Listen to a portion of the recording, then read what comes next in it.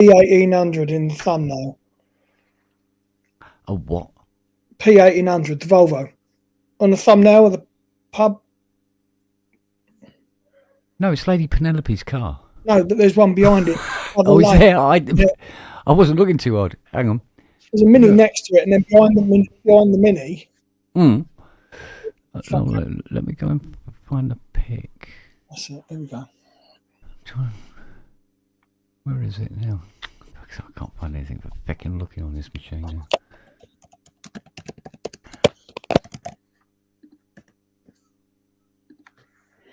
Hang on.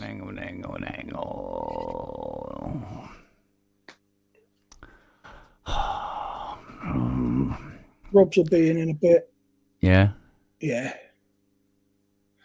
Mr. Watford, how are you? Oh, don't tell me I went the wrong way. What have you done? I scrolled the wrong way. I now have about 80,000 photos I have to go to. Hang on. Fucking hell. You're having one of them as well, are you? Oh, mate, you wouldn't believe the shit I've been getting up to today. Right, here we go. Right, let's call this pick up and see. Alright, they're all in the chat. Exorb, Man with Beard, Keith in Watford, Tracker Jack, Probes, they're all fucking homegrowns in here somewhere as well. Evening all.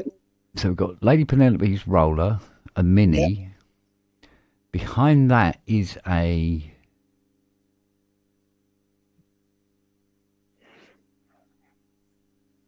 Ooh. Yeah. That's a tough one, isn't it? It does have shapes. I know the shape. It's not a Triumph. Well, that's why he said, is it a Volvo? It could actually be a Volvo, yeah. But the white one is intriguing me even more. Because the white one on the other side of the road. Yeah, hang on. Let's see if I can. If I put this into a browser. Oh, fucking hell. Oh, itchy. No, just let me take the photo. Let me just take the photo, you piss. Right. Hey, Bustitch. Hello.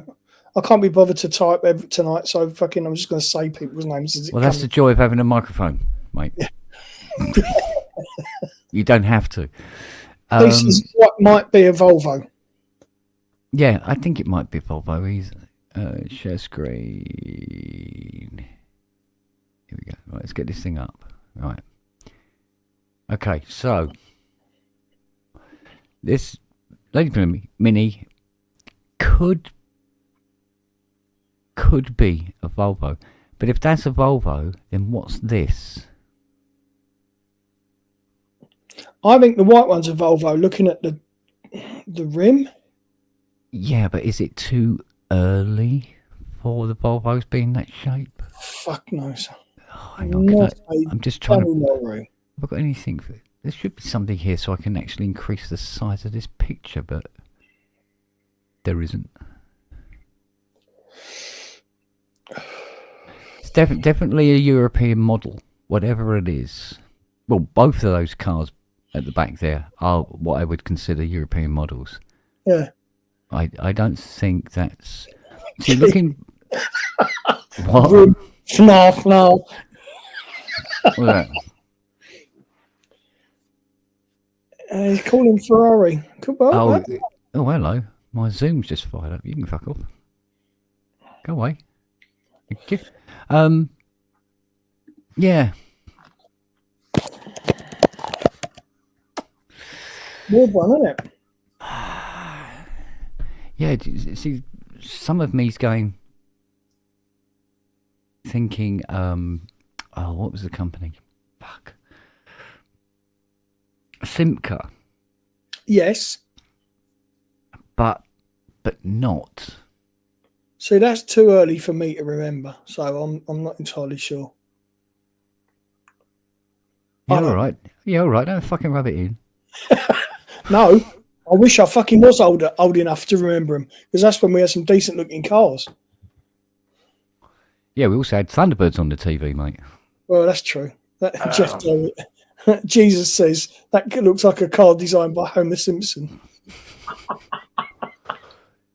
Yeah, trust me, the actual model did look better than the one they made. Yeah. It looked weird. but it looked perfectly okay otherwise.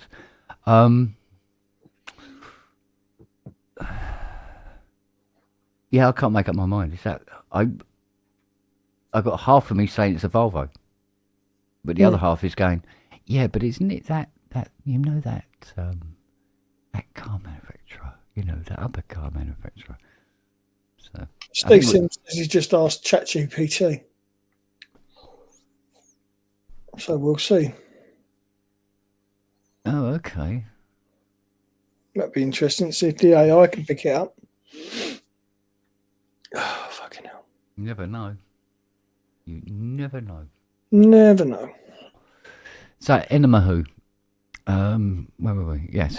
Enemahu. I'll call it up in a minute. Yeah. Oh, mate. No, Fiona wanted to put the centre console, finish the centre console, put it all back together today for the Muzz, and she says, we've got to do something about the clock. I went, oh, yeah, of course, because the clock's not working. So I connected power up to it with the bench power supply in the workshop. Nothing. So I thought, right, well, I'll just adjust the time. And I go to pull out the thingy, and it doesn't come out. And I was like, oh, it's all seized up. And so I took it all out anyway. It got it all out of its casing, and it looks like it's been seized up for a long time. So I started, cleaning it up, oiling it, and all the rest of it, and I got it going. Nice. And it runs for a little while, and then it stops. And I was like, oh, fucking hell. And it's one of these things where this car clock, although it has a 12-volt feed, what the 12-volt feed actually does is it creates a magnetic field, for want of a better word, and assists in the operation of the clock in the same way a pendulum would.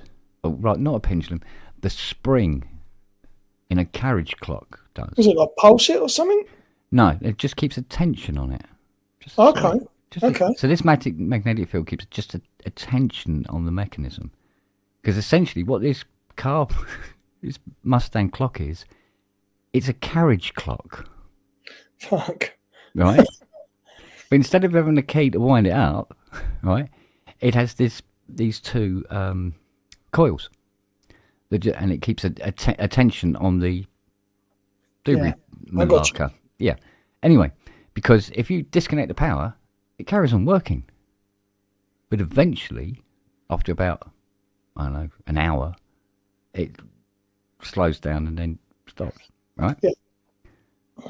So I'm messing around with this thing, and I've got it running, and it's down in the workshop now at the moment, under test. And the reason is, Fiona goes, why don't we just get another clock for it? I went, yeah, well, it's got to be a clock that fits precisely this hole and everything. I said, ideally, a Mustang clock.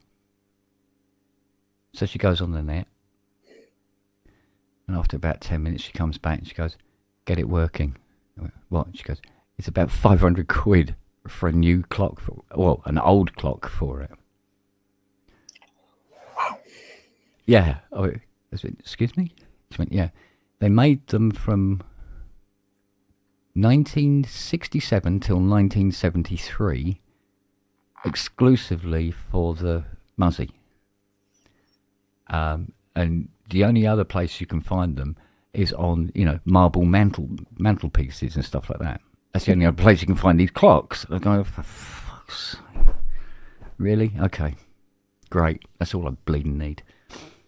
So she goes, yeah, get it working then. I went, yeah. Don't want to have to spend 500 quid on a bleeding clock for it. Well, got it done, mate. Yeah.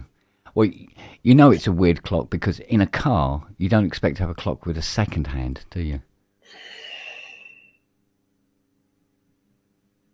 No. It's not normally a thing. No. Because I was just going back over the cars that I've sat in. Yeah. Yeah, it's not a thing. Yeah. Well, the Muzzy clock has a second hand. Oh, So it was like, okay. So, £500. Yeah, was it fucking made by Rolex or something? It was made by a company similar. Really? Yeah, that's the thing. You see, back in the day when quality mattered. Well, yeah. Yeah. So, it was quite interesting because what was it I was looking at today? Oh yeah, we were going to chase up some people who have not come and collected their stuff, or we've been having trouble contacting. And one of the people that we need to get in contact with, or haven't got in contact with so far, rather, is a regular watcher of PSN. Okay. And the pubs. Oh. Yeah. So, Peter Toll, if you're listening, give us a call, mate. So, yeah. No, what was it we were doing? We were doing something. Oh, did you manage to pick up the cable ends that you dropped in the garage pub? No. Okay. No, I'll do that later because it was under an inch of water by then. Oh, shit. Because I didn't know there was a pub on, and I've clicked. I've had a bit of a fucking week, as you're aware. So I'm last night, and I thought, fucking, now there's a pub. I put it on. And it's literally within the first 15 minutes of fucking having that clip. Well, the thing that was weird was, we've had heavy rain before, but this is the first time I've ever seen the garage leak on the inside. You've had rain. We've had fucking nothing. Mate, watch that pub. It came down stair rodding, and there was 2 rivers of water running down the garages. Shit. Yeah. Wow. It absolutely, because it was a thunderstorm, and then it just bucketed down. I heard who was talking about thunder. I'll forget who it was. I know there's been storms around the country, but we've had fucking nothing. A bit of light drizzle yesterday, that was it. No, it was pretty shit all day yesterday. It's pretty cloudy all day and a bit chilly. Yeah, it would have pissed down in Guildford as well, because it was kind of going that way, and Guildford's kind of over there a couple of mile that way. It's not far, is it? It's not far. Which begs the question then, when you think about it, did Exorb come and visit the skip in the night? Well, he's in the chat, so ask him. Because it's there for anybody who wants it. Go on, Steve, get down there, see if there's anything there. Well, better hurry up. It goes tomorrow. Apparently, they're collecting the skip. Oh, well. They finally phoned up and they said, oh, is it all right if we collect the skip? I went, yeah. This was today. Because if you'd asked 2 days ago, we'd be going, fuck, we've got to get it finished. So, and they let us have it an extra week, I think, anyway. No, that's not so bad, is it? Yeah, they say they let us. They haven't got round to collecting it. Yeah. Oh, Jason Jones. But still, oh yeah. Oh, all the boys and girls are turning that way. Yeah, slow but sure, they're arriving. Yeah, I looked into this, spent the last few days looking deeply into this jam tabber. All right. And I've concluded that, there is a way of doing it. It's just it has to be done in a very odd way. And that is that the people within the jam will have to be unaware of the stream going out. Yeah. Essentially. Just the one. Four. Oh, not bad. What? So, sorry, Robbie, I must apologise for the piss taking I've done this afternoon. I'm sorry. The thing is, I don't remember. Your mic's very quiet, mate. Fuck off. What? Fuck you and all. Said the creative producer. Fuck off, wanker. Well, you won that eBay thing, didn't you? Oh, yeah. Let me just sort this fucking mic out, because Fancy Pants over there is just giving me fucking eyes. What? Look, What? keep it quiet. Yeah. He's feisty tonight. Feisty. Hang on. He's even having a go at his missus now. Yeah, well, that won't last long. His bollocks will Right, get how's taken in a that? minute. Is that any better? No. What the fuck? Welcome to Ents World. More to the left. What about now? Bit better. It's a hell of a lag, isn't it?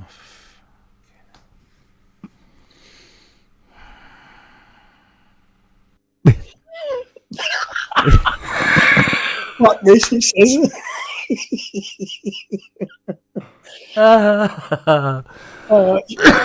And now? Perfect.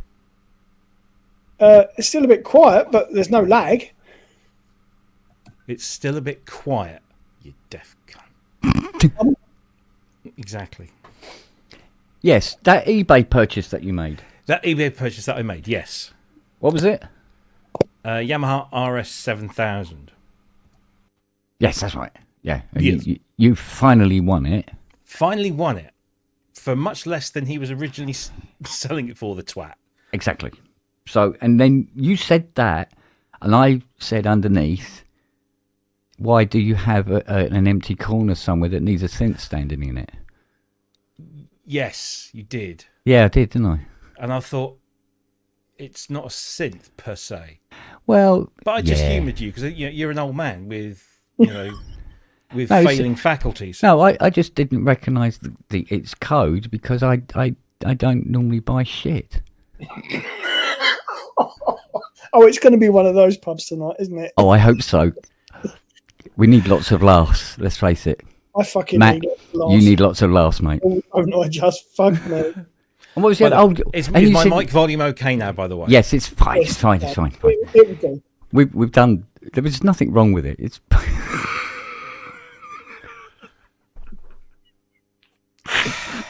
There was nothing wrong with it. Oh, and the other thing was you're getting to test drive the car on Thursday. Fingers crossed. And I said. And you said. It took them a long time to put 2 new wings, a front panel, and a bonnet on it. That's it. Yeah. Because of the kid that was cleaning it put it into a tree. Do you know? So first thing is, they phoned me up today and said, they told me the preparation is virtually complete apart from one little thing, but he said it is an annoying little thing. So in the door panels, you have ambient lighting, and apparently one of the LEDs in one of the doors needs replacing.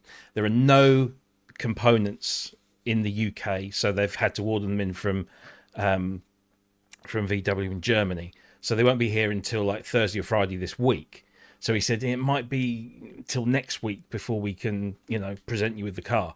I said, look, if it's just a fucking light bulb in a door panel, which you are getting in and you can fit at the weekend or the following week, I can still test drive the car. And he said, well, yeah. He said, and don't take this the wrong way. He says, it is still in bits. And I'm like, what? In bits? He said, well, when I say bits, he said that we took all the wheels off to have them refurbed. So all the alloys will come back all nice and shiny and gleamy. They take bits off to check, significant components like the gearbox and all this kind of stuff. They do all these big checks. And I said, you're not filling me a lot of confidence here. And after that comment, I thought, but no, it's they're putting it all back together, and it will just be this little LED lamp that won't be working. Hopefully they will release it to me to test on Thursday, and then I will say yay or nay. And at the moment, I want to say yay, but I'm not being filled with huge amounts of confidence. And then we can get the minutiae of money and tax and insurance out of the way. And well, the reply I put to that wasn't actually me. That was Fiona. Was it now? Yeah, she's the one that said, what was it?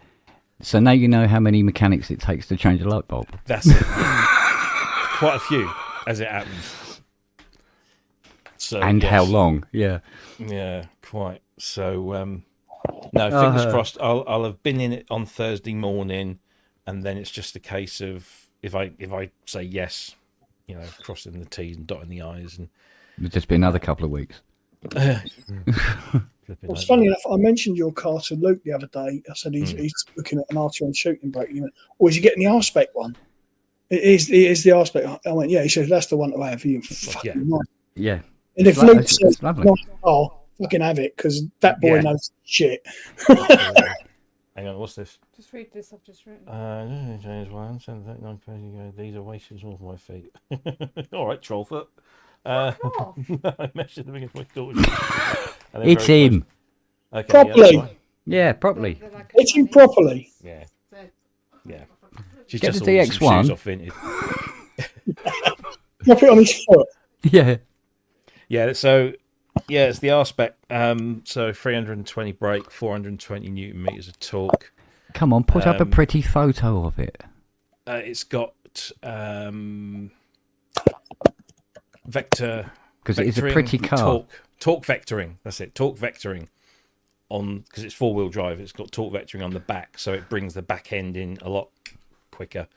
Apparently, it has the potential for drift mode. Not that I would do a lot of drifting in one of those things, but I know the Golf has that. But yes, essentially it's the same drivetrain, and that'd be one way of delivering a synth, isn't it? Just pop the boot, fucking sling the arse down, and just let it fire outside. No, drift mode is where you can't make up which fucking lane you want to be on the motorway, and you just keep doing this in front of fucking trucks. Well, it's level 2 autonomous driving as well, which is the same as what I've got. So I don't think it's got the added feature where if you indicate, the car will move when it's safe to move all on its own. But it will build the revs up so you can overtake nice, and it's quite a thing. Let's find a picture. Do you want a picture of the actual car or a fancy picture? Because the pictures I've got of the actual car are not. No, all right. Give us the. Have a look at this light bulb that's causing all the hang. Yeah. Give us the presentation photos. Okay, hang on. Please, will you please wank all over this, please? Yes. Sort of shots that they do. Rob's already fucking cling film on his computer screen. A for Arteon. Here we go. So something with tits would be nice. Well, you have a picture of me on the bonnet. I mean, I've got man boobs. You've just reminded me of Custom Car Magazine. Oh, that's pretty. That is I do like that. That is nice. So 18-inch discs on the front. Oh yeah, he's got some titties to one side. Look, big dual piston calipers. Mm-hmm. And that's it on the track. Oh, that is a pretty car. Yeah, but would you put it up against my 300C CRD? Yeah, I know. It'll piss all over it. 0 to 60 in 4.5 seconds. Mine does 0 to 60 in about when it feels like it. 4.5 minutes. Yeah. 4.5 minutes. Yeah. He goes, hang on a minute. I've just got to look at this management system again. Yeah. Okay. All right. Yes. Yeah. And it's that colour as well. So it's like blue. Nice. Is the R blue. So yeah.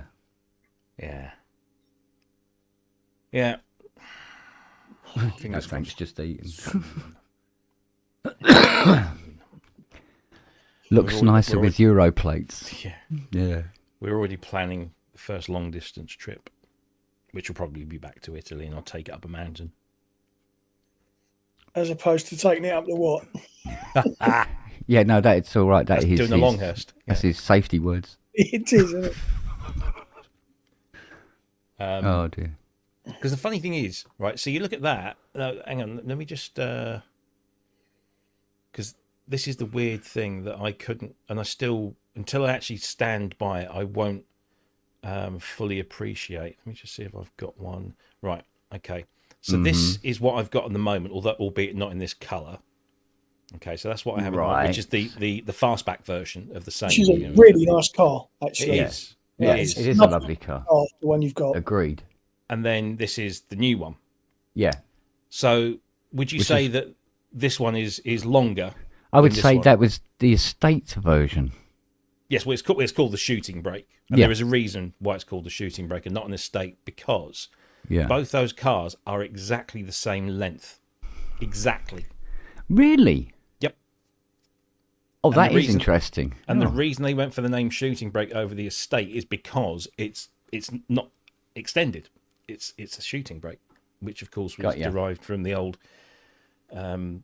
things that posh people used to use to go on shooting parties and that sort of thing. Well, the only time I've ever heard the phrase shooting brake was Aston's, I think. Aston's been a few. Yeah. It was the first time I'd ever heard it. Yeah. So, yeah. I thought, fuck it.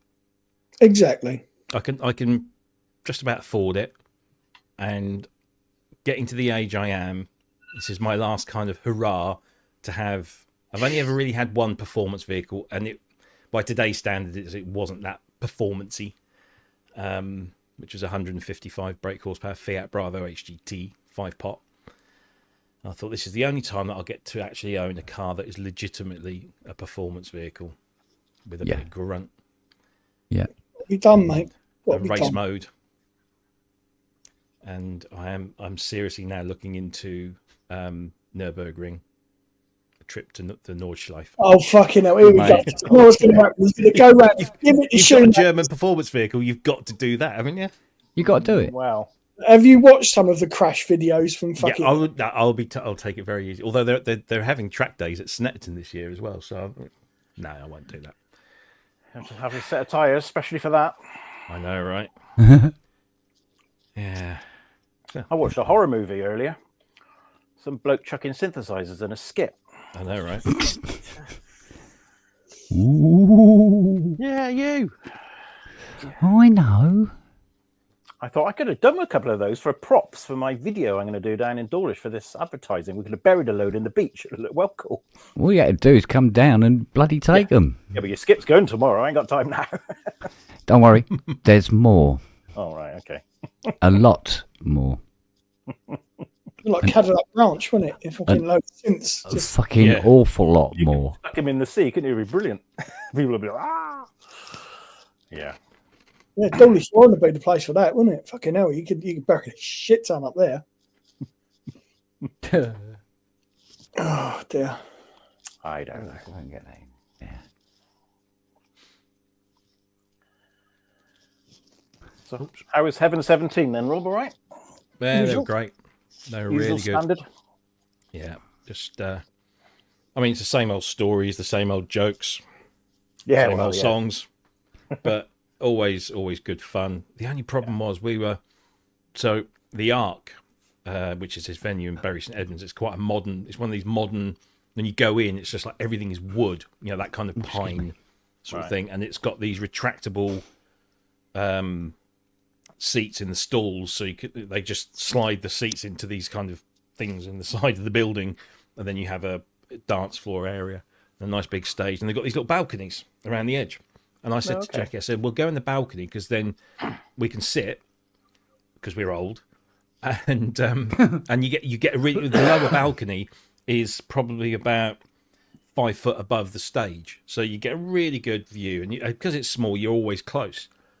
But what I didn't account for was the fucking PA stack that was right here, So like 5 feet away from my left ear. Oh, and that was fucking loud. You have tinnitus now, do you? I did until about 11 o'clock this morning when I think That's I why first his mic noticed was it. lower because he thought he was shouting. That's what it was. yeah. Try having it for fucking months, mate. It's driving me batshit. Yeah. Yeah, I can imagine. Thing is, when I do string chords, it distorts. So the top to mid to top range of frequencies of the strings go in this ear. Fucking annoying. It's driving me batshit. I got to confirm my long-held notion that Martin Ware does.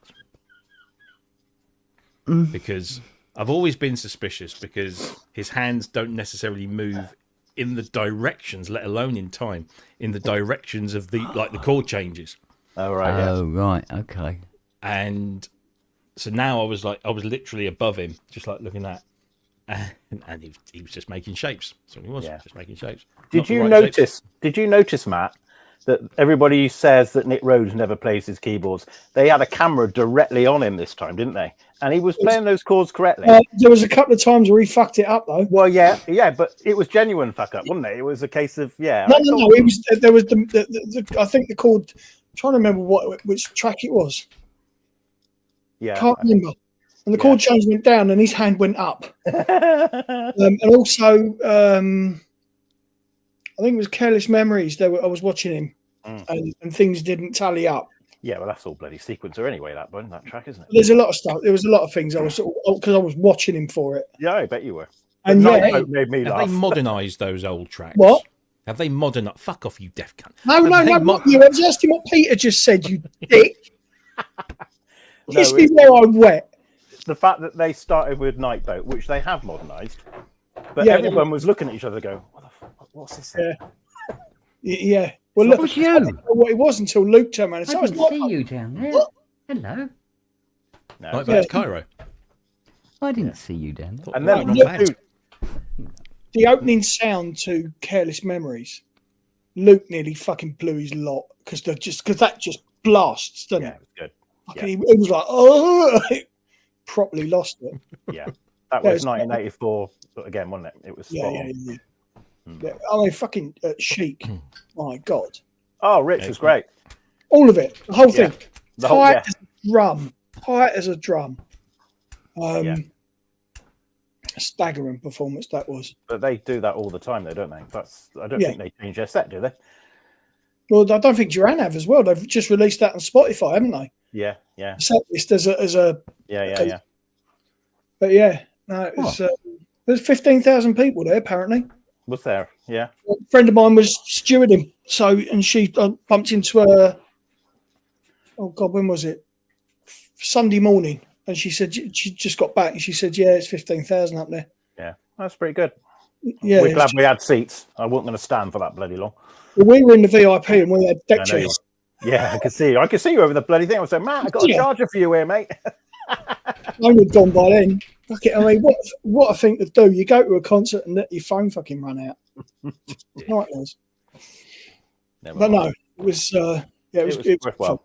It was another bucket list. It was a tick off me and Luke. Duran. There you go. So yeah, good fun. Yeah, and the weather was good as well, which all helps. What was really nice is the fact that when we turned up, and we did turn up early because we were expecting a lot. Yeah, we was expecting a lot of traffic. Yeah. And it was red hot, and then this bank of cloud came over till just about the time JC Stewart started. Right. And then it cleared, and it was beautiful again. So it cooled it right down. It got quite cold, actually, didn't it? It did later on, yeah. But yeah, it was a good night. Yeah. Good night.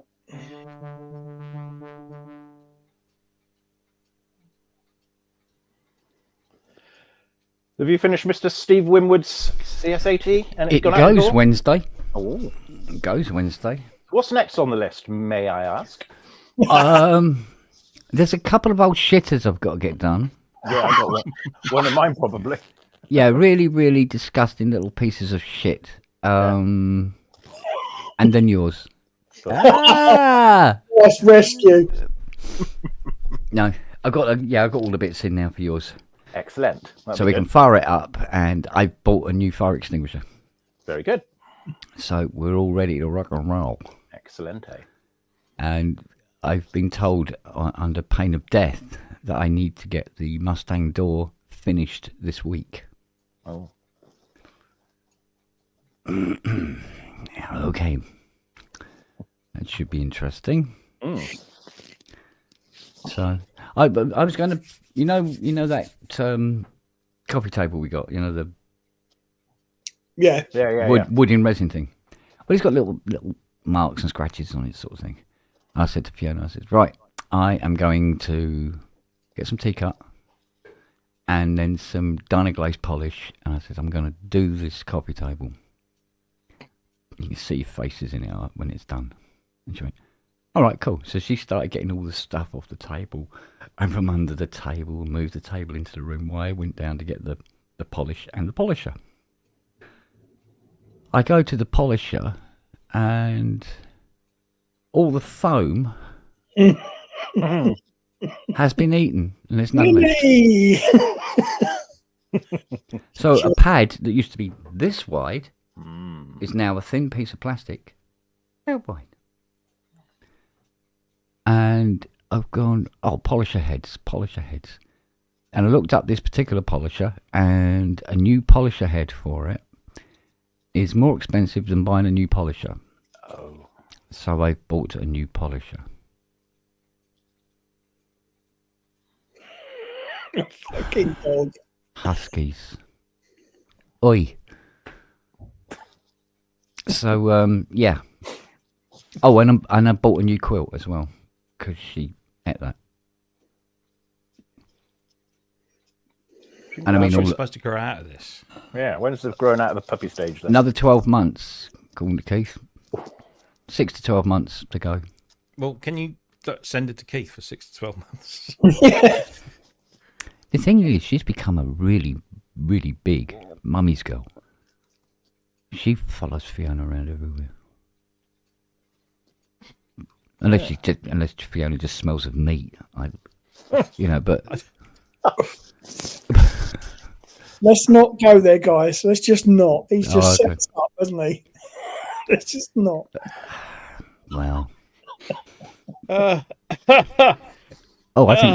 think somebody's been having fun. Oh, hello. Echo. Look who it is. Echo. What?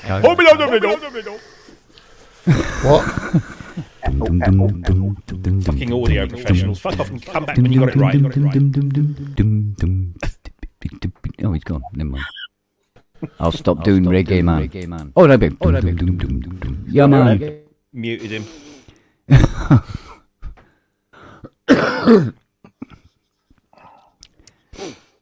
He was rude to me today because I said, well, just use loopback, and he was very rude. Is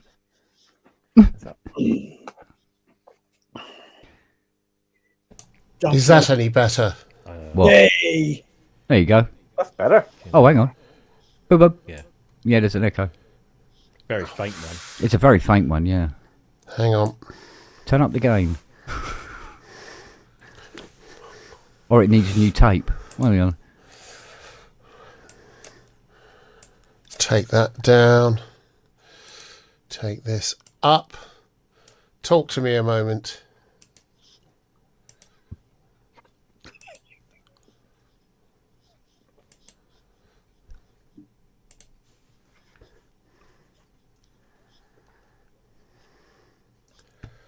Just fuck off.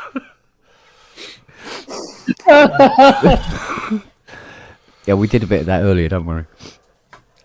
Oh, dear. Oh, that's Is it cool. still echoing? No. I've just found a new feature. What? There's another way of kicking people out of the studio into the green room and back in again. That's kind of cool. Oh, yeah. See, you go like this, you see? Yeah. Did you see that feature now where you can have, when you go for have a break, you can play a video while you're away and then back again. Yeah. And you've now got audio levels. We can see audio levels. Yeah. Oh. What? And we have individual... Another useful feature, especially for the pubs, you now have the ability to remove a video from the listing after it's been broadcast. Mm-hmm. Immediately after it's been broadcast. Oh, that's handy.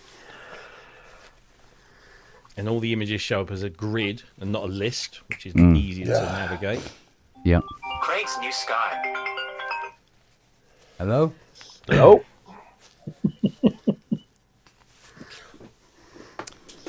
Anyway. Oh, I tell you what I did find at the back of the garage. A huge bag of these acoustic lenses. Oh, right. To replace the ones that Lily ate last week. Oh. Somebody's whacking his box. Again. Ooh, look at that. What are we going to unbox now, then? Fuck all, you miserable bunch of bastards. Oh, I was going to... Stuff that some of us got weeks ago. And how much was that? One. What a strange name for a sense. Yeah, I know. I freaking hate audio drivers. Mind you, I didn't know they come in cardboard boxes. Yeah, there we go. I did make a lovely discovery. Have you never come in a cardboard What, you've been on a diet? Have you never come in a cardboard box? Oh, it's the best.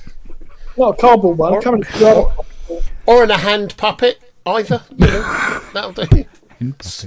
Baby kitten. Who the fuck's hello. calling me? Excuse me.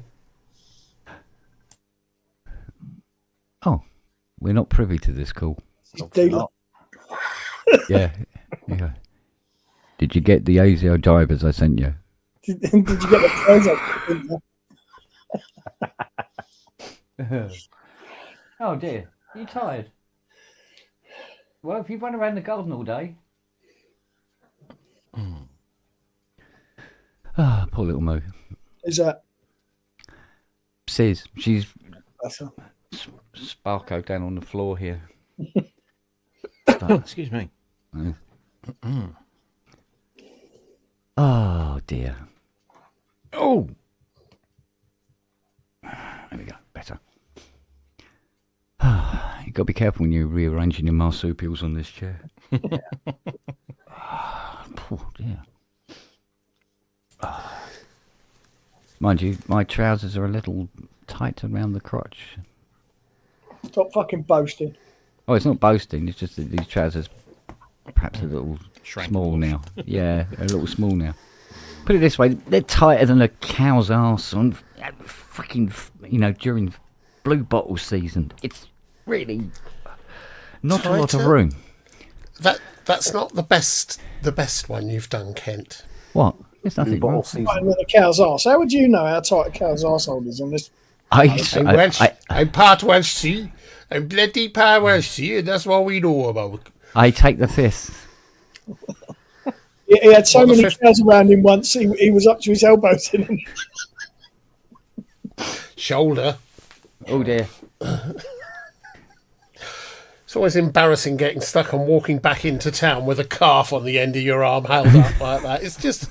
Look at me. It's my impression of James Herriot. Yeah, James Herriot, yeah. James Herriot. Yeah. So... A needle pulling thread. I found out that if you've got a Focusrite box, if you right click on the icon in your taskbar, there is a menu item called Expose/Hide Windows Channels, which I hadn't noticed before. And it came up and it showed me all of the inputs and outputs, most of which for the Focusrite weren't ticked. It only installs the default stuff to start with, which is why I've never been able to see loopback or inputs 3 and 4 or any of that stuff. I've just been thinking it's just a why it doesn't say anything about that in the manual or in the user thing. It could be a software update, hence not in the manual. Possibly, but now I can see everything. It's screwed everything up, so I'm having to start from scratch again. God's sake. Because I've got all these things turned on. I've got loopback going. I switched everything over and brought it up, and all of a sudden it's going. Wee! Well, it's like where we got the update in StreamYard now. Jesus. One of the things I found was you can set it to ultra low latency as well. Oh, can you? Yeah, and as long as you've got a reasonable internet and a reasonable computer, apparently, as long as you're not getting dropouts. Is this for everyone or person by person? You can do it from there, but can guests do it, or is it just you that has control of that? El Paso. I think it's I'll be as far as however the server deals with the data, I would imagine. Okay, I think it looks like I'll have a look on my sort of thing. We've got a version of it, so I'll have it. I've not logged in for a while, but I'll have a look. But it sounds good. If it's now got individual volume controls, that's going to be freaking brilliant. It's Bully Andrew. I'll go with you to HR. What? Bully.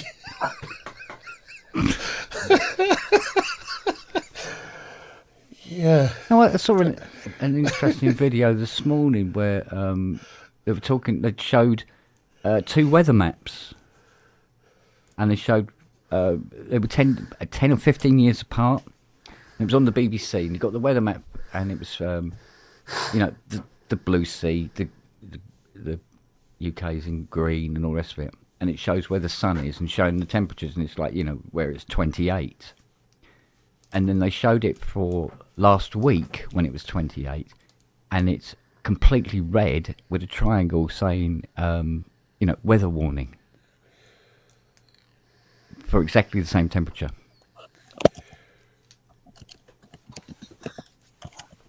Temperature is only one factor you need to take into consideration. Go on. Well, if it's windy, the perception of the heat isn't there. But if it's completely still, the heat is a lot more constant. You feel it more. Yeah. And there's cloud cover and all sorts of other things. Oh. And we never used to have it at all 10, 15 years ago. Making a noise. Because we've generated a generation of pussies. Or we've just And become or more older accurate people and aware of the dangers. And older people that complain about it more. Yeah, but natural selection should be doing this, You'd think. not health and safety. This is why there's we're no up such to thing our as arses in climate fucking change. morons everywhere now. Yeah. I'll remind you of this conversation later on this week when it's 32 degrees or 33 degrees for 3 days running. I'll remind you of this. Pussies. Oh, it's so hot. I've never been sunburnt in my life. Because you don't fucking go out. You're Yes, I vampire. fucking do. I think you'll find the garden is fucking outside, you fucking stupid Italian twat. I mean, you got to go at. So, do you mean if I go further away from the house, it gets fucking hotter? Into open spaces without shade and shadow. And you have to go out in daylight as well, Kent. That's the other thing. Yeah, that helps. I'm sorry, I can't do that. What wonderful It is bad music for my the complexion, children you know. of the night. Yeah. Somebody called him a count, and I heard him wrong. Yeah. Did that guy just call me a gynecologist?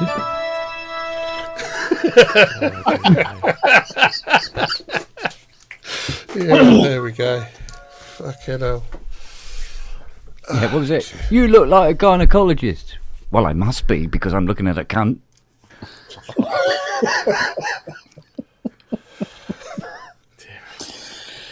Yeah. There we go.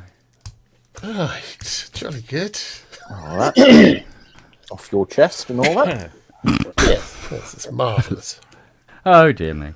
Never mind.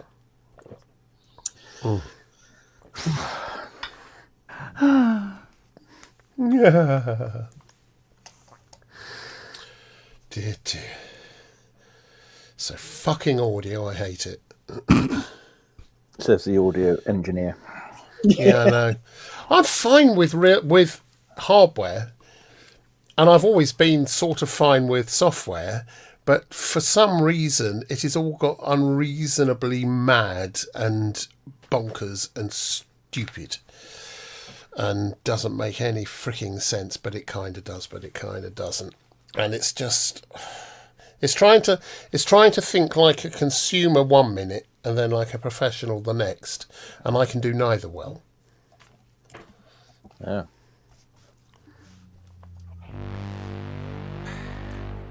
Oh. Oh.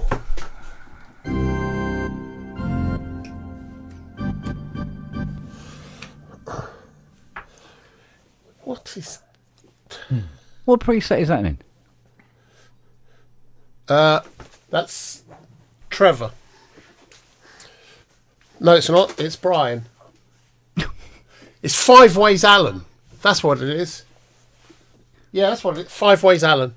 That's the preset. Okay. So, yeah. Cathedral. It's one of the original ones. So It's very nice. It sounded quite good, though. Sounds like you got all your stops out. That would explain the smell.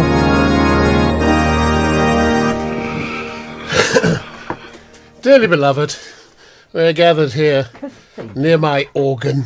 Please don't say those words. What? I don't know. Yes. Must have a different keyboard to you. Ooh, Matt Bostrick's in the chat. He's booked his accommodation for Dawlish already. I hope you booked cancellation insurance. Hey. I Get a found nice somewhere just round the corner a really lovely B&B just round the corner. Which one? I can't remember, but I've got it in my chat somewhere. I'll dig it out. There's 71 on the website, which I've listed. Well, let me know. Let me know what it is, so I don't book it.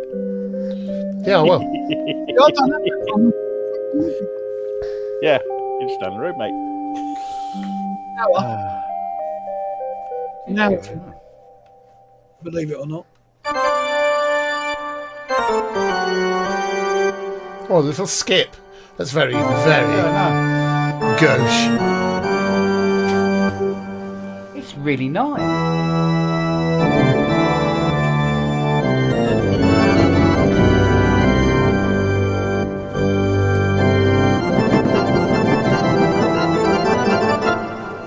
No, I don't think that's it. It sounds Is like it not? a clinic. They're having a off.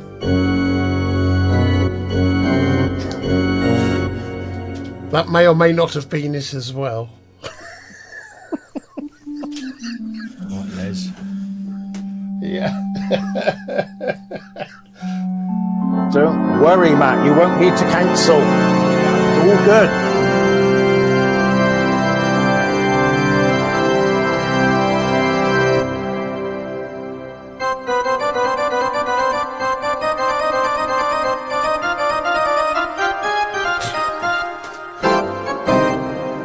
Or something with that nature. Do it on the 8. I want to see what it sounds like on the 8. Oh, we've gone Blackpool now. Oh, hello. Easy now. Get your tights out, lasses. Can I lick your rock, lass? I'm not saying my wife's ugly. But when she puts lipstick on, it crawls back into the case and cries.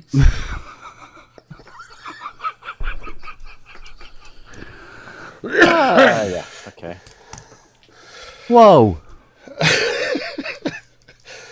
I miss the 1970s. No, I don't actually. I fucking hated them.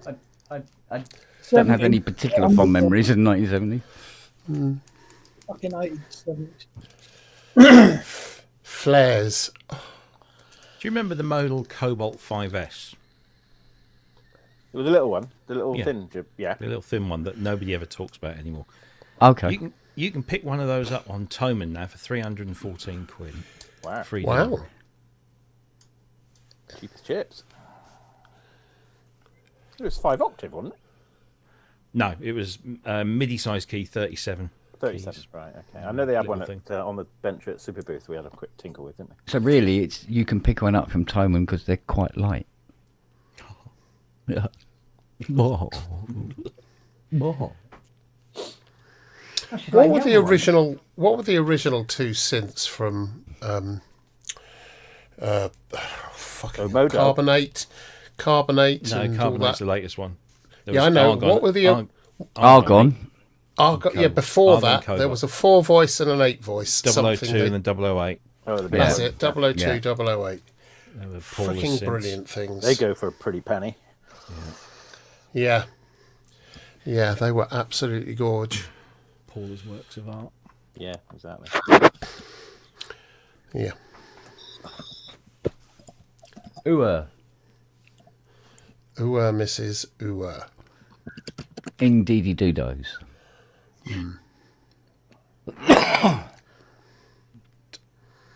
I'm just stuck at that horrible point where, having decided to make one or two tiny changes to the audio setup, I'm now changing everything bit by bit because I realise there's no short. The only way to get around it and get out to the other side, so I know what the flipping heck's going on, is to do all of it. And I'm just.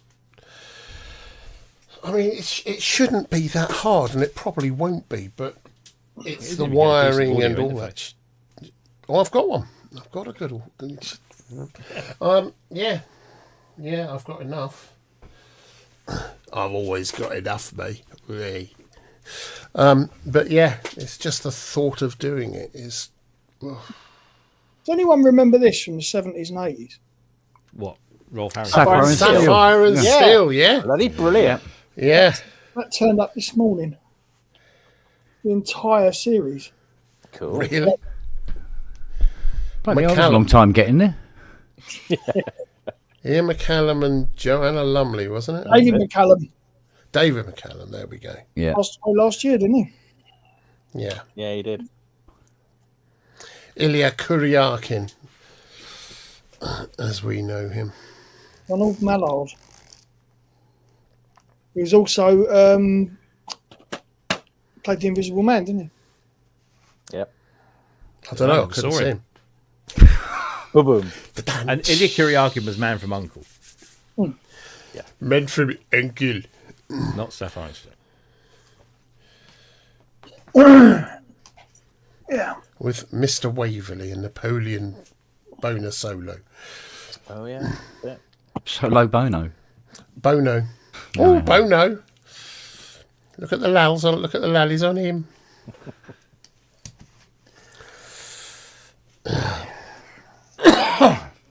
Oh, goodness gracious.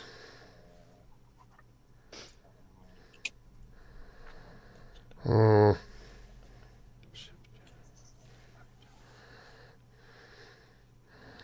you know, you face that terrible thing where you've got to move something on your desk. You know, you've got to move one thing and then another thing and then another thing and then more things and then lots of things, and then all this stuff starts coming. You stop doing bondage on your desk and you'll be all right, won't you? Yeah, thick old cables. Well, I like bondage on my desk. Yeah, but there's always things. I mean, the shit I've got on here. I mean, That's because you haven't got a proper toilet. I got this. What the fuck? Why?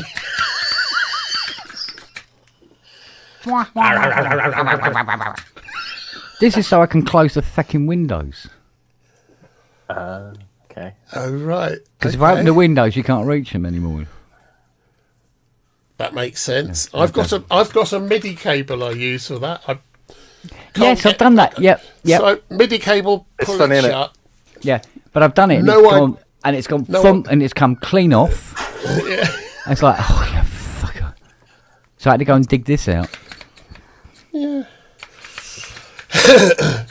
If it ever breaks, I'll probably go and get a new MIDI cable, just because then I can't close the window without a proper MIDI cable, obviously. No, exactly. What? Do you want me to... Yeah, here we go. Here you go, then. Oh, nice. There you go. All right. Bloody hell, every time I get this thing out... There you go. Pardon? She likes me to rub her back with it. Go, nibble, nibble, nibble, nibble. Nibble. There you go. And there your honour rests the case for the defence. I'll get your tail. Get your tail. Get your tail. You silly girl, aren't you? Yes, I know. You're a beautiful girl. You're a good girl. Yeah. Can I put your collar on? Can I? Thank you. Where is it? Oh, at that end. This winds her up so much.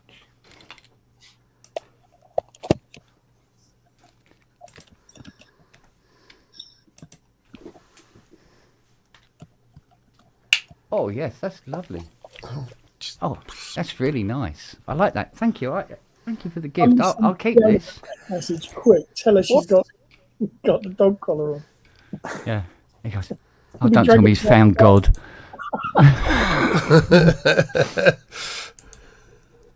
What's Ian doing at 9 o'clock? He was doing it 7:30. I noticed. What is it? Something premiere. Was he? Yeah. I have no idea. It popped up in the face ache thing. I didn't read what it was. He's doing a thing. He's doing a live stream, but I don't know what. Ian J. Yes, Ian himself. Ian J. Don't you bite me, you little bitch bag. Don't you bite me. How dare you, madam? Let's have a look. He does really good lickies, Ian J. Oh, sorry, did that come... Oh. Sorry. Did anybody see the James Dyson stream yesterday? No. He played for over 2 hours. Did he? Right. Some really great music on the Messenger and I can't remember what the other thing was. Was it so you can't go back and listen to it then? TO5 or something? Oh, okay. Right, for over 2 hours, making it up as he went along.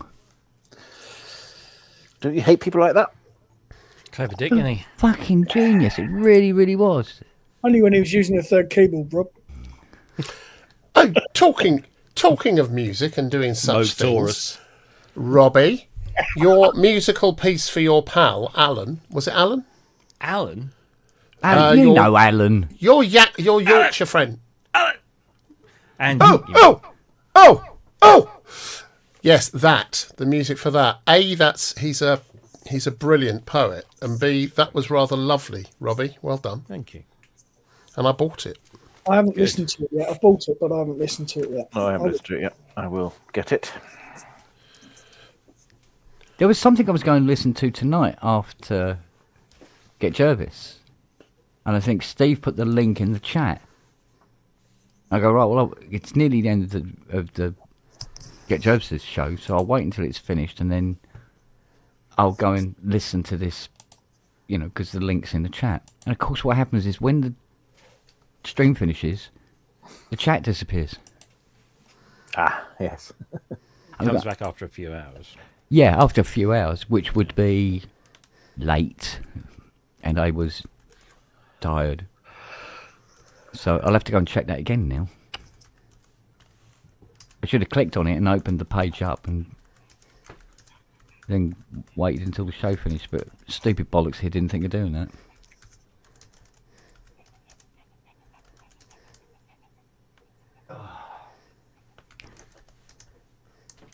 So, can you fuck up any other classical pieces? I mean, play any other classical pieces? Me? Yeah. Yeah, lots. I can fuck them all up. Really? Yeah. That's quite a talent. I'm a seasoned professional at fucking them up, me. Excellent. Yeah. Come here. Yeah.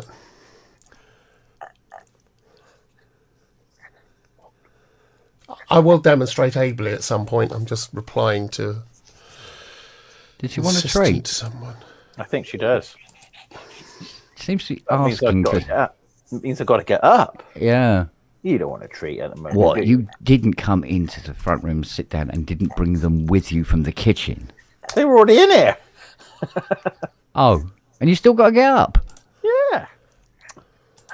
You should have sat somewhere where they were close by. Oh. I got to get you a treat now.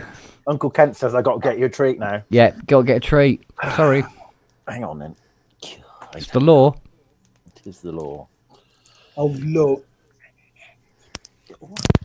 Calm down. You'll have your brother over in a minute. When do these kids get so grown up? Oh, mate. They do, don't they? Speaking of which, apparently I'm an uncle. I found out by accident today. Oh. Very nice of them to fucking inform me, wasn't it? What, your sister's had a sprog, yeah? Hmm? Your sister's dropped one, is she? Well, it's apparently, because it's Scott's baby, apparently it's still called an uncle. Right. Great. Scott is your nephew. Yeah. Then you're his great uncle.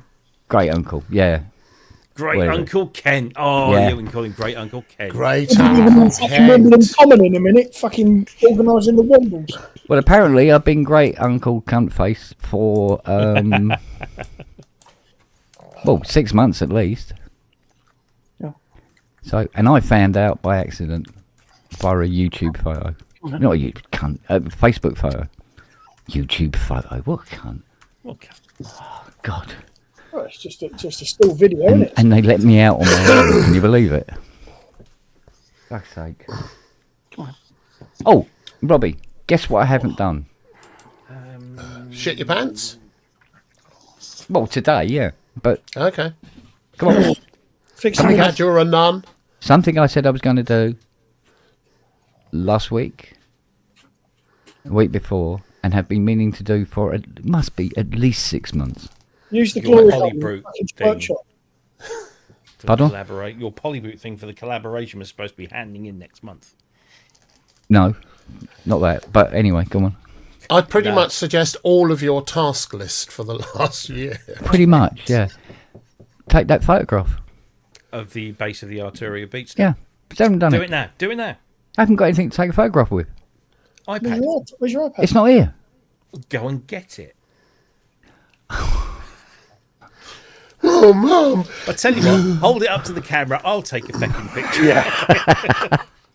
That was Litland at fucking 10 past 2 walking out of school. Like, Yeah, yeah. I can still remember how to do it. See. Not fair. Yeah. I don't think I ever did on that, actually. I would have got a slap round the face like I wouldn't believe if I'd done that. How was that an egg cut? legs out. Yeah, You haven't put... Oh, you put the... laugh for that. Fucking hell. Let's have a look. That's basically replaced the Range Rover. Has it? Excellent. No. Yeah, that's quite right, actually. Let's be fair. That's about fucking right. AI can be so hurtful. Yeah, and it's messed the keys up on my synth. That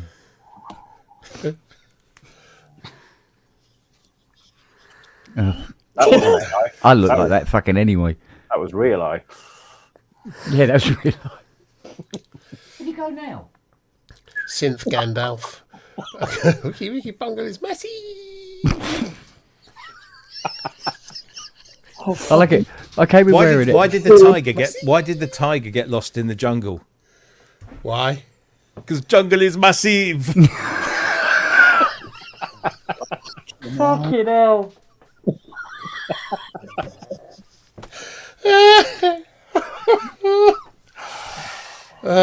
Dear. Oh dear God. That's right, you walk all over the laptop. Who does she remind you of, Rob? Who? Peter's little one. Flossie. Excuse me, I've never seen Peter's little one. Oh, his big one. From the front, there's a certain... It looks a bit Noah-esque. There was a bit Noah-esque going on there, isn't there? Yeah. No risk. But, funny enough, Much younger and a bit fatter. spitting image A lot of my... fatter and a lot older, actually. She's bloody 10, aren't you? Yep, spitting image of my Megan. Same colour as well. Brindle. I know we all give her things names, but Megan's a bit of an odd choice. How often do you get her clipped? Sarah does it every fortnight because she grows Every like time that, the doesn't sun she? moves Yeah. in front of the moon. And I was going to go there, but I thought, no, I'll let it go.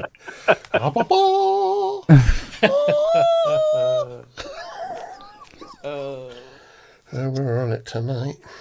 So I found out they actually like being all over with a 1. They love it. Yeah, they love it. They look bloody awful, though.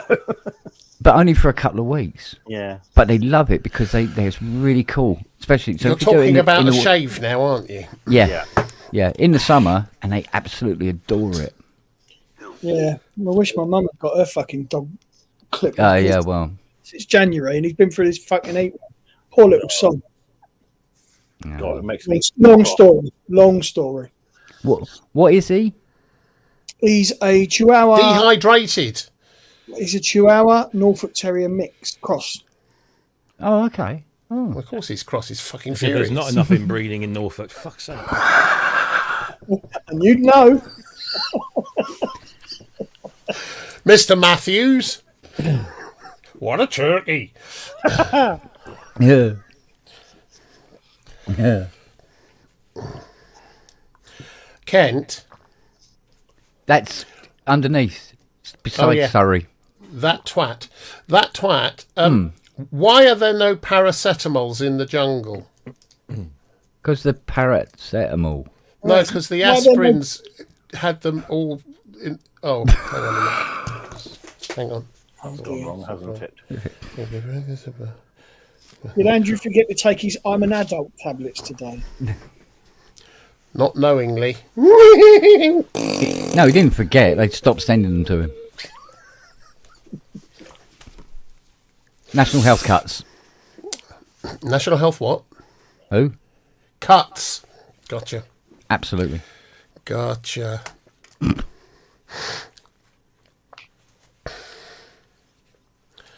My dog can't smell. Oh, no, that's not how it starts. No, it's not how it's... No. Okay. Who's there? Oh, no, that doesn't work. No. Pardon? What? What's black and white and red all over? Oh, there's a plethora of answers to this one. Yeah. Is it a plethora? No, It is none on the meat book.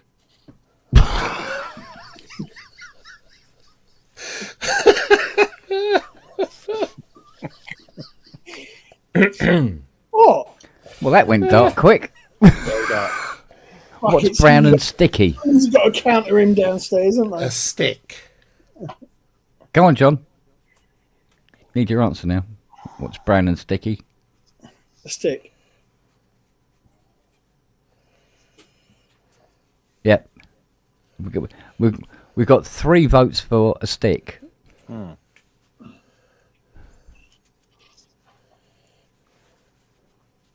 Because it could be, just somebody with a bad diet.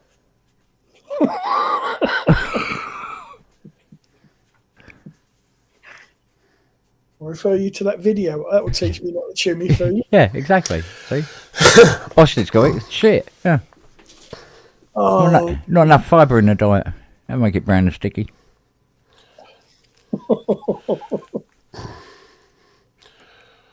Yeah.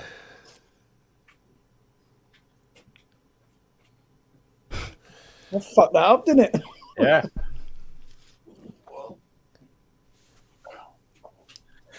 Oh, it happens.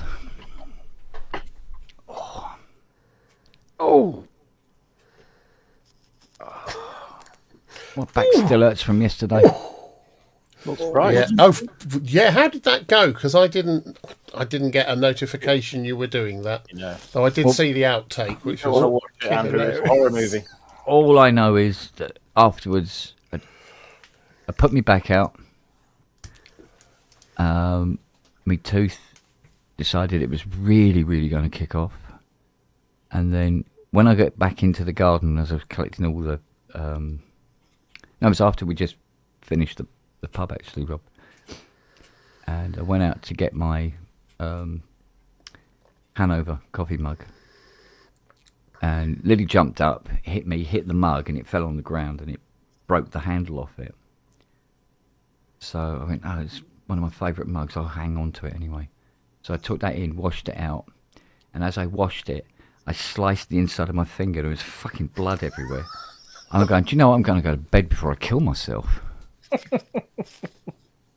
And so I hobbled off, got some paracetamols. Fortunately, the parrots hadn't eaten them all. Oh, right, yep. And so that eased down a little bit. And then Fiona goes, do you want anything for dinner? I went, no, can't eat. So I just went to bed and just laid in there until this morning. What a varied and fascinating life you lead. Isn't it? You know, Fiona said she had a thing for Mark 1 and Mark 2 escorts. Yeah. What have you found? MST are going to be building replica Mark 1s and Mark 2s starting next year. Really? Brand new Right. car, hand built in the UK. This sounds expensive. New UK built body shell with strengthening. Right hand drive as standard, left hand drive optional. Yeah. 2 litre twin cam 16 valve engine with approximately 180 brake horsepower. Hello. 5-speed T5 gearbox. Atlas axle with ATB differential. Group 1 suspension. Adjustable sports dampers, twin cam anti-roll bar. Alloy wheel hubs, 4-pot caliper vented discs, sports retro style interior, reclining seats, sports seats, rear bench, suede sports steering wheel, a variety of colours, period correct body colours, plus also a choice of modern colours, metallics, Mexico or RS stripe pack, in-car entertainment, blah, blah, blah. Base price, what do you reckon? 64. 550. 64. You're not far off, Kent. Yeah, because they're hand built. 74.5. Yeah. Production run of 25 cars in each Mark 1 and Mark 2. Yeah. £5,000 deposit plus VAT to secure a build. Yeah. Delivery time 12 to 18 months. First come, first served. Wow. That's that one and all. By the way, Doom's in the house.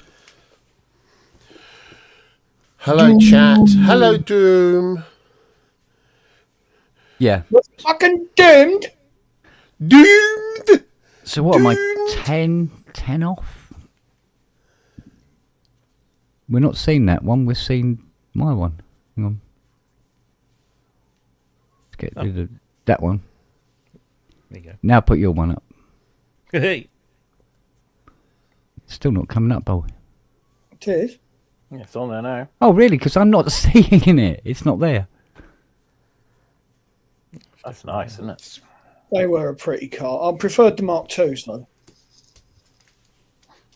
Oh, I For kind the of rally like the Mark versions, I 1s. preferred the Mark 1s. Yeah. Yeah, Mark 1, Mexico. Look, Luke loves the Mark 1. He Oh, white with the red stripe. Fucking stonking. See, I'm having to look at the little window at the bottom because there's nothing coming up on the screen here at all. That's not period correct, that photograph. Well, it's a render for a start. Yeah, but there's no one on strike. Oh. This is Ford, not Leyland. Oh, yeah. Big difference. Oh, yeah.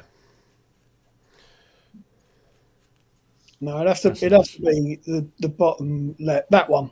Yeah. That's the blue, the light blue with the dark blue stripe. Yeah, that one. Quite like that one. Yeah, that's got let's go to the Festival of Speed and give it a go. Written all over it, isn't it? The yellow was more the Mexico one, though, wasn't it? Yeah. But they also did the red one was quite prominent as well, especially in rally. Didn't the Mexico have was that a 2 litre? Double overhead cam and all that stuff. It could be. I'm trying to remember. I know it's before turbos happened. Oh, look at that gun. It was still a brilliant car. Really brilliant car. Beautifully balanced. Beautiful plumage. It's got all the modern mod cons in it as well. That'll make it quite an interesting car. I bet you can sell every single one of them before they're even built. Yeah. I guarantee it. Guarantee it. Oh, Oh, hello. Hello. Fucking pass the word. Kleenex. Yeah. Don't like the wheels on it, but the rest of it's fucking beautiful. Don't think I'll be showing Fiona that website. That's a better set of wheels on it. That's a very nice thing. Well, it should have the Rostyles on it, shouldn't it? Well, those are mini lights, aren't they? Or they're mini light style. Oh, you're back. Good on you. That is pretty, isn't it? Fucking hell. Proper lights on it now as well, look. Yeah. Recaro. Is that a sequential gearbox in that? Yeah, sequential gearbox. Yeah. Yeah. Okay. 5-speed. This is the what do they call the Evo Mark II.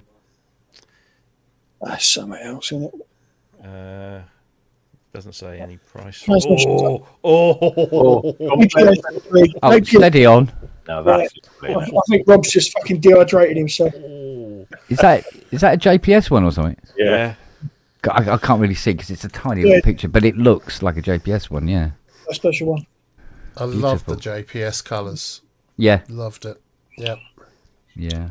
My preferred brand of cigarette when I was smoking. One of my clients has got the JPS Esprit. Gorgeous it is. Oh, nice. Really? Nice. Oh, yes. Very, very nice. Pretty good. Very nice.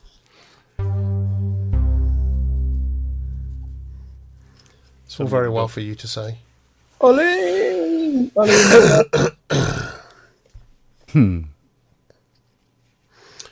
BG Ollie, we saw your post. Now you're going to laugh, right? Okay.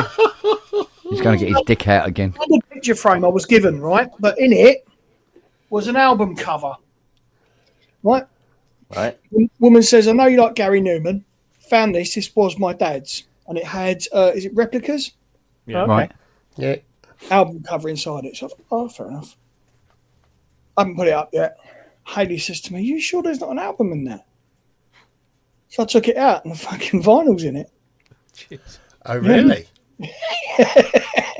Apparently, yeah. I've got a free copy of replicas and a nice fucking picture frame to do something with. Possibly never played.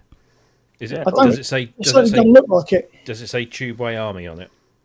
I will go and have a look. Hang on. Because they reissued it after. Yeah. Afterwards. Yeah, And it looked identical, didn't it? Well, it just said Gary Newman. Yeah, it says Tubeway Army. Yeah. Original then. It's an Ridge. Yeah. God, look at that. That's nice. The back's a bit wrecked, but It's what's inside the can. I wonder where the hell mine one is. So, Simon, the BG Ollie. I don't know what Simon, but it's your birthday tomorrow.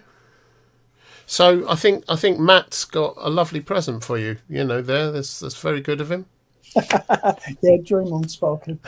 And I saw your video of you windsurfing, or rather, you were using some sort of board with a underwater wing thing, which looked terribly exciting. Where was that? Where did you do that? Because it looked nice and it looked sunny.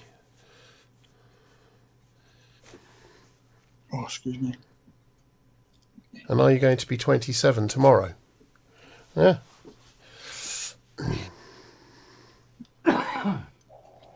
Right, girl. Yeah. Fucking hell. You putting on weight? Look a bit podgy. You do. Who's he talking to now? Not you. Wing foiling. I'm only kidding. That sounds like something you'd see on a card in a phone box in the centre of London.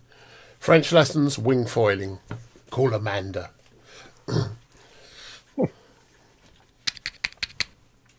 You know what kind of phone boxes you frequent, don't we? Yeah. That's where I live. Whereabouts in Ireland? I've got a pal lives up northwest of Ireland and does a lot of surfing up there. Oh, here you go then. I'll put it back on for you. There you go. So I'm imagining you're in the same kind of place. Ready? Pretty good. Yeah. There you go. There you go. You got your collar back, you lucky thing.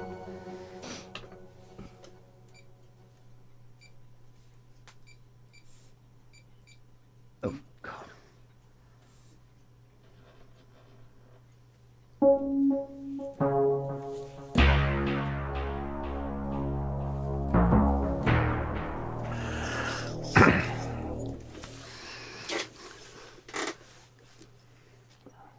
Have you booked your hotel for Bristronica, Robbie? No, I suppose I better get onto that. Ooh. Might be a plan. Hey. Was there a special rate at all? No, I did ask him and he said no, but just get on and book it. But I forget what I paid now, about 150 quid or that. I can't remember. The Moxie.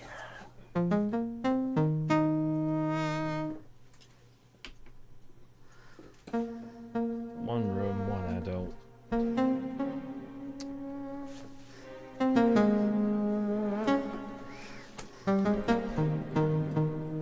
27th, 28th, isn't it? Let me just check that. I think it is, isn't it? It's the last Yeah, weekend. 27th, 28th, yeah.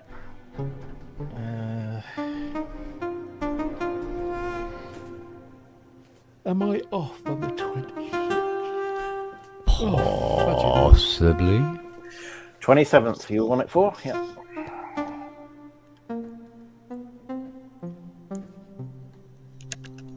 Oh, I'm off the next week, aren't I? So, okay. I will have to drive up. Well, I came up Saturday morning last time, didn't I? You did Saturday morning last time, didn't you? Yeah. Yeah, I'll do that again this time. So one night, 27th of September. Oh, yeah. 27th, 28th. Lowest cheap ass regular rate.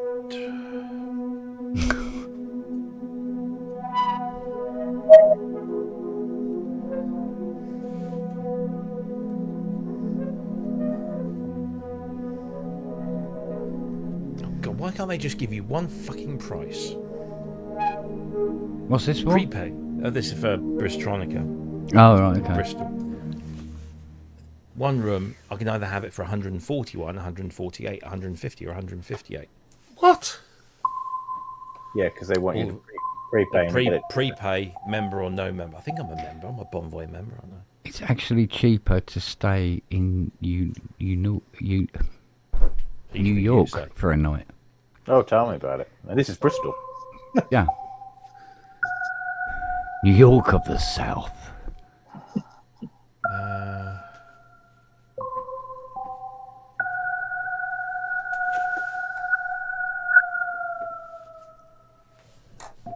Member rate, prepay, non-refundable, non-charge. What's the difference? Ah, that includes breakfast. Ha ha ha. Oh, There you let's go, have that's that. one. Oh, hello. Yeah. Mind you, we were fighting over that sausage last time, weren't we? Easy. Good argument on this.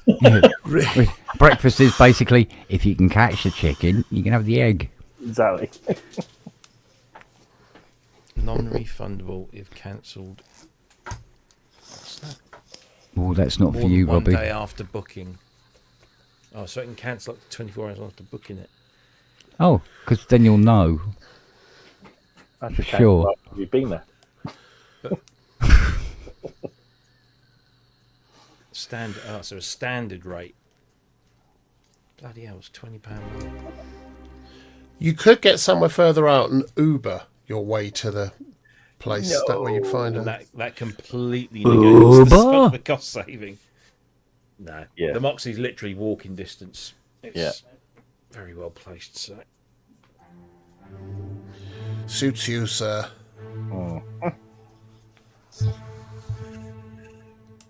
That's interesting. That's very So member interesting, rate. actually. A rate from the member. Does that. What? What? No, no, no, no, no, no, no, no, no, no. Oh, hello. That's very lovely. That's very deep, isn't it? I need a pee. Pee! Pee, pee, pee! Pee, pee, pee, pee, pee, pee. No, nothing. No movement out of her at all. Right, you're going to stay there? Because I'm going to... You stay No, there. she's going to get in your way. That's what Mr. Evans does. Mr. Evans, I need a pee. Get off. No, Mr. Get out. No, Mr. You do have to clarify to people that is a cat you're talking about. Yeah. Not Mew. No. The cat's different. This is this is the milkman. Show us your shiny top. Good. Show us your red top. Got any cream? Make my laptop shake. Yeah. Mr. Longhurst, Yeah. when you come down to Dawlish for the Yes. show, would Yeah. you like to do some, not, I wouldn't say workshop, but there's a lot of people that's going to want to say, what does this do? Can you show me? Yeah, I used to do a lot of that, so yeah, That's more what I than thought. happy to. We stuck a monophonic MS-20 in front of you or something like that. You could sort of say, right, this is I how you could- make a noise. I could bring down. Well, if I had a hand, I could bring this down. Because very few people have actually played these buggers. Well, that's true. So I could bring that down. I've got... I'm just trying to think what I've got. I've got the Novation. I've got... Yeah, I mean, or a Moog or something, or a 2600. Plenty of kit around. Something really simple that allows people to see how sound is built up. Yeah. Initial patch, and then cool. We can do that. That'd be fun. Then, that's good. Then I can advertise that in the video. Then I didn't want to put something in the video that doesn't happen. No, I can do demos. We'll just work out what to demo on. Yeah. Yeah. Cool. Yes, matey. Not at all. Yes, no, certainly. No, that'd be fun. Yeah, I think it will. It's always good fun. I do it with all of my interns when they started. They all get to play with my knobs. They do. Matt, I don't know why you're shaking your head. Yeah.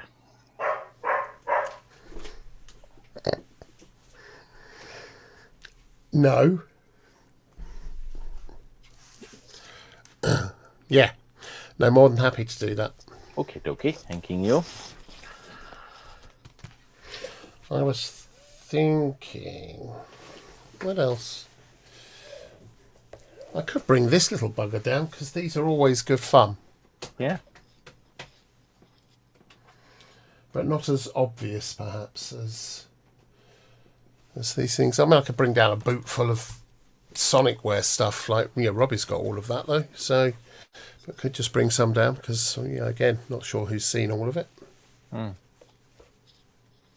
we're getting a few manufacturers piping up now, saying they want a table, which is good. PWM are coming. Korg are letting me know.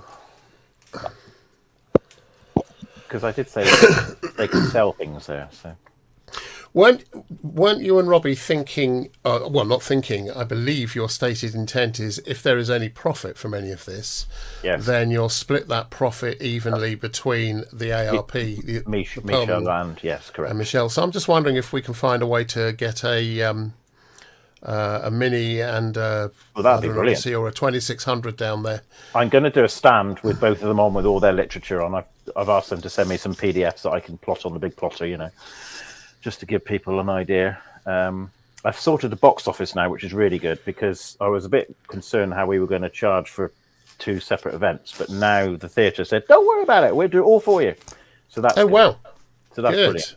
And anybody that comes off the streets, the chap in the hall has got one of these dapper jobbies, for donations, so that can get round that problem. So yeah, all good. Cool. What's the latest on the tables? Because the last it was like 7, I think you'd done. I'm up to 11 at the moment. Nice.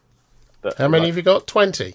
30 odd. 30. I've got 22 big ones and about 10 sort of half-size ones that we can always put together. And Sarah's going to get some nice tablecloths to go over them, so it makes it all look professional. So that's all good. Would do you think we'd be able to persuade it? What's fucking hell, Tom? Analog Solutions to pop along with something. I don't know. We want Benj there. We want Ben Edwards there because he's only down the road. Benj would be really good. Brilliant. I have mentioned it to Alex Ball. He's quite keen. He says, "Oh, I don't know what I'm doing in March yet, but I'll let you know." Just somebody like that. Even get Alex down.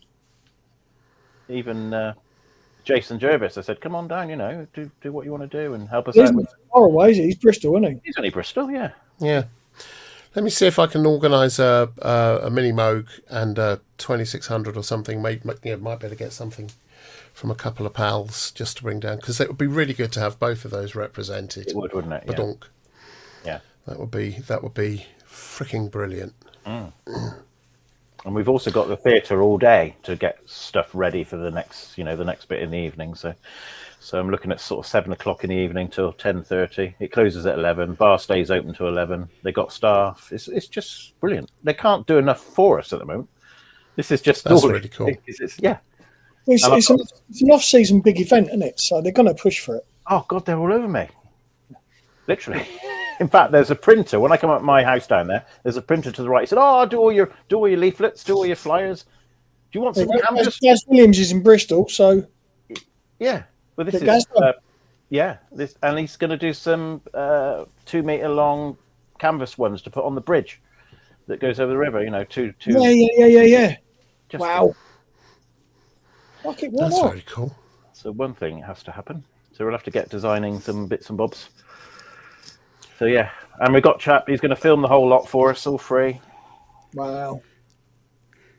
Your poster with the Vulcan flying over. I know, I freaking love that poster. I think it's absolutely brilliant. Somebody said, "Can you do those in the merch stall? Because I'll buy one." Yeah. I think that was Matt. Yeah, that's a really good thing. It's a really, really good thing. I love that. I love the graphics. Did you do that yourself? No, I asked ChatGTP to do it. There you go. I told it what I wanted. I said I want a Deltic on the railway line in Dawlish and a Vulcan going over in the distance. And these words. And off it popped. It's good Brilliant. stuff. So Robbie's just done me a T-shirt, which I'm going to hopefully wear for the video thing. So, and then we'll have to sort the merch out then, won't we? Yeah. For the theatre, I can bring along, if I bring along my Blackmagic 6K, just so you've got it at the back. If we set it at 6K, so it's just recording the whole of all of it, and then he can sing. Then I know you'll have your other guy doing stuff, but it just means you've got a. He's already told me that. He's only zoomable. filming. He's only filming. So yeah, whatever. That'd be useful. That'd be good. Okay. Cool. Yeah, hopefully. We'll do that. But yeah, Dawlish are like, "Oh, we're going to do this every year." I said, "Well, hopefully. Let's see how we get on the first year, shall we?" Have they got any Wi-Fi down there? Yeah. So it's on the Saturday. Yeah. So it'd be really cool, wouldn't it, to do PSN on the Friday live? Oh right, yeah. We could do a PSN down, couldn't we? From the band. Oh God, yeah. Don't know who Rob is talking to. I don't know who he's talking to, but yeah, a live PSN would be. I was just saying, easy, one step at a time. Let's not run before we've learned how to fucking walk. Yeah, right. All right.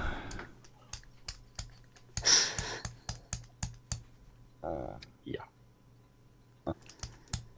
What happened? We were selling you, Ken. Yeah. We're talking about the Dawlish event. Robbie's put the brakes on. Synthesizer Southwest. I was going to ask you, Ken, if what time you're going to be getting down there. About never. Yeah, I thought that's definitely on the screen. That has changed it.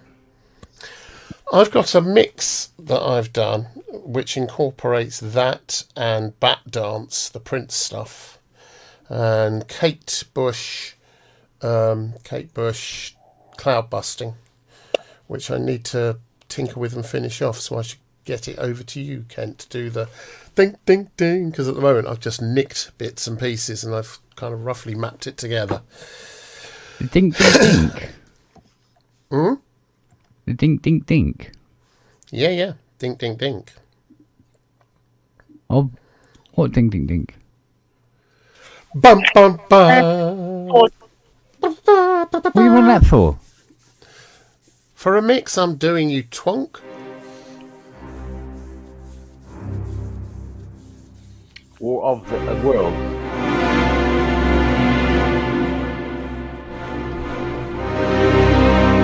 Too slow on the pickup.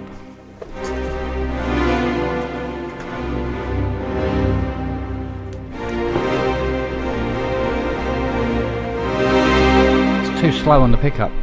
Yeah, well, you can put a different. No, that's what I'm saying. I'd have to change it to probably Sardina or something like that. But yeah. That's all right. And then all we need is a bit of echo of my voice, and I can do my whole. No one would have believed in the early part of the 19th century that human affairs would be watched from the timeless worlds of stage. It works in the room. It works really well with Kate Bush on it. Cloudbuster. I'd work really well with Kate Bush on me. I'll let that lie. I should. Well, at least the parts of her that Robbie leaves me. Because he's a dirty little bastard. I wasn't there at the time, Your Honour. Moving swiftly along. Yes. Yeah, I'll have to perfect my Richard Burton. Or you could just do you. No. Richard Burton. Oi, oi! Blimmin' aliens! Oi, oi! Yeah. Yeah, Three-legged fuckers. Mike James. Right, Steve. Hello, baby. Steve, how are you? I'm doing all right. How's everyone? Cracking. Yeah. Yeah, that's better. How you doing, Steve? All right? Yeah, I'm good. Yeah, Good. not too bad. Yeah. We have more. Guten Tag. Ah, Ian, are we blotting out your More live fucking show? Northerners. Yeah, you're supposed to be doing something tonight. Yeah, I've just done it, and you weren't there, were you? No, we were here. Oh, sorry. Oh, Coming and fuck catch you. up. Because what we Sorry, could have done, you we should could have catch up streamed with it on it. here. You could have done, couldn't you? I never thought. Like of that. we did with I was Get watching- Jervis's I was last watching week. Bluecast. I was in Oh, the chat on mate. Bluecast, and I can't do more than one thing at one time, so that's why I couldn't Oh. come in now Bollocks. until now. But you can watch on catch up. Yeah, I know, but I apologise. I didn't know. it was- I didn't know about don't it. You dare apologise? God, doesn't Well, no, apologise come for on. There's a certain degree of sort of like, please. Well, it's all happening tonight, isn't it? Because we've had Boocast, we've got Pub, we've had my thing, we've got Hardware Jams as well. Oh yeah, yeah. I don't do that, but I know some people. I mean, Waggo had to whiz off to. Does he moderate that or something? I don't know. Come on, Scott, Anyway. get your ass in here, boy. Anyway, what did I miss? Actually, I can't stay long. Oh. You haven't got Monday night nun worrying, have you? You got to go and do? No. Oh, okay. You mean you're going Or to is an that- Ian? That's I've Tuesdays. got to do Sorry. it at some point, and nobody else can do it but me. Tuesday, yeah. This is true, and nobody can do it better as well than as you. me. Yeah. Exactly. Yeah. This is true. No. So I thought I'd come and say Nobody hello. does it better. All right, Spotty. So what do we know? I saw your, Very little. Your garage pub. Oh, that horror film. The horror film, yeah. I was doing. That was I was doing funny. silent. You can't put that in the skip. I was shouting my head off, but I was watching the reruns, so it didn't make no difference. Yeah, no, I had it Which on in the which one in background. particular? All of them. The Maplin Spectrum, I've always wanted one of those. Well, obviously, it doesn't work. But, me and my dad were going to build one of those, and never happened. But have you got more room in the garage now, Yeah, man? yeah. There's still a load in there that could go for a walk though.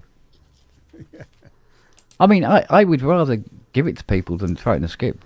Believe You're me. going to find somebody, get it out of your skip, and then they're going to look you up and say, I found this in a skip. Could you fix it for me? That'd be brilliant. Yeah. And I go, no. That would be funny. Yeah. There's no money on this planet that would cover that.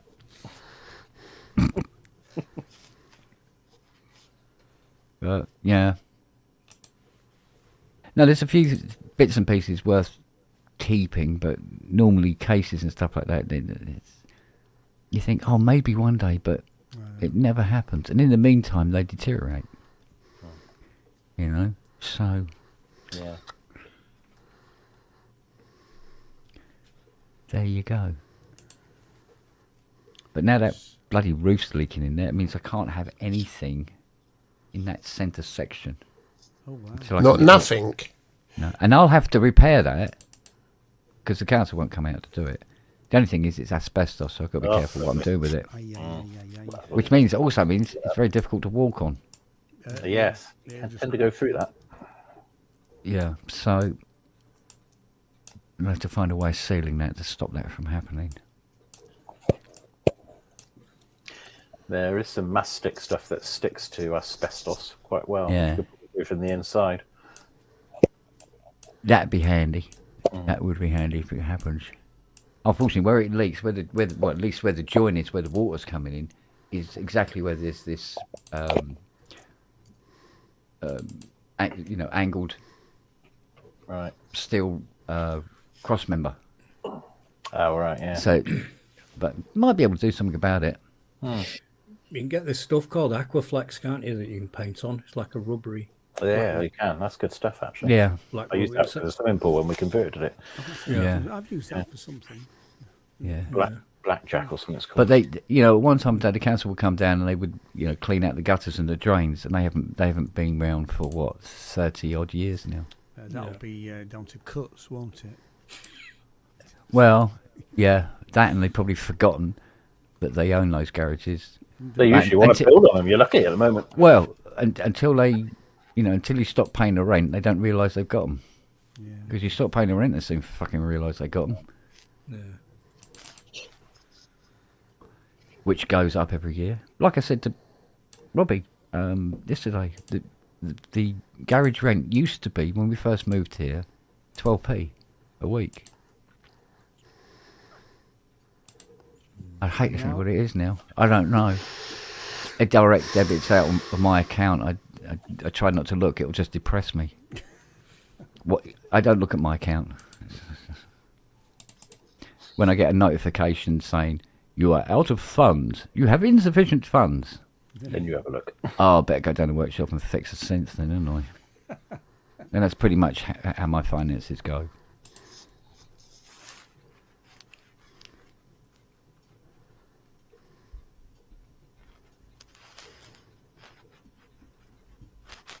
So, I think my pension is basically in here. And the most expensive thing in here isn't mine, so that gives you a rough idea what my pension's like.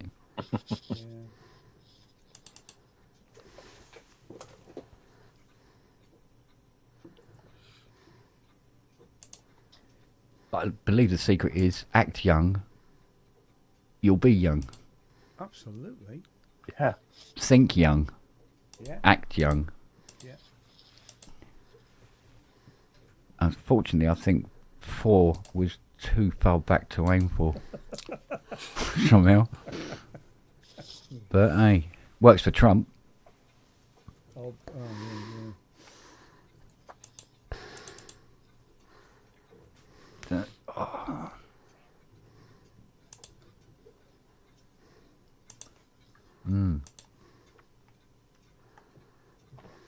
lovely, lovely.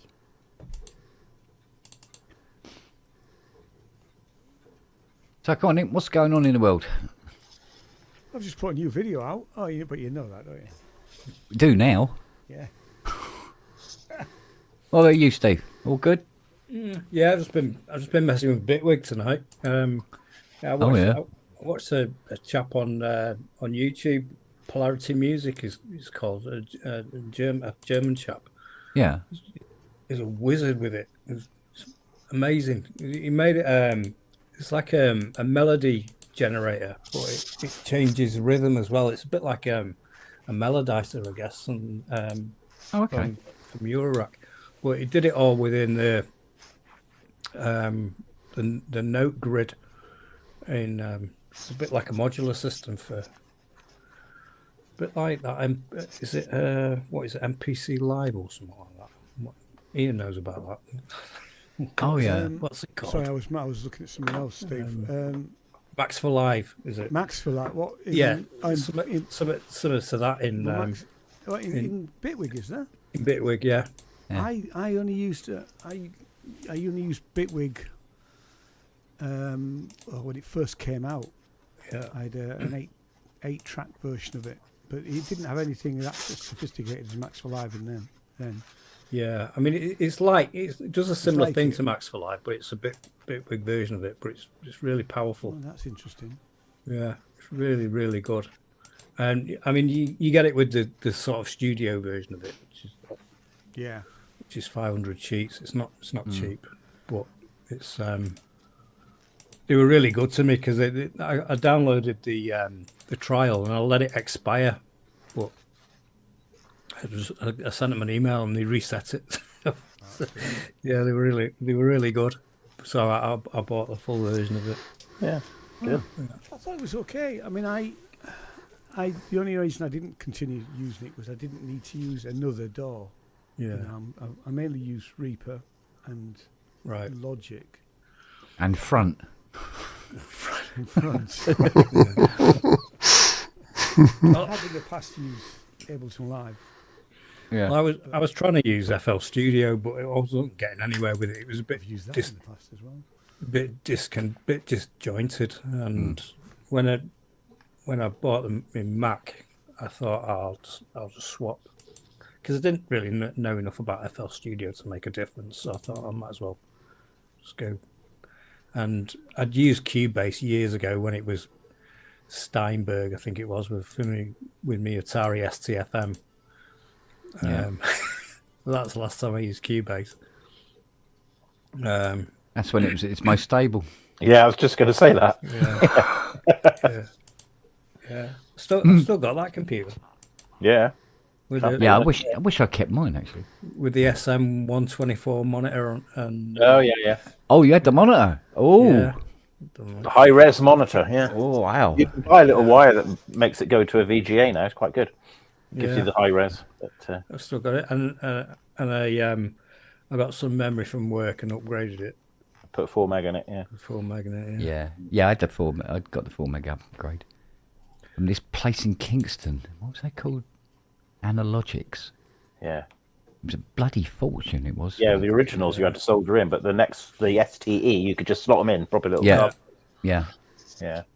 Yeah, I think mine, because mine was a particular 512 where you had to have this board that you mounted, and then you put the Sims in. Yeah.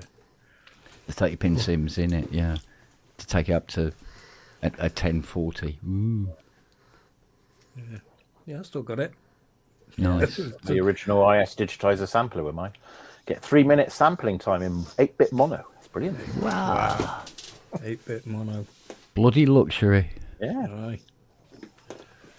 Somewhere here, just down here, I have got the original hardware for the Atari ST or Mega, whichever, for Notator, Unitor, Export. Oh, cool. All the C-Lab stuff, as well as the original Pro 24 dongle.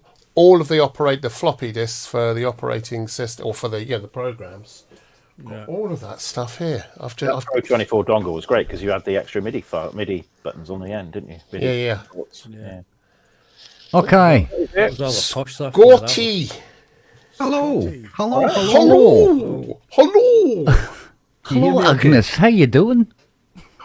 You hear what was me that? okay, yeah? Do you remember on the Kenny Everett show when he used to have what's his name, Billy Connolly and him dressed up as old ladies? Yeah. Hello, Agnes.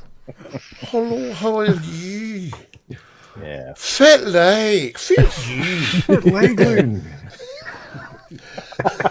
How you doing, man? You're quite good at that, Andrew. Spot on, mate. I used to have a boss lived up in Musselburgh, so I used to journey up there all the time. Yeah, he's got a bit of Scot in him. His missus told him stop going to that pub, but he keeps going. Not Roy Goody, was it? Roy Goody. Yeah. Roy Goody from Kenzie. Yeah, he was my boss for a bit when we were doing the vampire. Hell. Yeah.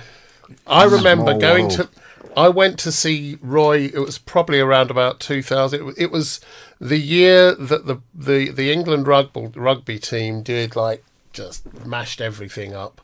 Yeah. And they played Scotland whilst I was up visiting him. I was up there doing work in Musselburgh. Right. And the Saturday I went with him to his local rugby club where we watched Scotland and England playing, and England whooped them. And I was the only Englishman in the room, and I thought, if I get out of here alive.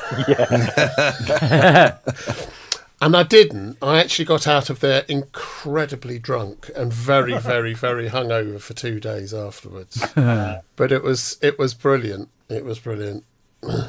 EU Scotland days, eh? Yeah. Oh dear.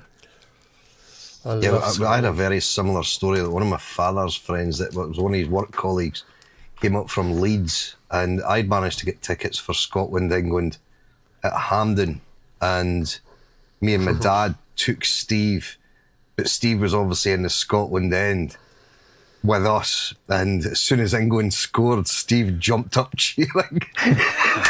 And all these Scottish fans were just like, bastards, ye! Oh, Fuck hell. Me and my dad thought, shit, we're going to get the shit kicked out of us here. We have your number, pal.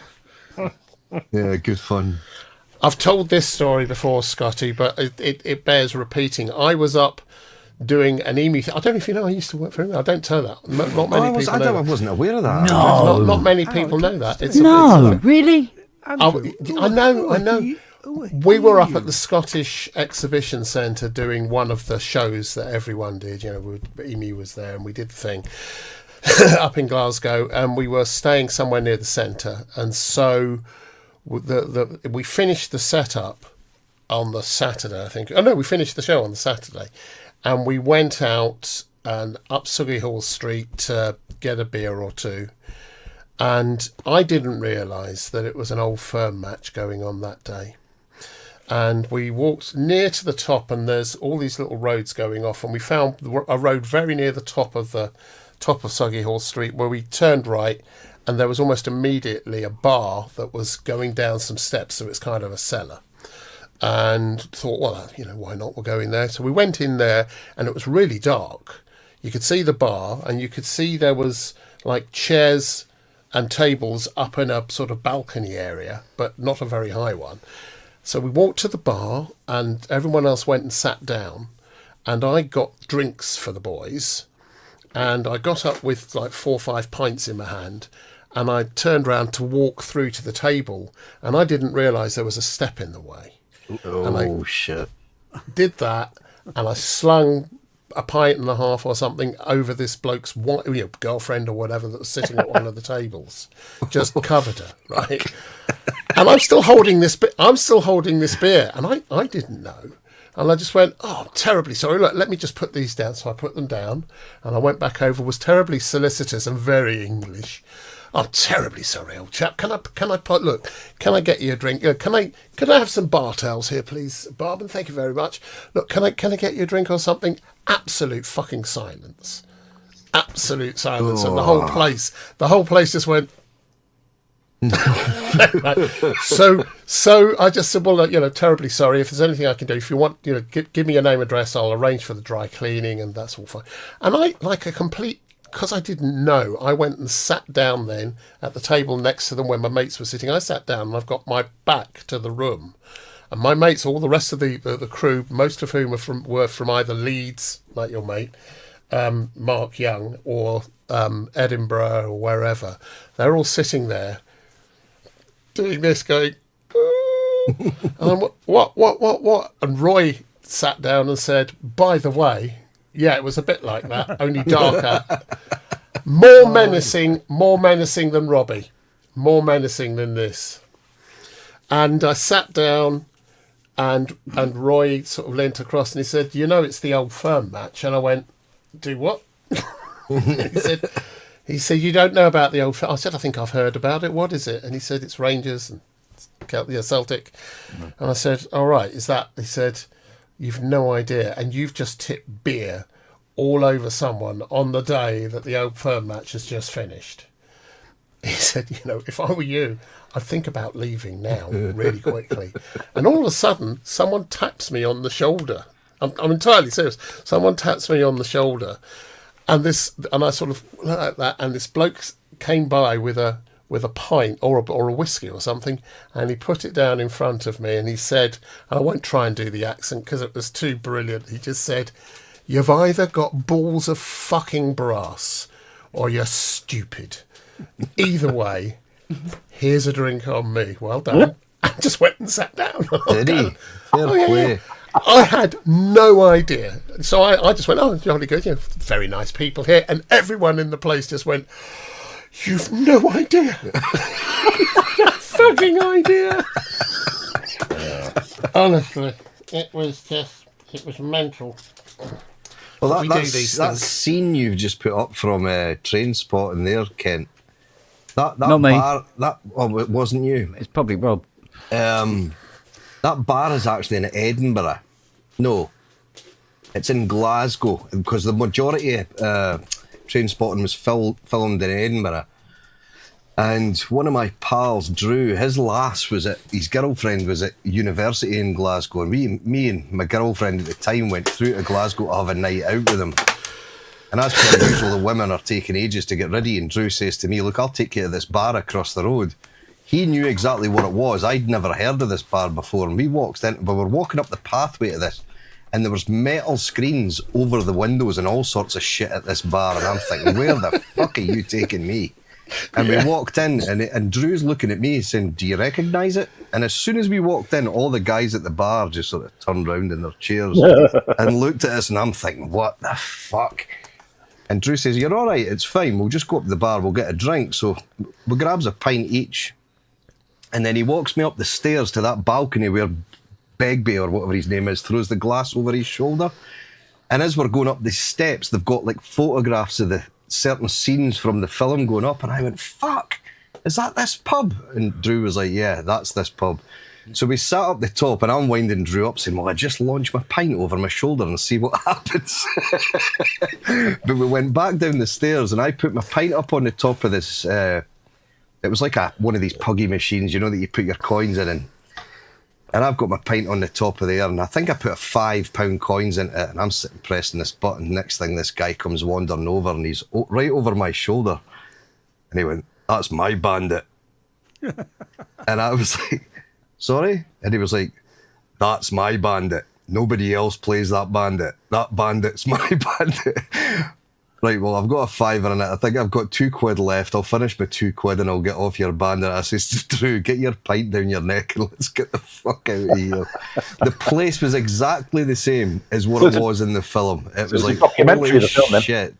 It was very, very like it. It was like, my God. Was this pub on the McGovern Road? It's called Crosslands Bar. It's still there. It's called Crosslands. I'm just wondering whether it's on the McGovern Road. Yeah. I can't remember what road it was. Like, I'm going back years. It was round about maybe 2 years after Train Spotting had came out. Yeah. But it was really cool to see, to be honest, but it wasn't a nice place. Yeah, but it was very cool to see. Yeah. Well, it's kind of the equivalent of, like, of all the places you could go. You go, you know, you got a ship and you go to Jabba's palace to see what it's like. You know, go, why go there? Yeah. Not good. No. Yeah. But yeah, all good fun. Bloody hell. Yeah, I wonder if it is on the McGovern Road, because I remember my mate I'll search it, actually. telling me about what the McGovern Road was like and the people that frequented there. Crosslands Pub, Glasgow. Here we go. It's on 182 Queen Margaret Drive, Glasgow. Oh, okay. Yeah, it's not far then. It's that area for sure, by the sounds of it. I've no idea where Queen Margaret's Drive is. Usually up to the front of Queen Margaret's house. That'll be where it is, yeah. Near her garden. Margaret's garden. A front garden. We all like going to Margaret's garden. Lady garden. Yeah, Matt, have you got any stories? I could tell you one or two about my boozer, certainly. Well, it was. Everybody knows of the craze. But the South London opposites were the Richardsons, and the pub that I had was a Richardson's pub. Still in the 90s. Well, it was 1990 when we had it. Were you a landlord, Matt? Were you? Yeah. And we were still. They were still coming in then, and Sundays were the day. A bar was like it was like a U shape, and there was only one person allowed to sit in the pub on a Sunday. Everybody else stood because this guy was the chief henchman. He was probably Frankie Fraser's right hand man. You've heard of everybody's heard of Mad Frankie Fraser. Yeah. Right. Well, Pete Newbury was this guy's fucking right hand man. He was a nutcase, and he sat at the end of the bar, and everybody else came in, and it was like, we're not worthy, and it was fucking insane. And they never you never knew them. Well, many of them by their surnames. I knew Pete Newbury because I knew him outside the pub, but he was Pete the Print, and there was Dennis the Kettle, who was a fucking antiques dealer at front. You'd have Ron the Machines, who did fruit machines. You never knew their surnames. So if the police came round, do you know Peter Newbury? No, don't know him, mate. And you generally didn't, yeah. Yeah, and you could say that with all honesty because you didn't know who they were talking about, supposedly. But the worst story was that we were closing up one night. We'd rung the bell, so we're doing time, and a guy walks in.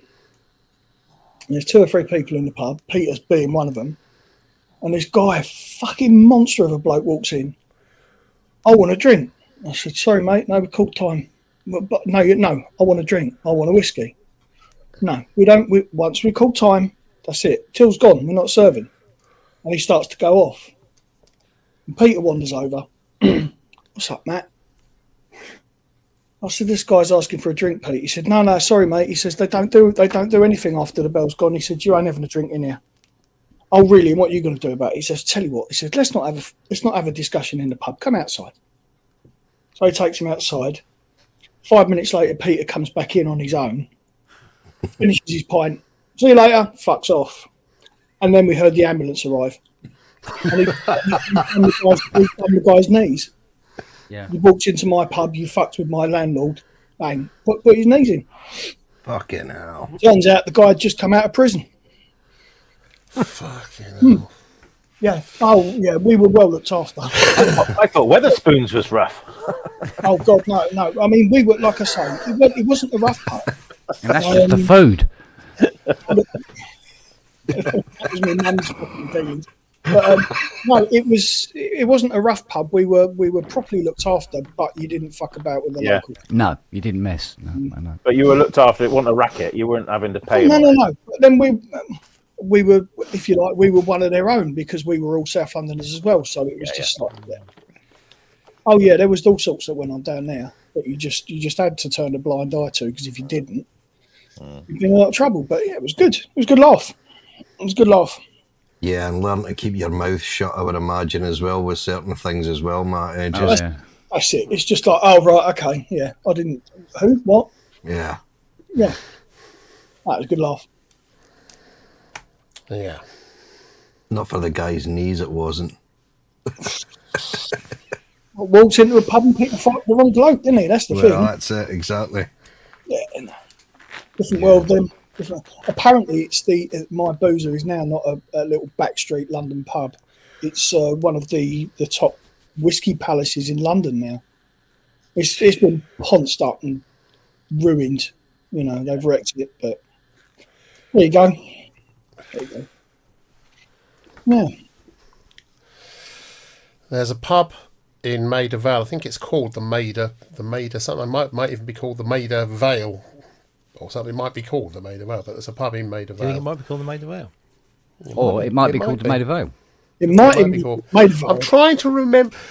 Here's the thing. I just sort of started in the music industry, and I was taken there by the guy that was sort of mentoring me, who produced Mike Oldfield's Tubular Bells and stuff.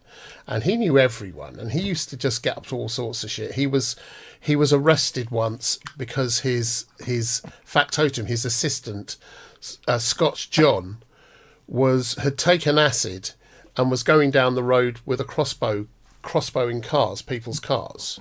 He was completely off his tits, and he was just putting crossbow bolts in people's cars.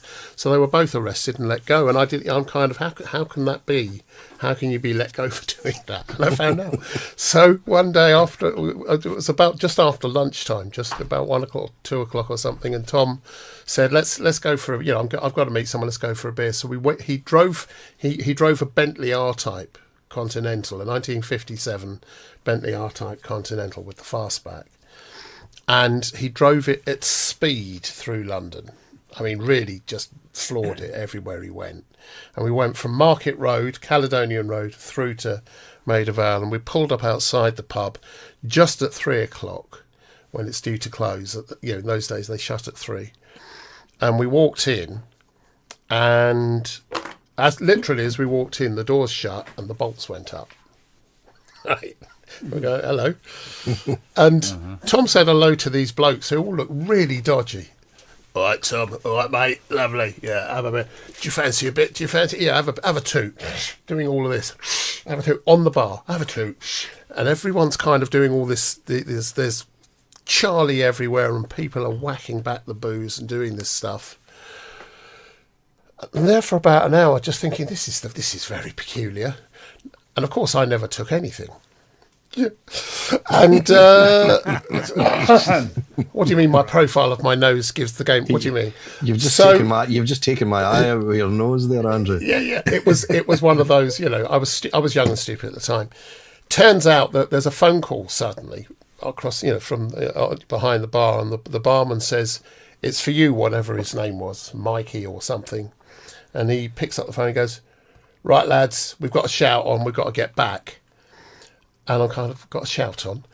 These were the anti-terrorist and drug squad from Paddington Green, which was just not far away from this. It was all of them, and they were doing toot. They were doing seriously. I know people will hear this. They were doing toot from.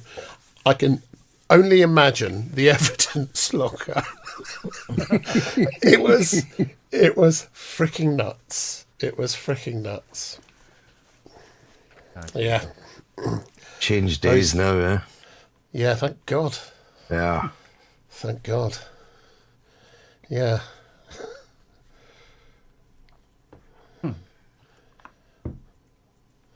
Yeah. Well, they say the police have the best drugs, don't they? They certainly did back then. They certainly did. The first flat I had was in Dundee, and it was just across the road. It was at the end of Strathmartin Road, and there was a sort of police station just off the roundabout that was outside my flat window. And every Friday night, there was there was a pub, basically maybe 500 yards down the road, and these coppers would go into this boozer and basically just get followed back up the road by a blue-lighted cop car, drink driving. And I could sit and watch this every night from my flat window thinking, you fuckers, if I went out there with one extra pint in me, you'd fucking have me nailed yet. You lot are getting in your cars and they just get blue-lighted and followed home just to make sure they're all right, Yeah. It's probably changed days now, I would think, but back then it was rife in Dundee. It was terrible. But yeah, it's a perk of the job, I suppose. Yeah. I remember my brother was worked for SO17, which was the Royal and Diplomatic Protection for the Metropolitan Police, and he was out of one station one night, and they got him on a stint at the station. I think he was doing about 6 months, and they had works due, so it was police station works due. So he says to me, "Do you want to come along? We're all going for a drink tonight." So yeah, fuck it, I'll come along. So we goes to this pub. And we're sitting there and blah, blah, blah, and it goes 11 o'clock, 12 o'clock, 1 o'clock. And I said to him, what happens if the licensing officer turns up? I said, the fucking landlord's going to get his arsehole kicked. And he went, he sat over there. And he was. Any other night, he would have been on the pub like, cheap seat. But yeah, he was sitting there just in the station. Okay, now. They're a law unto themselves, literally. I'm not going to say which station it is because I could get myself in a lot of shit. Yeah, exactly. It's like when my dad was a club steward in a workingmen's club in York, and 2 o'clock in the morning, all the lights are still on. There's about half a dozen people in there, and we're all having a lock-in. Knock on the door. Dad goes, "Oh God, who the hell's this?" Right? Opens the door. 4 coppers came in uniform, and they went, "All right, Dennis, can I have a drink?" Still on duty. He went, "Yeah, come in, lads." Yeah. But we all used to drink and drive back then as well. I mean, this is 40 years ago now. More than 40 years ago. where we used to drink. I mean, really drink and drive. And as long as you could kind of have one eye open, and you didn't go too far, you were good to get home. Never drink It was my life ever. I did. I was terrible. I did 18, I'm afraid, but never. Yeah, when I was a young buck, all of that terrible stuff. That workingmen's club was the local club for the railway drivers and the firemen, you know, and they used to get absolutely hammered and then go and go and drive trains. To be fair, they kind of stay on the road themselves, don't they? Really? Yeah, more or less. Yeah. I can't remember which way to go. As long as you don't take a corner too fast, I suppose. Exactly. Yeah. Oh, we've done it. Oh, mate. See, I didn't really drink very much ever, but my mate did. He loved a beer, and he liked to go on to the shorts as well afterwards. But we built this. We called it a racing mini, but basically what it was this mini. We put extra wide tyres on it. We managed to squeeze a 1300 lump into it. And it did. It went like shit off a chrome shovel, and it really handled well. And we'd gone out. We went to the Queen Adelaide up the road here, on the bypass.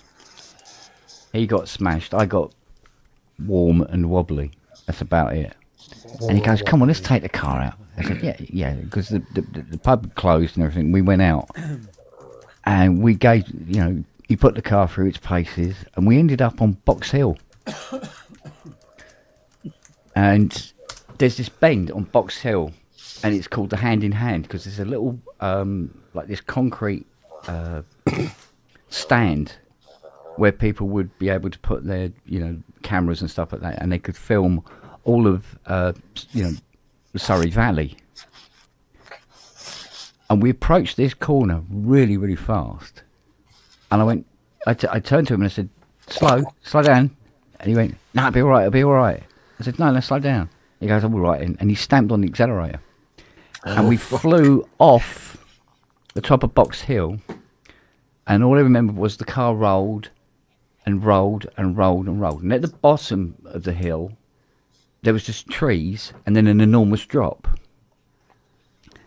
And I remember us smacking things, and then the car starting to spin, and it rolled more, and then it went all quiet, and then the car crashed, and we were on our roof, right? Now, we'd had a roll bar fitted, thank fuck. And this car is now completely smashed to pieces. And we got the 6-point seat belts on. Come in. And I thought it was my lot for a minute. And so here we are. It's got to be something like about 2:30, 3 o'clock in the morning. The car's on its roof. We're strapped into it. All the glass is gone. And we are technically miles from anywhere. And it was just this silence. And I'm just staring out the window going, holy fuck, what the hell happened? And my mate says, he goes, bloody hell, like that. And then there's this sort of like tap on my shoulder, and I went like this, and I looked, and there was this woman with 2 little dogs. She's going, "You all right, dear?" I go, I'm sort of upside down still going, yeah, thank you. She goes, "Oh, it looks like you've had a bit of a tumble." And honest to God, when I got out the car, I could barely see the car because there's no street lights or anything for miles in any direction, right? And we're technically in the woods. And I'm going, fuck me, we've got to climb all the way up Box Hill now. It just goes on and on forever, And, so by the time it got daylight soon enough anyway, and we went back down to have a look at the car. Oh my God. If we didn't have that roll bar in it, we'd be dead. Absolutely 100% squashed.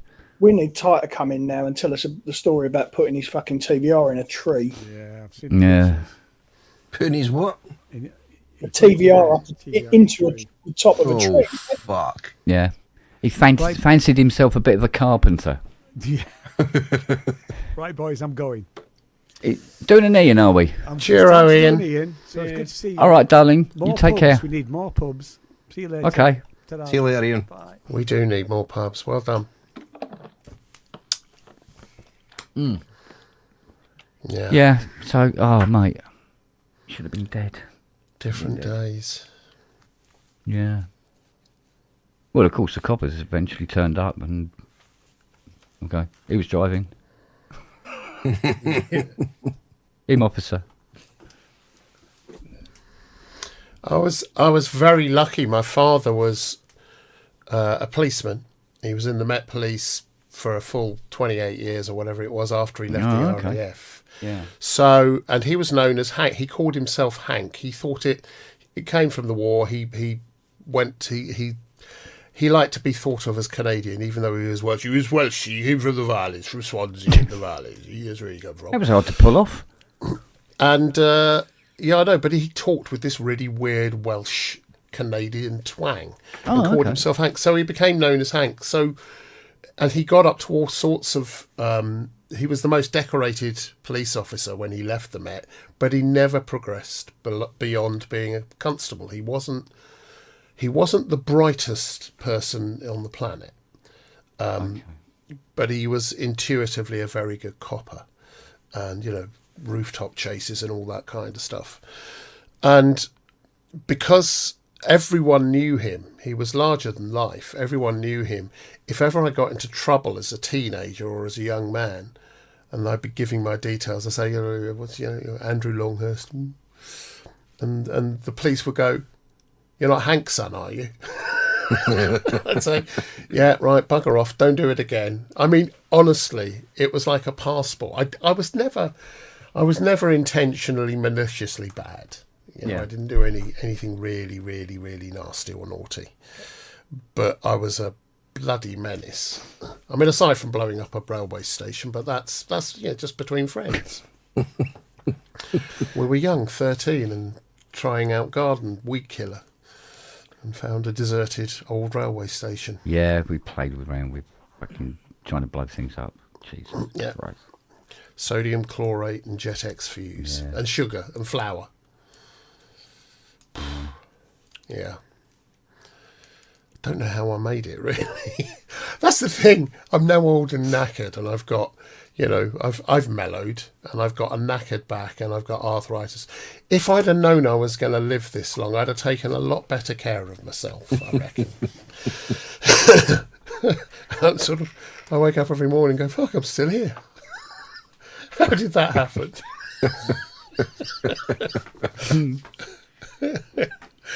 Yeah. That 808 faceplate Exorb is very rusty. That's the thing. It's not really... Well, I don't know if anybody does the silk screening anymore. There used to be a couple of people doing it. Now they don't do it anymore because it wasn't very profitable, really. So... Sweet that's Discreet might do it. Worky. Sweet Discreet would do it. Yeah. What, Jeff? No, not Jeff Toman. Sweet Discreet. They do restorations, don't they, Rob? They still do it.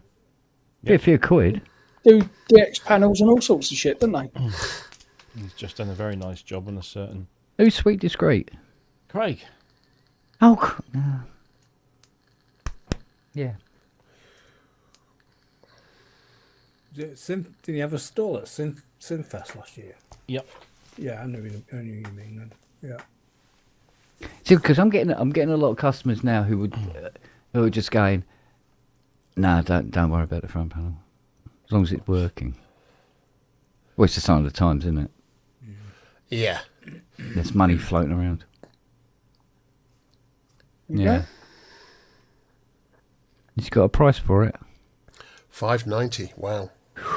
Holy mother! From 590.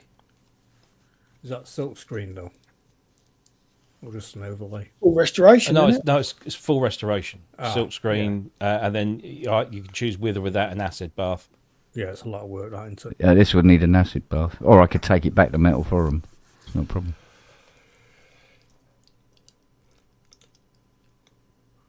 Well, in that case, there's a Jupiter 6 front panel out there that might be worth something.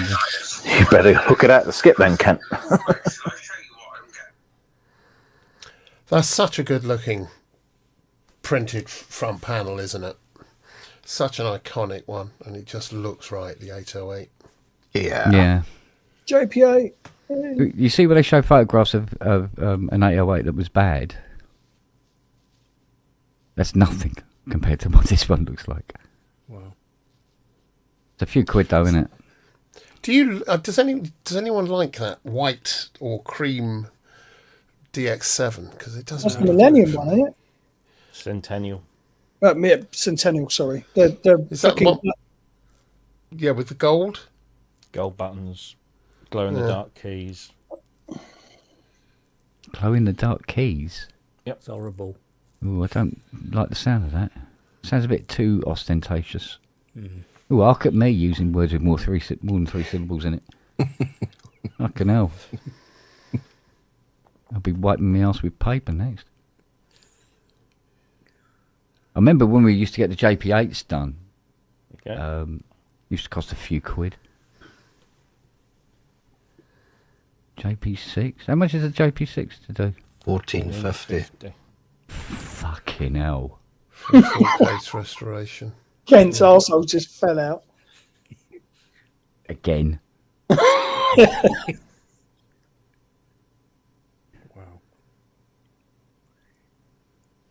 This is probably in why people are going, no, I'll put up with it as it like it is. Yeah, I'm not going to be doing my Jupiter panel anytime soon. Yeah. See, the thing that was always the problem for Jeff was he'd say, he was doing all this silk screen and stuff, except it wasn't him doing it. It was like a third party, so he'd have to pay them, and so it was lots of because he'd do the graphic design for it, but then he wasn't doing the silk screening himself. Yeah. Right. And if he was, there would have been more room for him to make a reasonable profit out of it, to make it worth his while. And I think the same happened for Ross Lamont as well. Yeah. Wood was getting more and more expensive and everything. I mean, the case he made for Hans's 2500 was Jesus Christ. It cost He so was much. also struggling with his workspace as well, because in the winter it was really cold. And Yeah. it was having problems with glue ups and things, wasn't it? Yeah. But again, demand was starting to drop off. Yeah. So. The investment bubble has kind of burst a bit, isn't it? Yeah.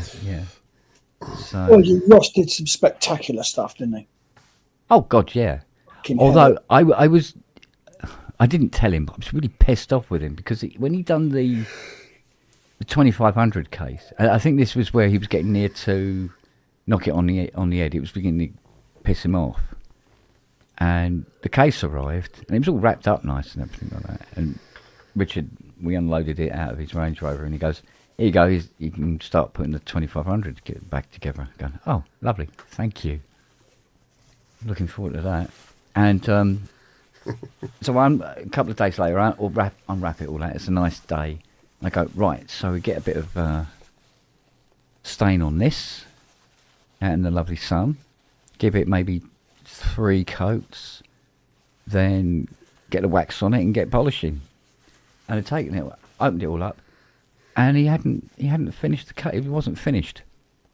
So at the 320, the whole case, the keyboard holder, and the whole bloody machine. At the 320, it then 480, 600, 800, 1,000, 1,200. I take it you're talking sandpaper grades. Yeah, and it took fucking 3 days of sanding. Fuck. Before I could actually stain it. Whereas normally, like if he did a mini mode case and I would take it out and it was ready to go. I just put the stain on and then maybe 2 or 3 coats, depending on the colour of the wood. Get on the wax, 2 or 3 coats of wax, polish up. Did you ever ask him about it? No, he's coming out of it, and I could kind of understand that he'd sort of like he was done, and he knew I could flatten. It's just that I thought I was just getting on with this thing, and went, and it just jolted me, you know, because I've got, oh fucking hell. But hey, it's still come out. It was still a beautifully built cage, really, really fucking beautifully built. Beautifully built, mate. Lovely plumage. And sometimes I'd have to do the things where I'd have to mask it all up and then do the spray it black, where the original cases would be black, you know, like the mini mug bases. But I sprayed thousands of mini mug bases and do it with my eyes closed, not a problem. But yeah, it just, you know, those glory days have gone, and I don't think they'll return now. I can't see it happening. Well, I think people are realising that owning something that's as beautiful and special as one of the big original beasties, or even the small original analog beasties, it means you've got to maintain them. And by the time you've done that, would you be better, you know, the cost of looking after them and keeping them, would it be better to get something newer? That depends. I mean, I know that I've heard from a couple of other people who've had problems with sequential stuff. Yeah. The newer sequentials not living up to the original name, as it were. And, you know, I mean... Or arguably living up to the Rev 2 name, absolutely. Oh, they're living up. But there again, the knobs, pots, cases and all the rest of it were robust. It's just the problem with Rev 2s were the chipsets that they used in it were literally being deleted while they were still building them. So by the time they built all the Rev 2s, there was fuck all left if anything went wrong. You know? How do you get round that, Kent? If you get a Rev 2 in that someone insists you rebuild and you can't get the parts, what do you do? I had to junk a Rev 2. Well. Yeah. Which was an investment within the company, as it were. But I went through those parts pretty fucking quickly. So I knew it was only going to be a matter of time before we were in the shit again. I still have maybe 8 envelope generators, for instance, which is the SSM 3010s. 2010s, I beg your pardon. I've got a few filters left and 1 or 2 VCOs, and that's it. But of course, these Rev 2s come in, and I go, okay, what's wrong? And it goes, oh, you know, about 3 of the voices don't work. I go, what, VCO 1 or VCO 2? Yeah, they're both dead and everything like that.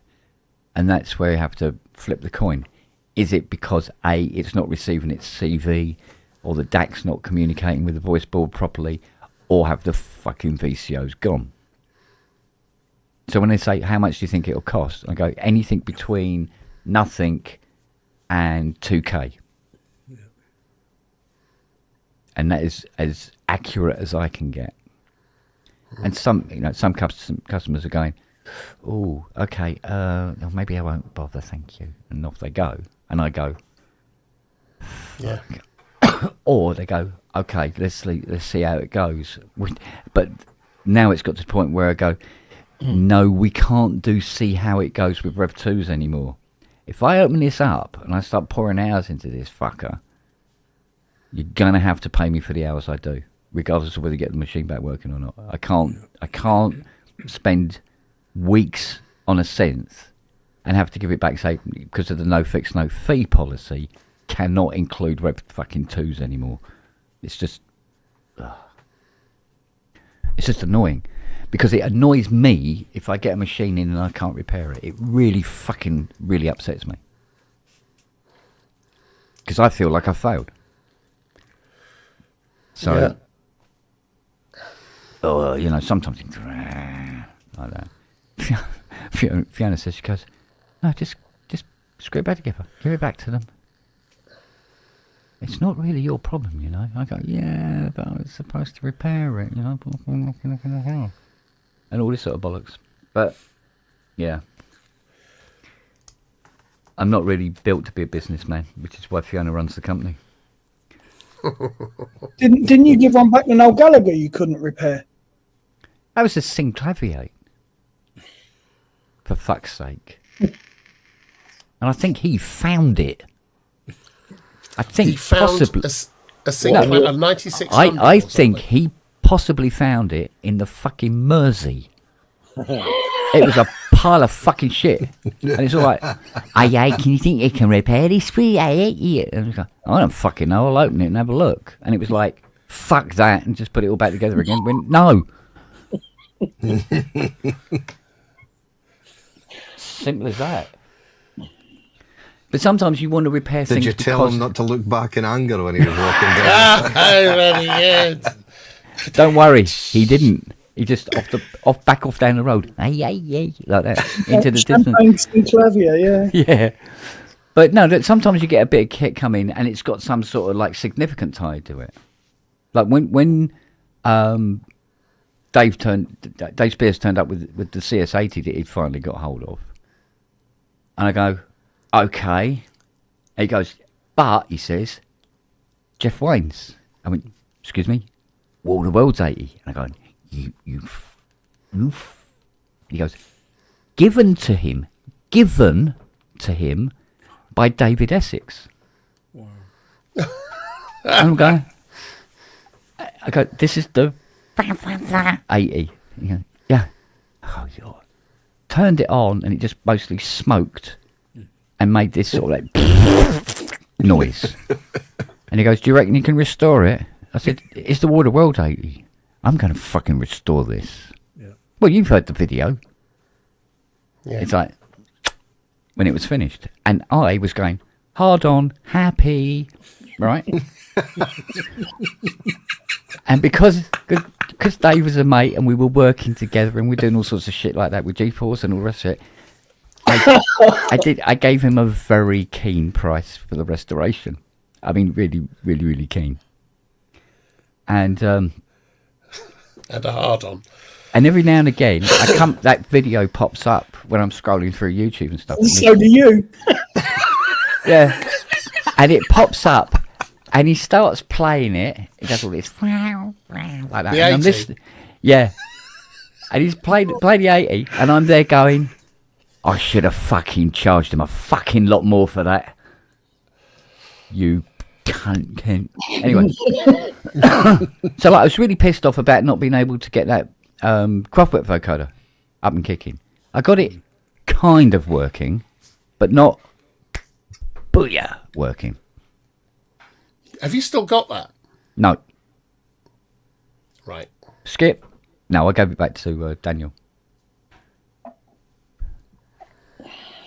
He's going to try a different tech. And I'm going, good luck with that then. Good luck with that. Yeah.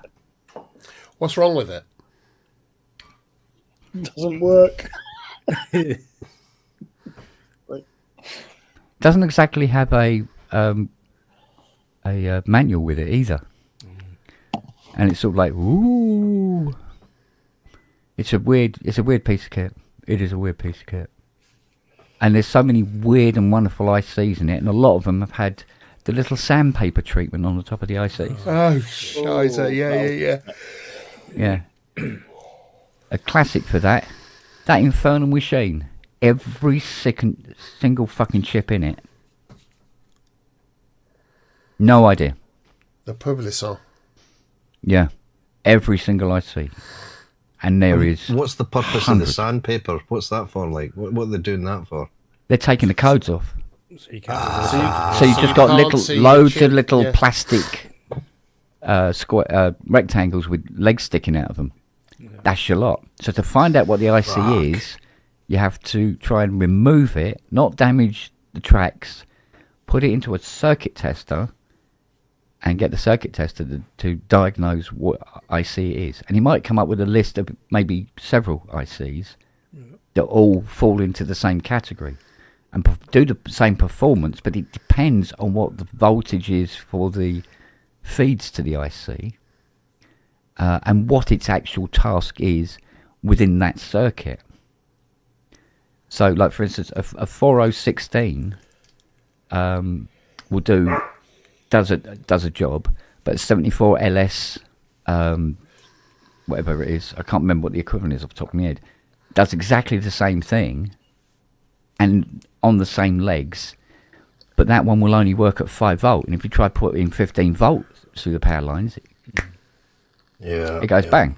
But then it comes to the problem where you might accidentally, by fluke, go, let's see what this IC is, and you pull it out, and it's the IC that is causing the problem. It's the one that's gone. Yeah. And you put it into the circuit tester, and it goes, not found, because it's dead. Yeah. So you've now found the fault, but you don't know how to fix it. But you don't know what IC it was. Yeah. That's my world. Yay! Yay! So, but yeah, no, I mean, you know, sometimes you get in a incredibly ordinary-looking analog synth, but it actually has this fantastic history associated to it. You know, it's very prominent on some, you know, record back in the day that really, you know, changed music and that kind of thing. Mm. Means you've got to work at it. Yeah, and they really want it working. But you think if it was so important that they would look after it better, because some of the stuff that comes in is just like, fucking hell. Did you bring this in the car, or did you just tow it behind the car here? You know?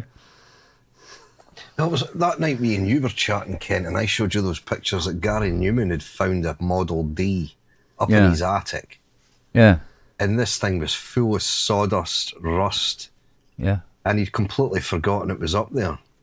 Yeah. I think he ended up getting that restored, though. I think he got that restored and sold it off for auction or something like that. But yeah, he was clearing out an attic in his house and found an old Model D just lying up in his attic. That is quite possibly, believe it or not, the one that Gary gave to Tara Bush,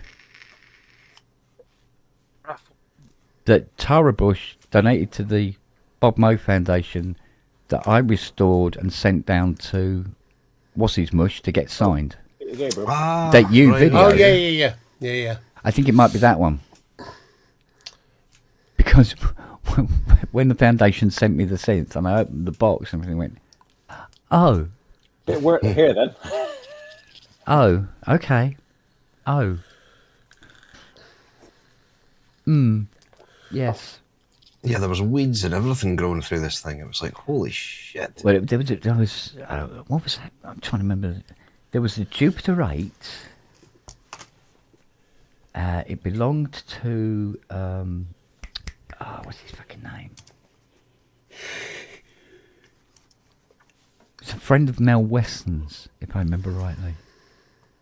And he had this Jupiter 8. He says, you've done a lot of Mel Weston stuff, haven't you? I said, yeah. He goes, can you have a look at my Jupiter 8? I went, yeah, sure. And he come to the door. He put this flight case on the doorstep. And he said, you better see it first. And he opens it up. And I'm looking at it and I'm going, so how bad was the fire? He goes, it was pretty bad. It was pretty bad.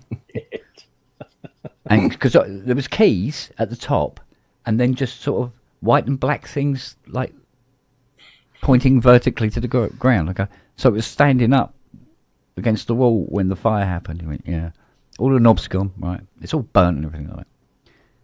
And I've gone, okay,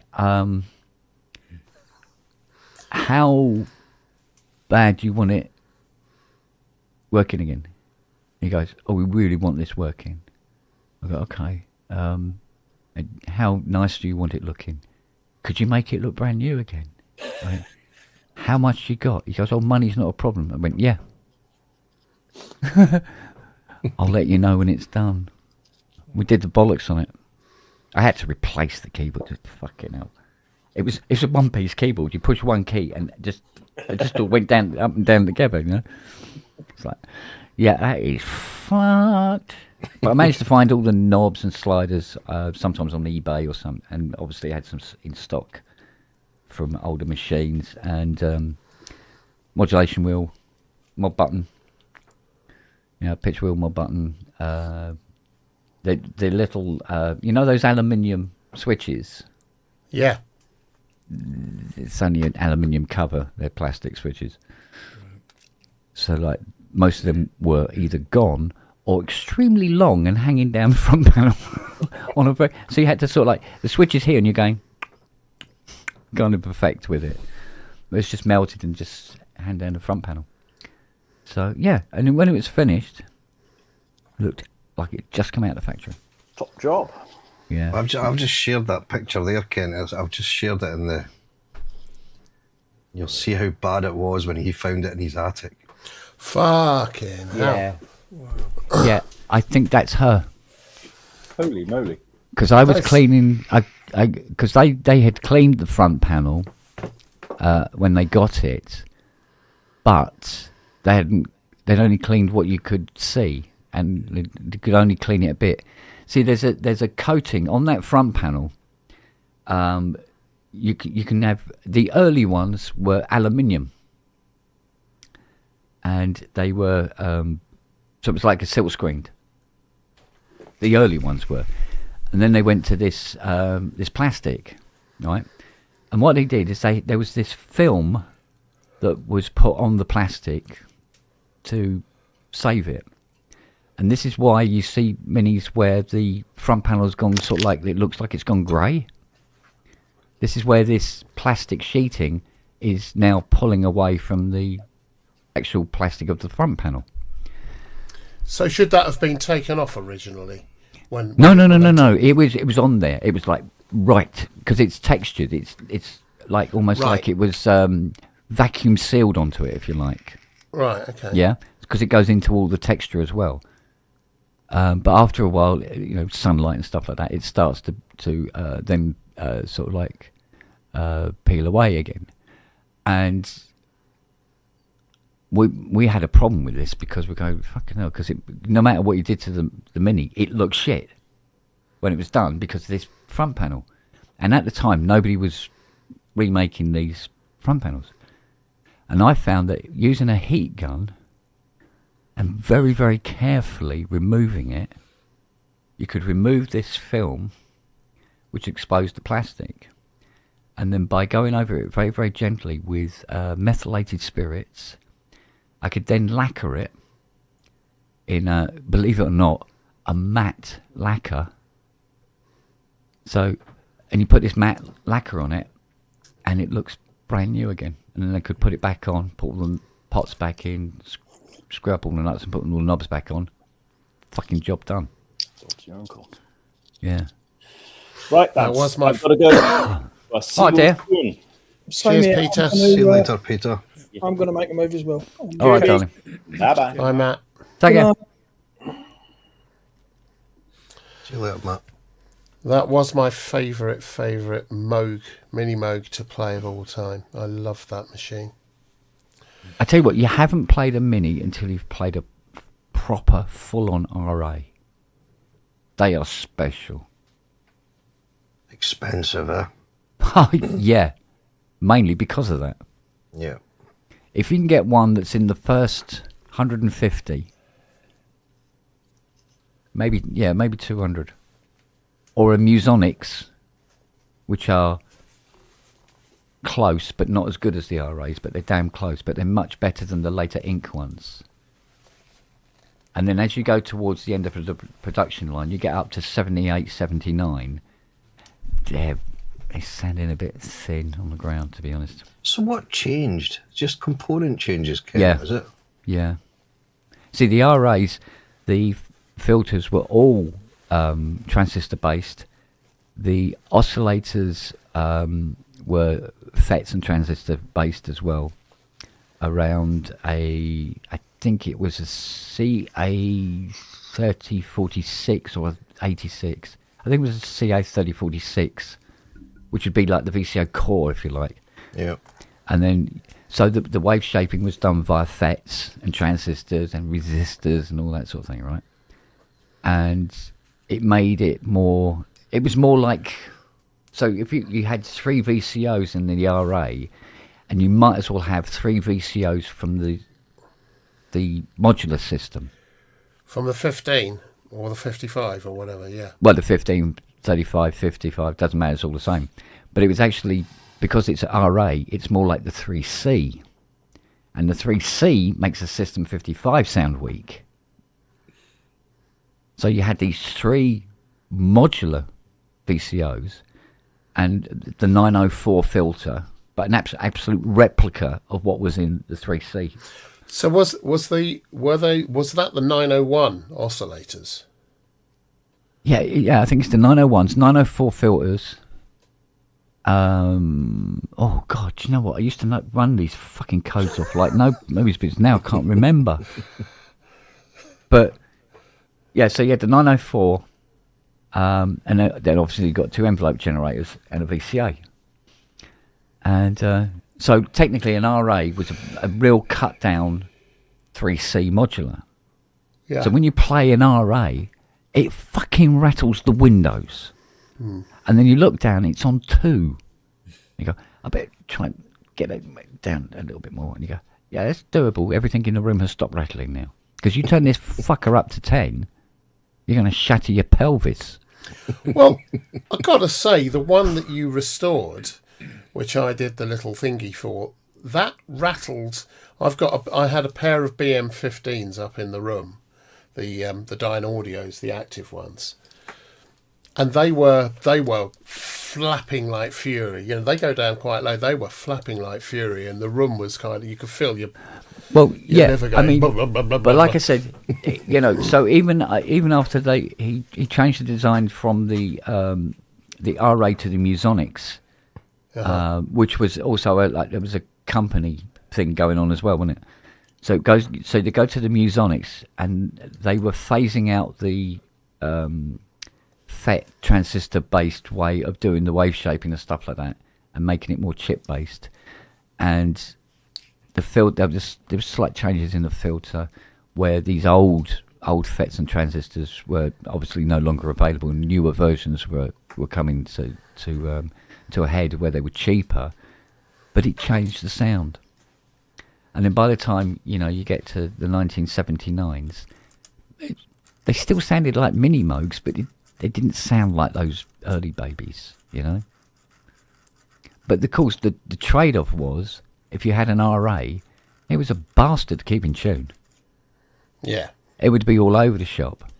So when I was restoring an RA, there was several key resistors in the VCO circuits that I would put in the same value, but at 1% tolerance instead of the 10% tolerance. So they were like absolutely fucking spot on. And then put multi-turn tuning pots in instead of the just standard 1 turn. So I could nail the scale, get all 3 VCOs to be in tune, and then get them to fucking stay there. And it did. And it did, yeah. So, I mean, I remember getting an email from Hans at stupid o'clock in the morning, this was, and he said, "Oh, mate, what you've done on my RA, thank you. I go, oh, okay. And this was like about a year after I'd sent it back. So obviously he's used it on some session or something, and it's come through without going blah at one end or something like that. And but it you look at the designs and you just go, yeah, we just make them 1%. That gets rid of that problem. But that's the thing about the Mini. You look at it and you go, it's so simple. It was my mate Mike. He works for Ableton. It was one of his work colleagues that won the Model D. Yeah. Oh, was it? Yeah, he was over in Denmark or something, or Danish. Is he a happy bunny? He certainly was a happy bunny. Yeah, she was. Yeah, the guy works for Ableton. Oh, right, okay. Yeah, because I mean, restoring that was German or Danish or something. He was. I can't remember, or Norwegian, something like that. German. I think he was German. Yeah. I know. I had to get it turned over as quickly as humanly possible. Obviously for the raffle date and everything, and you had to get all the videos sorted out and what Who have was you. it signed by? Was it Peter Gabriel that signed it? Yeah. Very good prize. I said to Michelle, I managed to polish that out though, so it was all right. In the end, I managed just to polish it out. Yeah, covered it with some black felt tip. Some wankers, silver. graffiti bastards.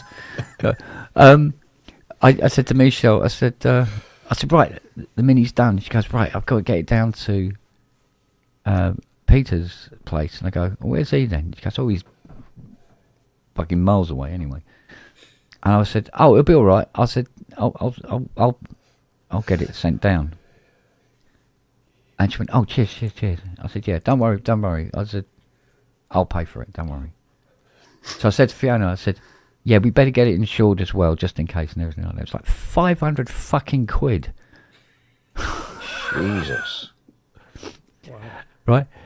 500 quid to get it down there and then get it from there to you. To me? Yeah. Yeah. I can't remember. How did we get it from me? Who picked it up? Just try and remember. Did you arrange that as well? I think I did, yeah. It was just extraordinarily expensive. That kind, yeah. And it was probably because I was sending it halfway across the fucking country. It had to get there, and it had to get there in one fucking piece. So I kind of. Or did I drive it down to you? I can't remember. I can't either. Because I came down. I'll ask Thebo. She'll remember. Yeah. But anyway, when it I didn't want to let go of it. I know that. I really didn't. I bet you didn't. But when it when it finally went from here and everything like that, it was funny because I had to borrow somebody else's flight case for it because she sent it to me in a box, I think. And I go, I'm not sending it down to Peter Gabriel in a box. And I got this dirty, crappy fucking flight case, sponged out and everything, wrapped it up in bubble wrap and everything, Because I said, I have to get it back without a case. So actually, I don't even remember how it left here. It left here in some form or fashion, but yeah. I thought you sent it in the case. No, because it was somebody else's case. Oh. I sent it down to Peter in somebody else's case, which has already been designed for a Mini. Do you know, the funny thing is, Kent, that I think there's possibly a tiny percentage of people that use you understand just what a good job you do of these things. And it's not about repairing things. It's about the love and all the other is the passion that you put into it. That Moog, that Mini Moog was astonishing. It was absolutely astonishing. Really, really just... Yeah. It was a work of love. It was absolutely astonishing. I love restoring Mini Moogs.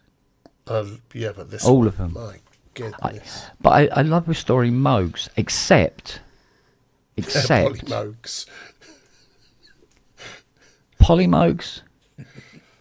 I fell out of love with Taurus pedals after a while, I must admit. Yeah. But Polymoogs and Sonic 6. Yeah.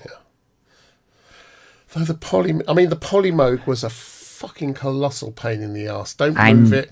Don't bend it. Don't lift it up because none of the keys would work. All of that stuff. Mate.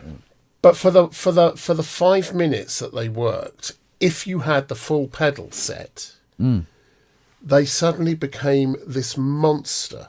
Sonically, it was absolutely brilliant. I love the Polymoog. Well, with the pedals, but without the pedals, it was just a kind of, it was a bit of a.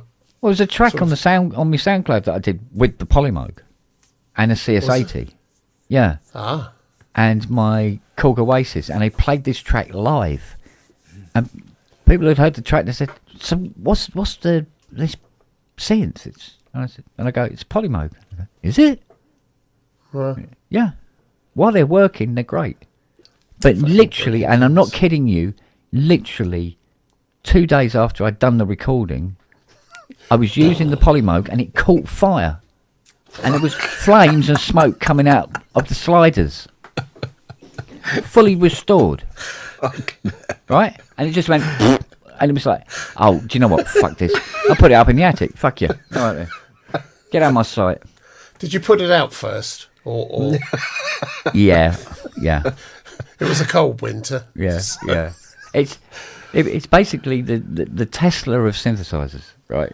It's spontaneously combusts. Yeah, and 9 times out of 10, the source of the problem would be that it's power supply.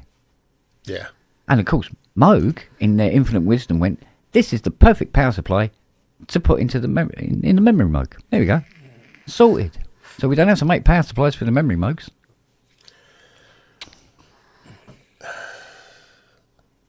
Yeah. Literally interchangeable. Under the 2 screws. Boom. Straight into a memory Moog. No problem. I've actually used Polymoog power supplies in memory Moogs before now, where the power supply's blown up. And I go, well, this one hasn't blown up as much as that one, so there you go. Speaking of Moogs, how are you getting on with the Messenger, Robbie? I haven't really done much with it, to be honest, since I did the video, because I just haven't had the time, but it's just over there. And it's sound good? It sounds great. Yeah. It's a Moog. Yeah. For fuck's sake, needs effects. I would say needs effects. Better with effects. Yeah. Most Moogs are. Well, most synths are. Most, yeah, so exactly. I've just been sticking it through that thing. And, the Zoom. Oh, Zoom. That is a brilliant little pedal. And what is that? A multi effects? Is it like just a reverb? There's 140 different effects. Wow. Reverb, chorus, delays. You can chain them all up. Yeah, I mean it's cracking. It's about 125 quid off of Amazon. Christ, that's a good price, huh? It's very good. It's a very good. I bet it's cheaper at Thomann ZE. Yeah, $5.99. Fucking free hell. shipping. Ken was telling me about that last night. Yeah. yesterday afternoon it was. He was saying, yeah, they've got a Polybrook 12 on for 400 quid. Yeah. I was like, fuck, no way. Seriously? Yeah, but this is the thing, right? Like I said to you, Scott, because it was like 5 o'clock in the morning, 5:30 in the morning, and I still hadn't slept yet, and the toothache and everything else, right? And I was on the Byte page. I was literally going. I nearly bought one of their delicious Polybrook 12s. Fucking hell. It was the language in the description which I loved most of all. It was a mix of German and English and really poor grammar. It was deeply entertaining. Deeply, deeply entertaining. I take it the site's been taken down now, or is it still there? No, I saw it again on there, on Facebook. Really? Thomann have had hundreds of these. And it's Yeah. like, it's you put one out, another 5 spring up. Really? So, yeah. So you'll have to stop doing that again, Steve. Well, I think I even mentioned it when I went on Rands and mentioned it, just in case there was anybody who else they didn't have their glasses on and it's 5 o'clock in the morning. They go, fucking hell, that's a bargain, I'll have that. I did that with a Dark Star once. On, quite frankly, eBay. if you buy a Polybrook 12 for £489 or whatever it was, and you press the buy button and because you think it's real, you probably deserve to lose 500 quid. Yeah. If I'm completely honest. Well, it depends on the circumstances. I mean, I was tired. Yeah, but off blind. You questioned it. I did question it because deep down I'm going, But even if they sold them at cost, it wouldn't be 400 quid. No. I can tell you now. I know exactly how much one of those is at cost, and that ain't 400 quid. No. I can guarantee it, mate. It's not 3,999 either, but it ain't 400. No. Is yours all good now, Robbie? That you've got your keys back and calibrated and good. Yeah, all sorted. Every day I go like this and I check to make sure that the chair can't is at the right height. It honestly, yeah. Yeah, and Robbie asked them if they would be interested in having a service technician in the UK, and essentially they went, no. Really? No, they haven't said no. They just haven't said anything. Ah. Well, that's exactly the same thing, isn't it? Well, no news is good news. It would be, well, like you said, it would be very useful. Well, the thing is, because I think it's like I say, they don't actually have a UK service area or centre here. Well, they've got their distributor, but they don't do servicing. Yeah, exactly. Yeah. Just the bill of materials for that is going to be between 800 and 1,000. That's before you've. Nah. The bill of materials. What, for the Polyroot 12? Yeah, just the bill of materials, not the build, not the cost to them. No. Just the bill of materials for components. No. No? More? Less. Wow. Less. Wow. Oh, these honestly, it doesn't cost a lot to build a synthesizer. If you're in, if you're a big manufacturer. Oh yeah, if you and you can get in bulk. It's incredible how cheap you can actually build a synth. Yeah. If you can buy the bulk. But if you haven't got the capital and you're starting out, and you like these guys who are doing, these crowdfunding ones, it's going to cost a fortune. Literally, the first few that they build, they might as well just be giving them away in terms of profit margin. I ordered a Rolly piano in February, and I was told it was getting delivered in May. And they took me 350 quid. Then May came, or just before May, and it was like, well, it's going to be late June now. Then it was going to be late July. I then messaged them at the start of July just to say, right, what's going on? Is it still going to be here at the end of the month? No, it's now going to be November. What? He says, well, you can refund my money, you can shove that up your arse, because I'm not sitting with you holding my money from February till November. And what it was, it's because I only ordered the piano and not the little sort of motion detector thing, whatever it is above it. Yeah, yeah. And they says we've been inundated with so many sales of the pairs, we're making them a priority over the people who have paid already for the piano. I was like, well, you can just send me my money back, forget it. Fuck that for a game of soldiers, mate. You order it in February and receive it in maybe November. Yeah. I can see it getting to November, not going into next year, and I just thought, you know what, forget it. Yeah. Go. It's a Send us shame, an email because when it you looks fucking good. got one for sale. Yeah. Yeah. They're kind of running it like a Kickstarter project. Have they given you your money back? Yeah, it's back. It came back in today. Jesus Christ almighty. I'd count yourself lucky. Really? Is there a lot of people having problems with that, Robbie, are there? Well, let's just say they've not got a great history. Right, okay. Track record. Yeah. So, here you go. This is the Messenger, right? Without effects. Go on. Oh, cool.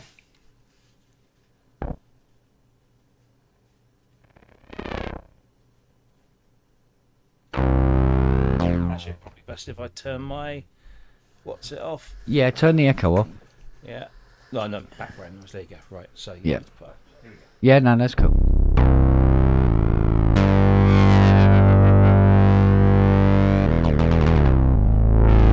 Now you stick some effects on it.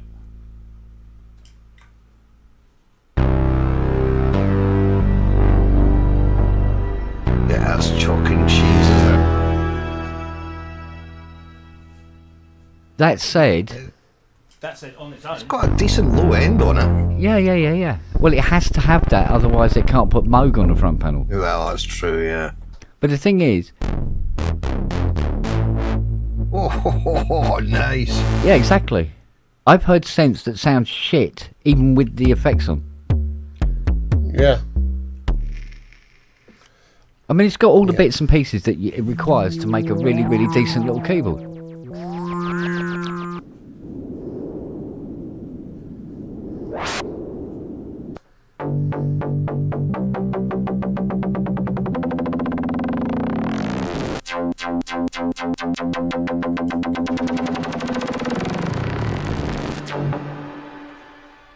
Beefy.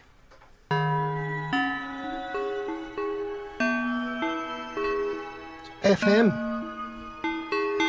It does a really nice through zero FM. Nice. I did a patch. Have I still got it?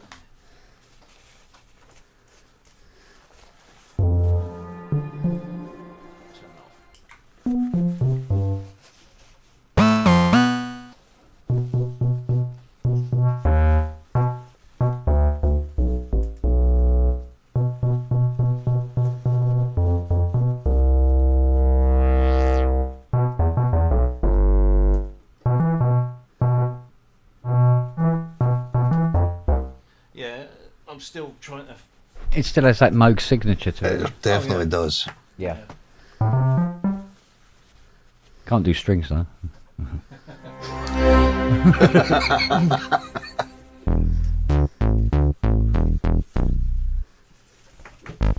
But that, you know, this is the area where Moog have always excelled. You know, every time they've gone near things like string synths, it's like no. That's a nice kind of FME. It is very much so.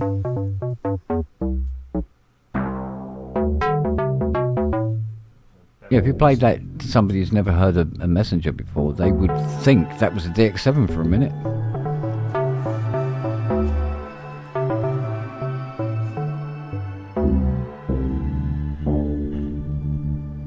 Which reminds me, where the fuck is my Strymon?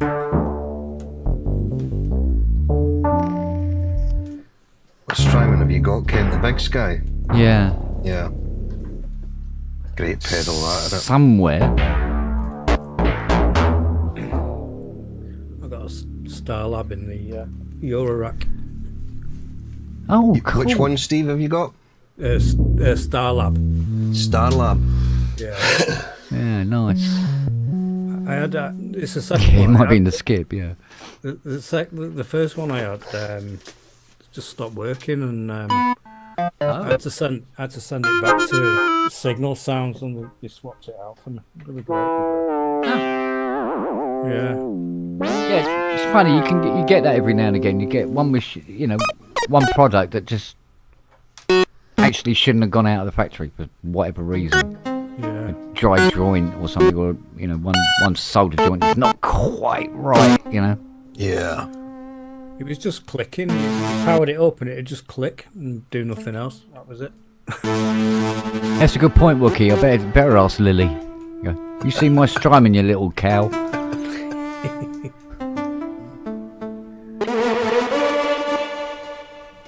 Oh, hello.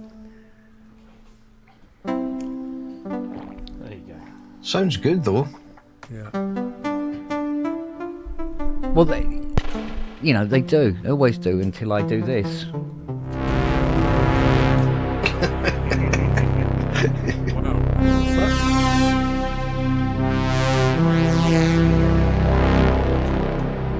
Fucking show off. I wish it was mine. Wish it was my one. That sounded ace. Oh, she's a little beauty, they are. Mind you, you turn the reverb off. Really? Yeah. Well, what do you run that through, Ken? I am running this through at the moment might be a black hole. Yeah, it's a black hole. There you go. They're ace as well, aren't they? Them? I love the black hole. Is that the plug-in? Yeah. Yeah. So, for instance, if I was to hit the kill switch, it's actually called kill switch.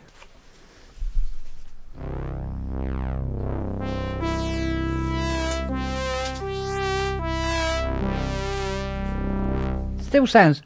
It still sounds okay, good. Oh yeah. But people expect 80s to go.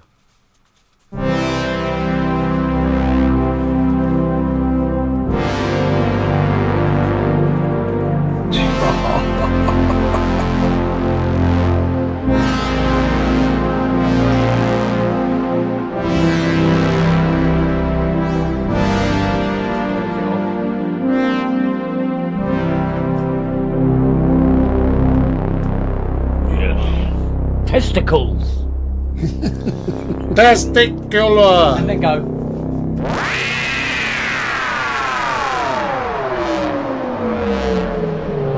Doctor Who coming in.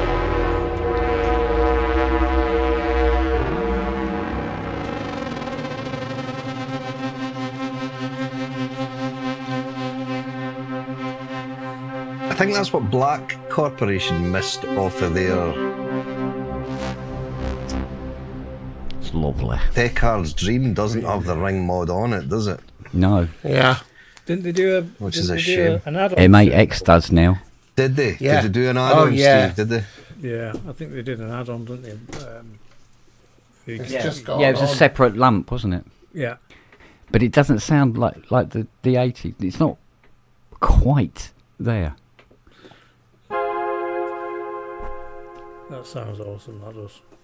Yeah, she's a lovely little girl, this one. Weirdly, the one that's coming, that he's bringing over for me to go over for him and take this one back, sounds even better than this one.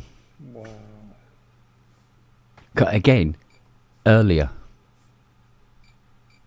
You know? Right. The earlier models. I must admit, the second one that's coming over, because he's got 3 altogether. The second one that's coming over sounds better than this one, but she's a little moo to get her in tune.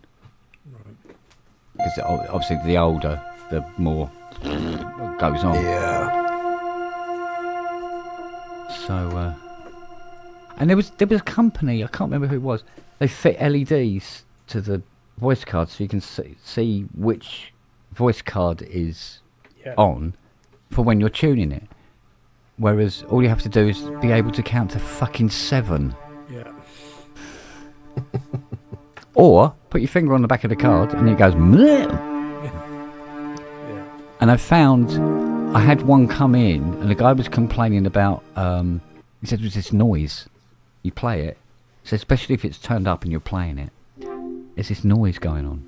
I went, okay. And I turned it up and had to play. And I went, I'm not hearing a noise. He said, no. He said, turn the VCOs off and everything like that. So I turn it off and I play it, and there's this sort of like going on in the background. I went, all right, I'll find out. I'll trace it. I'll see what it is.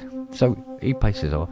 I open her up and I'm going through I was the following week by then, and I've gone through it, and it's had the LEDs fitted to the voice cards. And I went, why did they do? Fucking hell, why did they do that? So I'm trying to trace the noise. So I'm going through it with the scope. There's some fucking LEDs doing it. Yeah. Was it? Out they go. Come on. And it was like about to say it. fucking no noise at all. Yeah. Yeah. So if you've got a CS80 out there, guys, and you have the LEDs fitted, Take them out. take them out.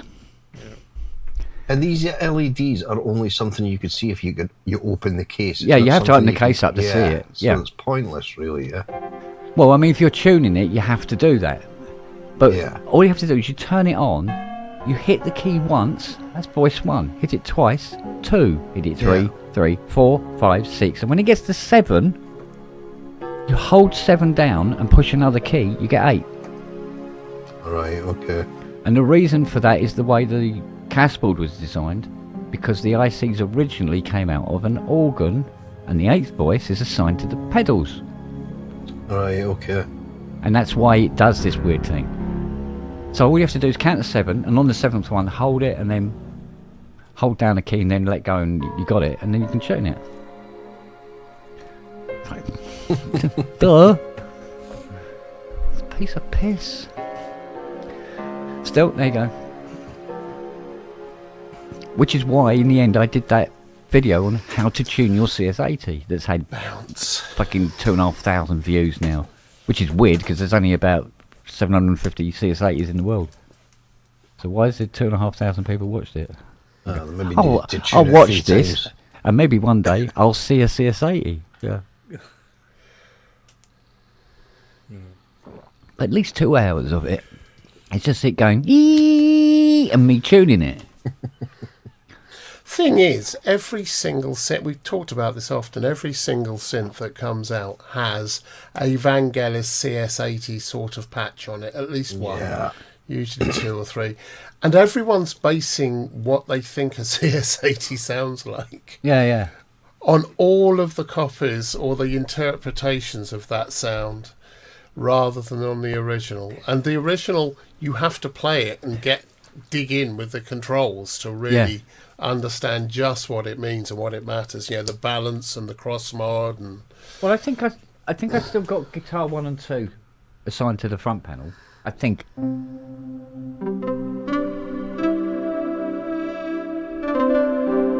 That's using the front panel controls, right?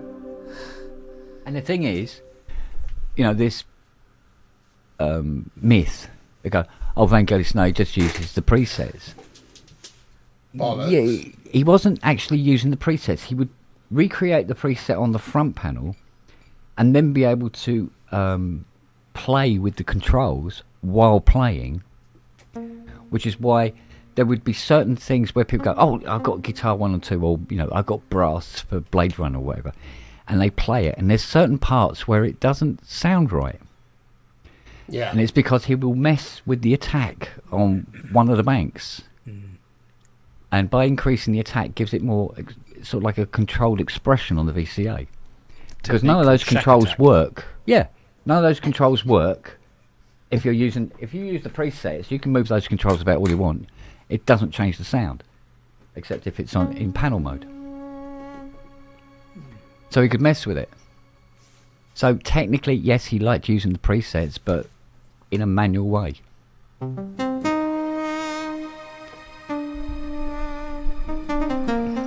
Because I must admit, when I first got my CS80 and I was I went through the Vangelis repertoire, and I go, well, why doesn't that sound right? I can't get that bit when you play in it, and you go, yeah, but that bit doesn't sound right. But it's the right sound. Why can't I do it? I try playing it soft or whatever or harder. And go, no, and of course it's because of this. Recreate the preset on the front panel and then manipulate it while playing. Clever little shit. Very. So, mind you, it helped that he told me that. Of course, I didn't work that out on my own. Not that smart. We need to do some more work on this as well, Kent. Yes, dear. It's getting there, but it's got to be more. It's getting there.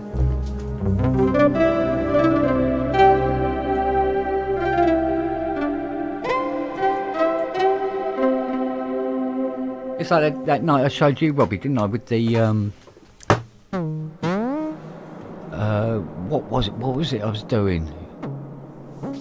China, the lead on China, and you got that long wing going on. Yeah. So you do the pitch initial, and it's not long enough. No matter what you do, you cannot get it to sound like China. So what he does is that on the to each note as he plays it, or not to every note. Yeah, and you do it on the ribbon. There's a way you get the hang of it after a while. And he was doing it that way. So he was really, really playing this keyboard. He wasn't just sitting there using presets. I've seen so many people go, oh yeah, he just plays the presets. It's like, no, he doesn't. No, he doesn't. So, I'm trying to preserve the guy's memory. I've taken it upon myself to do it. I'm sorry.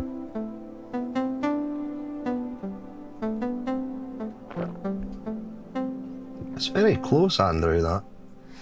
Yeah, it's not quite there. We need to work on the waveform shape, the original waveform shape first. We just need to go dry and get the waveform shape. Well, what I can do is we'll bring the scope up. Yeah. And we dual trace it, and then we'll see what they're doing under the filter conditions. I'll drop the camera down so that we can have a look at the oscilloscope on this as well, because I think it is the wave shape, the initial wave shape. Yeah, it's not quite there, is it? No, not quite. Not quite.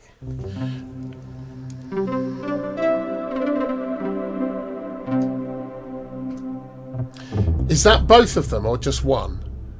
That's both, 1 and 2. Okay, because I've only got the 1, which is guitar 1, which is what we've been working on. So I need to then get guitar 2. And then set up layer as a them. separate preset, and then we can bring them together in a performance and add in the sine wave.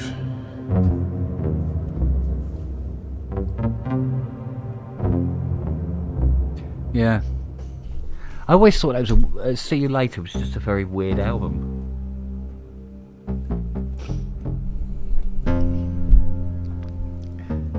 Listen to the A side of See You Later and I'm going, what the fuck is this? What's going on? And then you turn it over and play the B side and go, oh, oh, good, yeah. No, it's not there yet. Nowhere close, actually. It's Still, no. it feels like it's not plucky enough. There so are we just get elements. pluck. There's elements in it that are right now, Yeah. and hopefully they're the elements that it's very hard to get on normal on other synths, and they just nail the other bits. And then If we get the waveforms right, then we'll use that as the basis for everything else as well, because it is those initial waveforms. yeah, I suppose these are it's kind of appropriate to try and get an actual proper recreation of the CS80 on a Yamaha synth. Yeah, exactly that. Well, it helps if now they've nailed the ring mod. And then add all the performance controls in that you would expect when you're using an 80.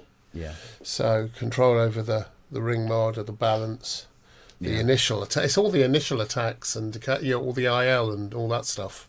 Yeah. That's where it gets weird. Yeah, well, the IL and the AL sliders are they tend to be very, very critical in its And tone. there isn't really an equivalent on this, so it's kind of coded. It's kind of working around that. Yeah. Well, there is a way to do it, but yeah. I mean, to all intents and purposes, what it is a very flash name for its sustain point. But there you go. But they've opened up more modulation destinations with this OS as well. So I think we'll probably be able to do it with some controllers. Yeah. It's just working out how and also, obviously, being able to bypass the sine wave. Bypass the well, filter. we just stick that up on a separate. So we might put that on both of them actually. Well, have that in the initial patch, init patch. Yeah, but you can bring up. So if you bring up oscillator 3, so we'll just use one oscillator for guitar 1 plus oscillator 3 as a sine just going through, bypassing the filter, and we'll just get the level right on that, because that really does add that bottom end grunt. That's what gives you the bottom end. Yeah, exactly. Yeah. So we'll do that. We'll play with it. We'll get there. We will. Well, fun. as Scotty knows, fucking 1,000 hours ahead. In 1,000 hours' time of working on it, we might have a set by then. Yeah. Fucking hell. Yeah. So we'll have to when it's done anyway. We'll put up a demo video of it. See what it sounds like. What it sounds like on the M8X. Yeah. And then might be an idea. You both got that, yeah. You both got the M8X. We've both got M8X. Yeah. But we can play in stereo. Yeah. Yeah, I do the top half, he does the bottom. So, and then once I've learnt this girl, I'd like to do it for the PB12, because the PB12 is going to be more prolific anyway than the M8X. Yeah, you and Robbie should do a whole bunch of stuff on the PB12. You know, it's just the sounds. Were you using the PB12 for your mate's poem, Robbie? Nope. No. What did you use for that? Pure lo-fi. Two tracks of pure lo-fi. Really? And one of augmented Yangtze. Ooh, I see. And was there something else? No, I think that was it. It was very basic, because I didn't want to his voice, because of his MS, and you'd only know this if you'd known Andy for the last 20 something odd years, has got weaker, and I didn't want to take away from that and overpower it. So I just thought, well, I'll choose something that's also a bit scratchy and a bit mellow, and it just those seemed the polyroot. Every patch I sort of was going through just seemed to be a little too much. Yeah. So it was a good choice. Good choices. The sounds worked really well. It was all V collection. What did that without it? Oh, and Acid V as well. Because there's a little bit of 303 in there, so I just use Acid V because I thought, well, fuck it, this will make it all Arturia. And I need to upgrade my Arturia, actually. I do need to update my... I think I'm only on 7 or 8. Oh, blimey. Yeah. What are they up to now? 12? 11. 11. Yeah. But yeah, I fancy that JP8000. I think that's included in it. It is a good place. A great sounding plug. Yeah. Yeah, I'll have to update mine. I wish someone would do the Supernova 2000. Yeah, the Supernova 2. I noticed G-Force done the base station. G-Force have done the base station in it. Yeah, I but don't know no how one's it done the sounds. Supernova. The No. Supernova is the puppy's Pedenda. Just changed the DAC in mine because it was broke. Ooh. Yeah, we weren't getting any output. I had to have a new DAC in it. Yeah, I've got my DAC's beginning to crackle now, so I need to. I've had an RA for it with Novation for almost 3 years, and I just haven't got around to getting it over to them. Yeah. But they know which one it is because it's got a special OS in it. Because I did some dev work for them, and yeah, it's got some features that aren't on the final version 2. Yeah, I wish software, they got so. a voice card for it now. You can't. I don't think you can get them anymore. I think this one's. Oh, it's not here, is it? It's fully. So I've got the 48 voice version. It's just. I've got a 24 voice one. Yeah, it's just a beast, and it's a great mother key. Great live keyboard. You can connect all sorts of other things to it and sequence them and ARP them and do all sorts of things. I've just It's got very the rack mount clever. version. The rack mount version of it. Right. Yeah. So They're good. They're good. They They're are, good machines. always have been, yeah. Yeah. Everyone got a bit sniffy about, virtual analog, but virtually they everything I've always got in sounded here is great. virtual analog, really. Yeah, that's all I've got. Well, look at the Access Virus as well. That thing is just unbelievable. Yeah. Yeah. Just use your ears and you listen to this stuff. You just go, these are great. These are great synths. I mean, I've only got a KC. I mean, but I'd love to get the TI2. It's the TI2 I've got, but it's just a desktop version. I had the TI2 Polar, and that's lovely looking synth. That it is, and I let mine go. I sold it to a guy down in London, and about a year later, I thought, "What the fuck have you done?" Yeah. And I ended up going away and buying the desktop just to replace it. Yeah. Such good. I had the C first. It was the C I bought first. I never had the A or the B. No. No, the TI2 is fantastic. The total integration thing is crap. It's a bit of a sales gimmick with that. It works with some people's computers and other people's it doesn't. Mine's is just midied up the good old-fashioned way. Yeah. With audio outputs coming from it, because I think it was just too much data trying to get transferred over the USB cable. It kept crashing and it was just a pain in the ass. But it sounds great. It's such a good synth. Amazing. Cheers. It's a shame they're done now with that. They're doing all sorts of other stuff now, isn't it? Guitar pedals and thing that Access are doing. He's doing the Kemper Profiler, isn't he? But I think I saw a documentary once where he was saying somebody was asking him. I think it was that Black Noir guy. If he was asking him if he would do synths again, and he said, "Well, he's not going to rule it out." But it's 2, wasn't it? I mean, he did achieve a lot with that TI2. That was great. Oh, it was amazing. Such a good sound. Yeah, Christoph Kemper, isn't it? Yeah. Well, no, that's not it. I wanted one of them for ages. Could never afford it. Oh no, it's that one. The good thing with the TI2 as well is you can upload all the original A, B, C. You can pull all the olds. Yeah. It's all backwards compatible. It's so good. It is awesome, isn't it? Yeah. It's something like 128 note poly, isn't it? Yeah. It's something daft. It's crazy. Yeah. Yeah. Yeah, it's a shame it's only got the 3 stereo outputs on the back, because with all those synths, you can layer up to 16 part, I think it is. Yeah. Okay, now. Yeah, it's crazy. Yeah. That is amazing. That's quite cool.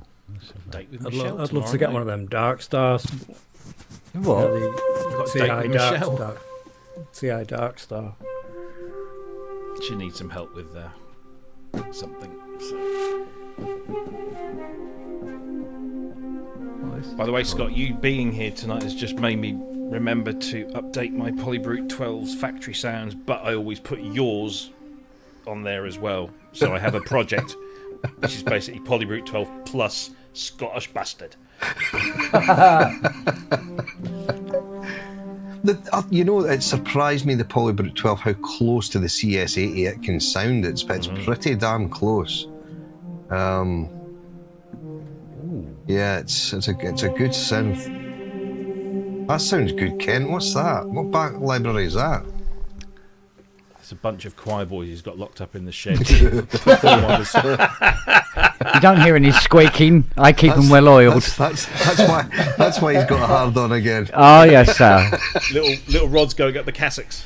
Yeah, all I do is I just draw sign Yamaha on their asses and I'm away.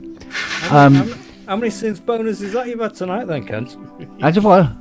How many synth bonuses that you've had tonight? Quite a few. Yeah, I need to watch myself. We can watch my yes. I've just been playing with a plugin from Arturia called Bus Force. Yes. Wow, that's a useful piece of kit. That is. Buzz effects are very or Bus Force? Bus Bus Force. Force. The wheels Yeah. on. Yeah, the wheels on the Bus Force are oblong. This is Dominus. Oh, you mentioned that to me before. Oh yes. She's a bit of a girl. Yeah. I took a look at that the other day because there was a company that was offering Expensive, isn't it? Yeah. big discount on some choir sounds. Yeah. And I listened to them, and I thought, and it was an East-West one. Is it Symphonic Choirs or something like that, or something choirs? Yeah, I got that one. Yeah. And it was and it's East-West. It's East-West. Yeah. And you can put in, the words and the That's how I phonetics. did the Sonic State tune. Yeah. With that, yeah. And I looked at it and I thought, hey, well, what's that one that Kent always goes on about? Dominus. So I googled Dominus and I was like, It's fluffy audio, isn't it? yeah, it's fluffy audio. It's 379. Oh, it's come down considerably. that then. has dropped, because the last time I not- looked, it was like 800 odd quid. That's if I was looking at the right one, but it said Dominus quite. I mean, there might have been a different tier or something, but It's got a tone. yeah. And I listened to some of the demos and thought, yeah, that is very It's good. beautiful. I don't know if I'd use it enough to justify that. No, you probably wouldn't be reaching for it as often as you think. Because it just does one thing. It does it very, very Exactly. well, it just does But one because thing. I like to mess about in the film scory world, Yeah. it's very, very useful. Very useful. Yeah, you've got Dominus Choir and you've got Dominus Choir Pro. Ah, right. Yeah. Pro's I got- €649 just now. Yeah. Wow. Is it the Pro you've got, Kent? Yeah. Yeah.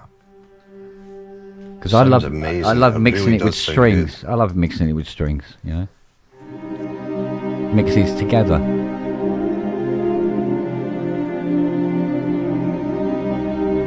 How's it go? No, it's up here. Let's try it.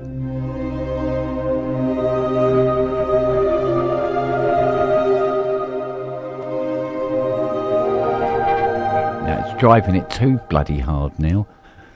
1 minute it wasn't driving it enough, and now it's like gone off the bloody charts. Hang on. Sounded pretty good here. Yeah. It was but it's now clipping a little bit, is it? Yeah, I need to dial it. Maybe a bit less. Hang on. Bit less. Yeah. Bring it down to there. Let's try it.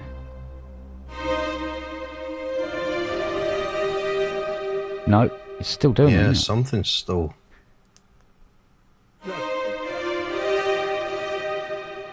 It's not your send to your reverb that's a bit hot, is it? It's not showing us clipping though.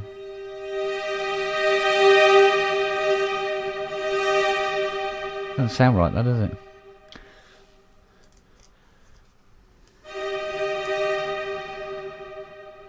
Weird.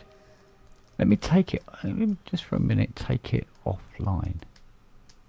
Let's turn it off.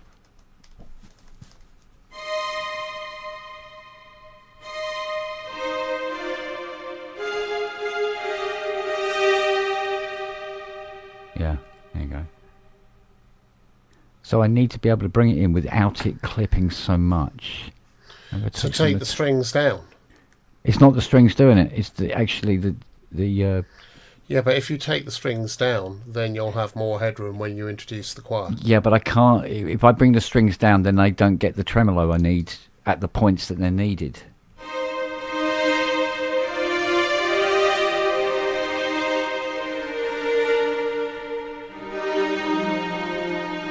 This is where it's difficult when you're trying to get the balance of these bloody things.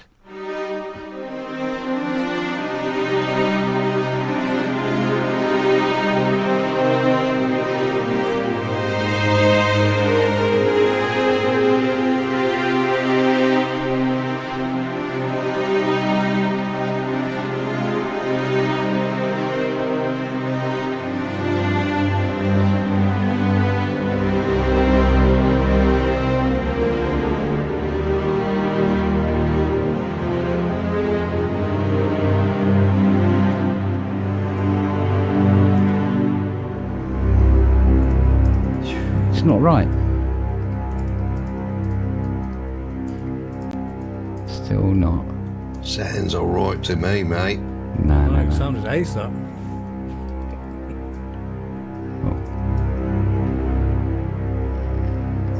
Where are my strings? Hang on a second. Where do I keep my strings? Let me bring these down.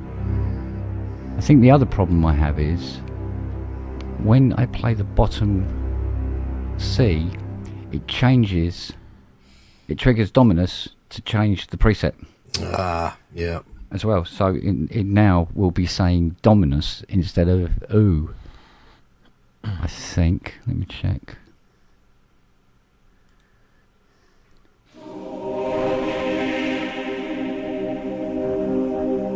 And it is clipping like a fucker. Hang on. Okay, because I don't really know how to use this plugin yet. What I will do is do the sensible thing and no. Oh, it doesn't give me the option. Oh, thanks. That's really fucking useful. Where is it? Lose my fucking mind here. I just want to remove the plugin, and now I can't all of a sudden remove the plugin. Talking of which, I need to go and remove myself to a nice big fat cup of tea and a biscuit, I think. So, fun though this is.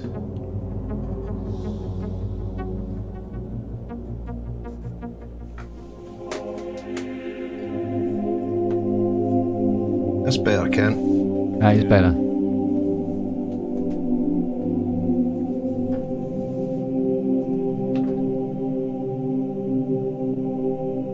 Okay, with that in mind, It does, yeah. Yes, but it costs. Yeah. Costs, my friend. Yeah. No, we don't want a fender on it.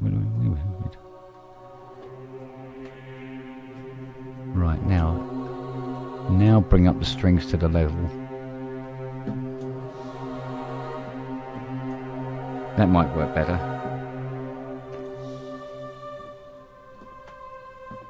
Just been told by Royal Mail that that's arriving tomorrow. Hey! Hey!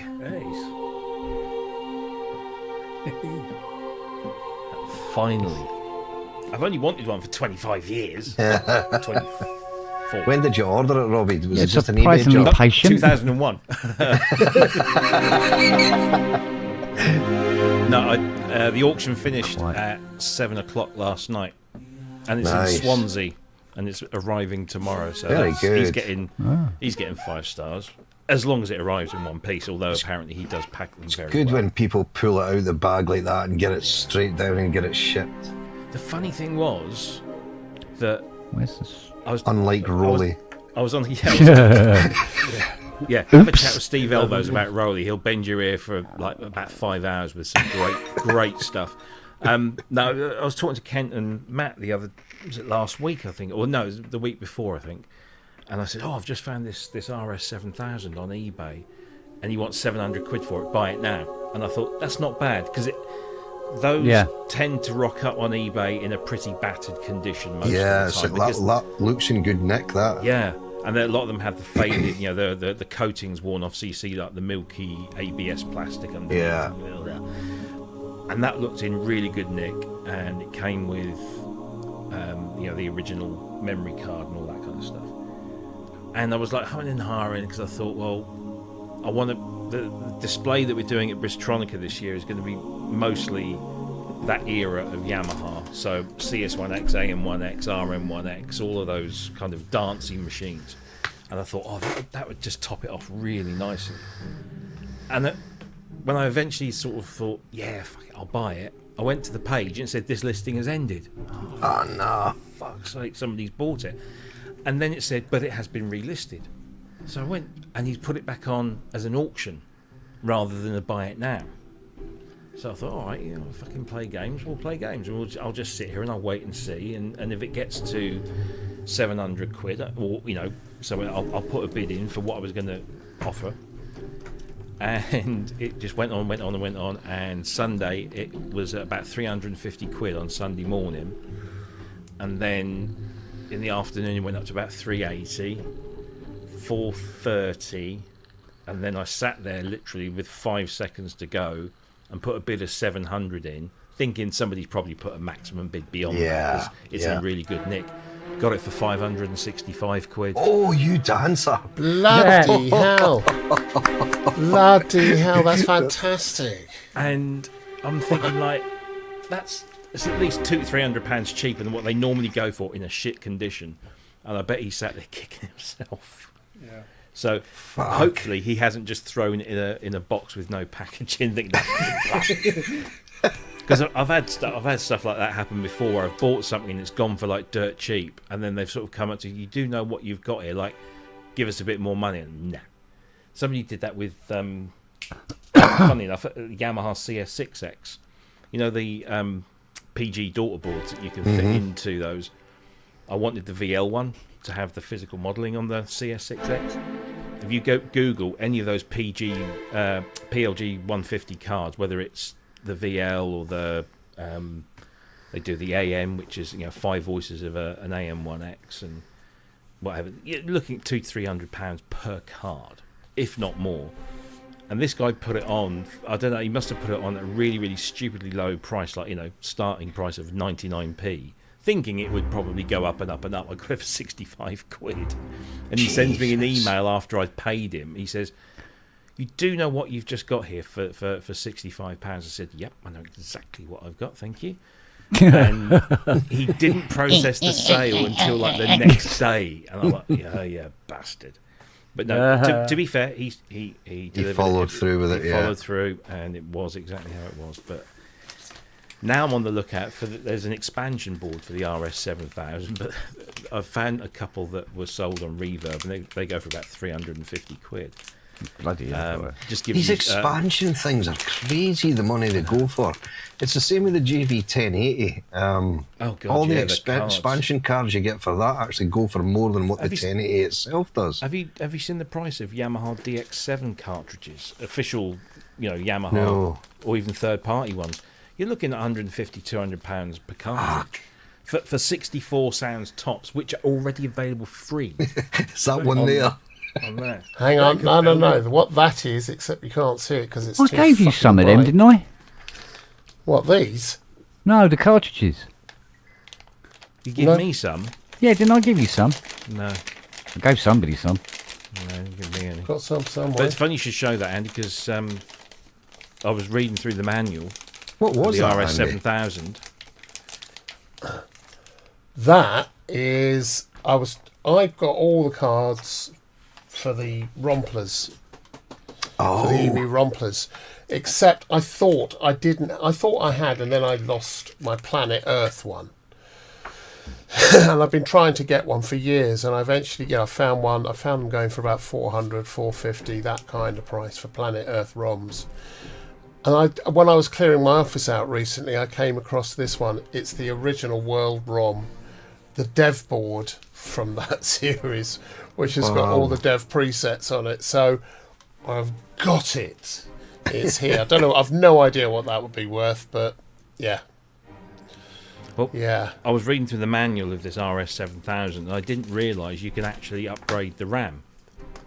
Oh, It can just you? uses standard 72-pin Sims. Dims or Sims. Dims. Yeah, one of them, I can't remember. But I've got a box load of them that I almost threw out.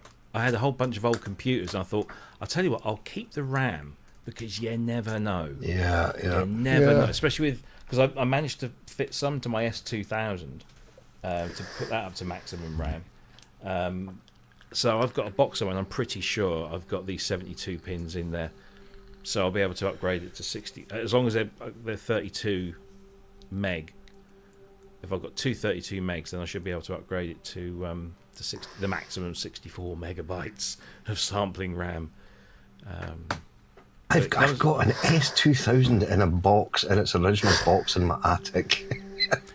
Never use it. One of my work colleagues who also does SCSI drive and stuff with it. Yeah, this work colleague of mine, he pinged me one day. He says, "What do you know about the Akai S2000?" I said, "Yeah, it's all right.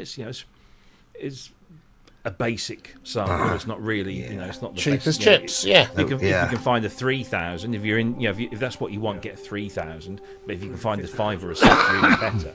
And he said, "Well, there's somebody selling it on Facebook Marketplace, and it's not a bad price. So I think I might have a go, just to mess around." So off he went, and then he got it picked up like the following week, and he pinged me again. He said, "You know that S2000?" I said, "Yeah. Is it faulty?" He says, "No, it's absolutely fine. It's just I can't fucking understand it. It's only got a little 2-line, tiny little display Tiny on little it." screen on it, yeah. And he said, I can't be fucking bothered with it, so I'm probably going to flog it. I said, "How much did you pay for it?" He said, 40 quid. Yeah. I said, "I'll give you 40 quid, I'll have that." Yeah. Put it in my Akai Tower of Power. So I just found a library I did for Akai. They bought out. Do you remember the SO1? yes. Yeah, my God. No memory. I can't remember if it was 1 megabyte or 2 megabytes of memory. I can't remember now. But Dave Caulfield asked me if I could do a piano for it. I think it was 8 samples or something like that, and I think it was 1 meg. And in the end, I ended up sampling at twice the speed, and then slowing them down, tuning everything down. So sampling pianos and then twice the speed or whatever it was, and detuning it. So you lost a bit of the top end, but it ended up being for what it was a pretty good thing. And I just found all the original sample discs down here that I did for that. I've got boxes and boxes of S1000 discs that people have just they've given to me. Like Brian Nash from Frankie gave me like this big box of floppies that has got loads of S1000 stuff. I just can't be bothered to go through them all, because my S6000 I think will read the floppies or I have to put them on a SCSI CD because it will only. This is the thing with the 6000 is that it could only read old Akai format stuff off of a CD drive, and the CD drive had to be a SCSI CD drive. So that's when I bought my S6000, I said I'll just throw in the SCSI CD drive as well, and that was the only thing I ever used it for, was getting it. Do you remember the catalogs? You get tons of S1000 sample discs, and you get one of those, and you could transfer them all over. But I've got boxes and boxes. I even bought a box of floppies off of eBay. They're going for like a £5 for like a couple of hundred floppy disks that were allegedly all got S1000 stuff on them. Somewhere here, I've got boxes and boxes of Fairlight 3 samples, which I converted from the 100k Fairlight samples down to 48s and loaded them into an S3200. I've got boxes, and they're fantastic sounding samples. They're really, I mean, just astonishing sounding samples. I used to use those all the time for productions, and people just kind of, where'd you get that? Zip drive in it. Oh mate, I've got tons of zips. Yeah, I've got three zip drives, one parallel port, one SCSI port, one USB, for all the different. So I can move stuff around on the laptop. I've got an old Dell massive industrial strength laptop that I got from a BT engineer, and that's got the USB zip drive in, so I can do all my Emacs and EMU stuff. Yeah. And then I've got the SCSI one, which I think is plugged into the Emacs, and then I've got a parallel port one purely because somebody told me it was a SCSI one, and when I got it home and looked at it, he just saw the 25 pin port and assumed it was SCSI. Yeah. But to their credit, who was it? Who made the zip drive? Iomega. Iomega, yeah. They did this parallel port version, so that just sits in the drawer now and never gets used because they are notorious for failing. Yeah. And if the USB the click one of fails, death. yeah, if the USB one fails, at least I'll have the parallel port one to fall back on. If the SCSI one fails, well, actually the SCSI one is one of the newer ones. I think it was a 250, but it works just as well. So, but yeah, I've got fucking tons of zip disks. 7. Probes has got a Yamaha A5000 for 90 quid about 15 years ago. The Yamaha samplers were really good. Yeah. They were impenetrably complicated, but they sounded amazing. If I can find a TX16W, I'd love one of those. I used to have the 5000. Or the TW. Yeah, the 5000 is good. Did you ever see the what was the one that I don't think they ever fully made it? Was it the 7000? The A7000? There was like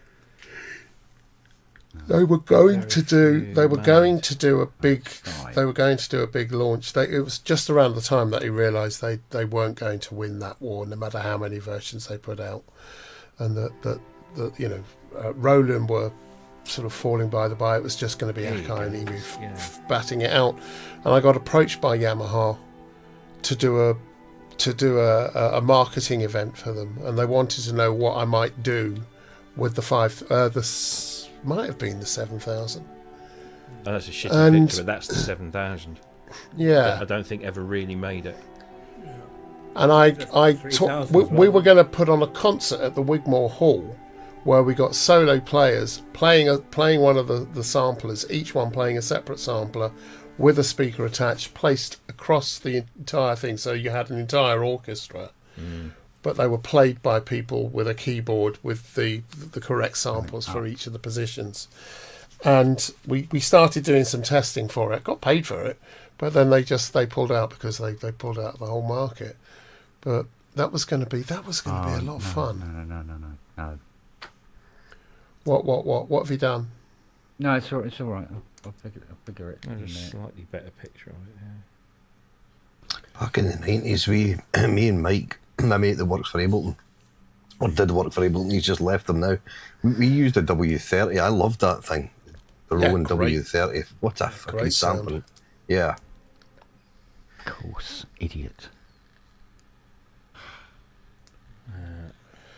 Yeah. Yeah. I think Roland stopped after that. They didn't really do any more after the W30, did they? I don't think so. Nothing to write home about, anyway. I mean, they did some the rack mount stuff, the 550s and the whatever, but keyboard ones, I don't think they did much beyond that. I was never really into the Roland sampling thing, although I was always quite envious that they had a full-size monitor and a mouse. The rack mount ones did. So, but I got so used to using the S6000 because it's got the remote panel. Is that the 770 with the screen and that? Yeah, I think it was. I think you could have had it on the 550 as well. Not sure. So I'm not a.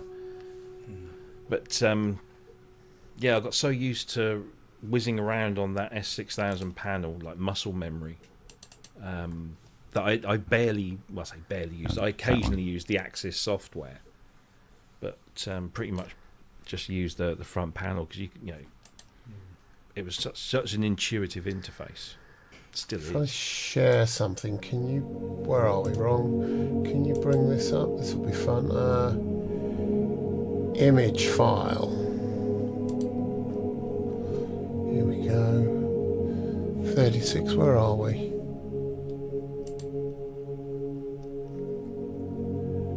That one. That one.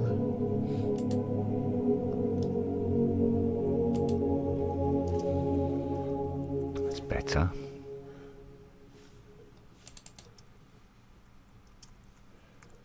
And the real issue is going to be that one. That's one that never happened. I'll show you. You just reminded me. Let me see if I'll find it again. So you know, after Akai did the S6000, the next one that they did was the Z4 and the Z8, which we worked on those, and they were just so disappointing. You know, they halved the size. I mean, they were in so much trouble. I remember when they had the Z4 and the Z8, and the Z8's redeeming feature obviously was 24-bit, but also that it had no off samples as well. So if you were doing things like when we did the CP70, Steve sampled each note, but then he also sampled the note off mechanical sound. So it was so authentic in such a small footprint. Keen eventually, when they went out on the road, they didn't take the CP70, which they were famous for. They just took a CP70 shell with a MIDI controller in it and had two Z8s using our samples. But here's one. So that they did the S6000, and Steve drew up. They were coming up with a concept for the next sampler, which was going to be 24-bit, 96K, I think. And it was going to have this blue design, blah blah blah. They were into their blue at that point, and he came up with this, and that was the S7000 that never happened, and still had the detachable front panel, but it had, as you can see on the back, instead of all these multiple analog outs, it was all digital. Everything was digital, Firewire, USB built in as standard. No cards. They just said fuck it, put the whole thing in there, and it never happened. Fuck's sake, that looks a business as well, eh? It would have been. The dog's leathery bits. What's optical in and out as well? Yeah, optical and Firewire. AES, and SPDIF and Firewire and USB, and you didn't. The whole point was this was it. You didn't need to put any expansion cards in. Then, to go along with the Z series, so this is how stupid they were. This thing, let me just take that off. No. So then they released the Z4 and the Z8, and because they knew their time was up, basically, and they knew that the software kings were going to be taking over, they came up with this, which was the VZ8. So this was their software sampler. That looks so similar to what Emu did with their software thing, and it was just a huge mistake. They could have reskinned this says it. NAMM debut at the top, and they actually this was virtually out there. I think I actually had a dev copy at one point before they pulled it. I have no idea where it is now. It probably wouldn't stand up to much, but yeah. And then the one of the last things they did before they, the light was extinguished and they were snapped up by Mr. O'Donnell, was they took the Z4 and said, right, fuck it, we're gonna stick a 20 gigabyte hard drive in there. We're gonna fill it. So basically, it was a sampling preset machine. You could sample on it, but they were selling it as a preset, and they called it the fucking Boreas, the Akai Boreas. Oh, fucking hell. Which apparently is a kind of wind. And me and Steve used to joke all the time, yeah, it's a fucking fart, isn't it? I mean, and as you see there, it says they stuck a label on it, coming soon. This never actually made it, so I don't think it made it to market, or if it did, it was very few, and probably Japan only. But yeah, so actually I've got the mock-ups. I didn't realise I had them. Steve elbows the Akai Borat with the Mankini add-on. So there you go, the boring. So they even called it the 24-bit 96 kilohertz sound module, rather than bill it as a fucking sampler, because essentially it was a Z4, an unexpanded Z4, but with a 20 gigabyte hard drive, and that was the production. Yeah. What a bunch of wank. I mean, it was such a disappointment when it all went Pete on.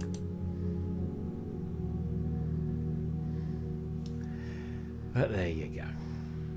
Steve lost his job, and then when they realised there was nobody decent to do sampling, he then got promptly offered his job back at a reduced rate, but he took it because he didn't have anything else. And then he eventually ended up working on the Fusion, the Alesis Fusion. Again, another fucking abortion.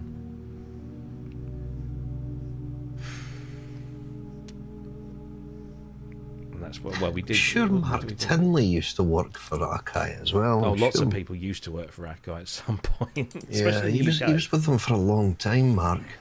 They had an office in Cambridge where Cockrell and Cockrell, was it? Yeah, Dave Cockrell. And who was the other guy? Oh, I can't remember his name. It's gone. But yeah, they had this office in Cambridge just off the Newmarket Road.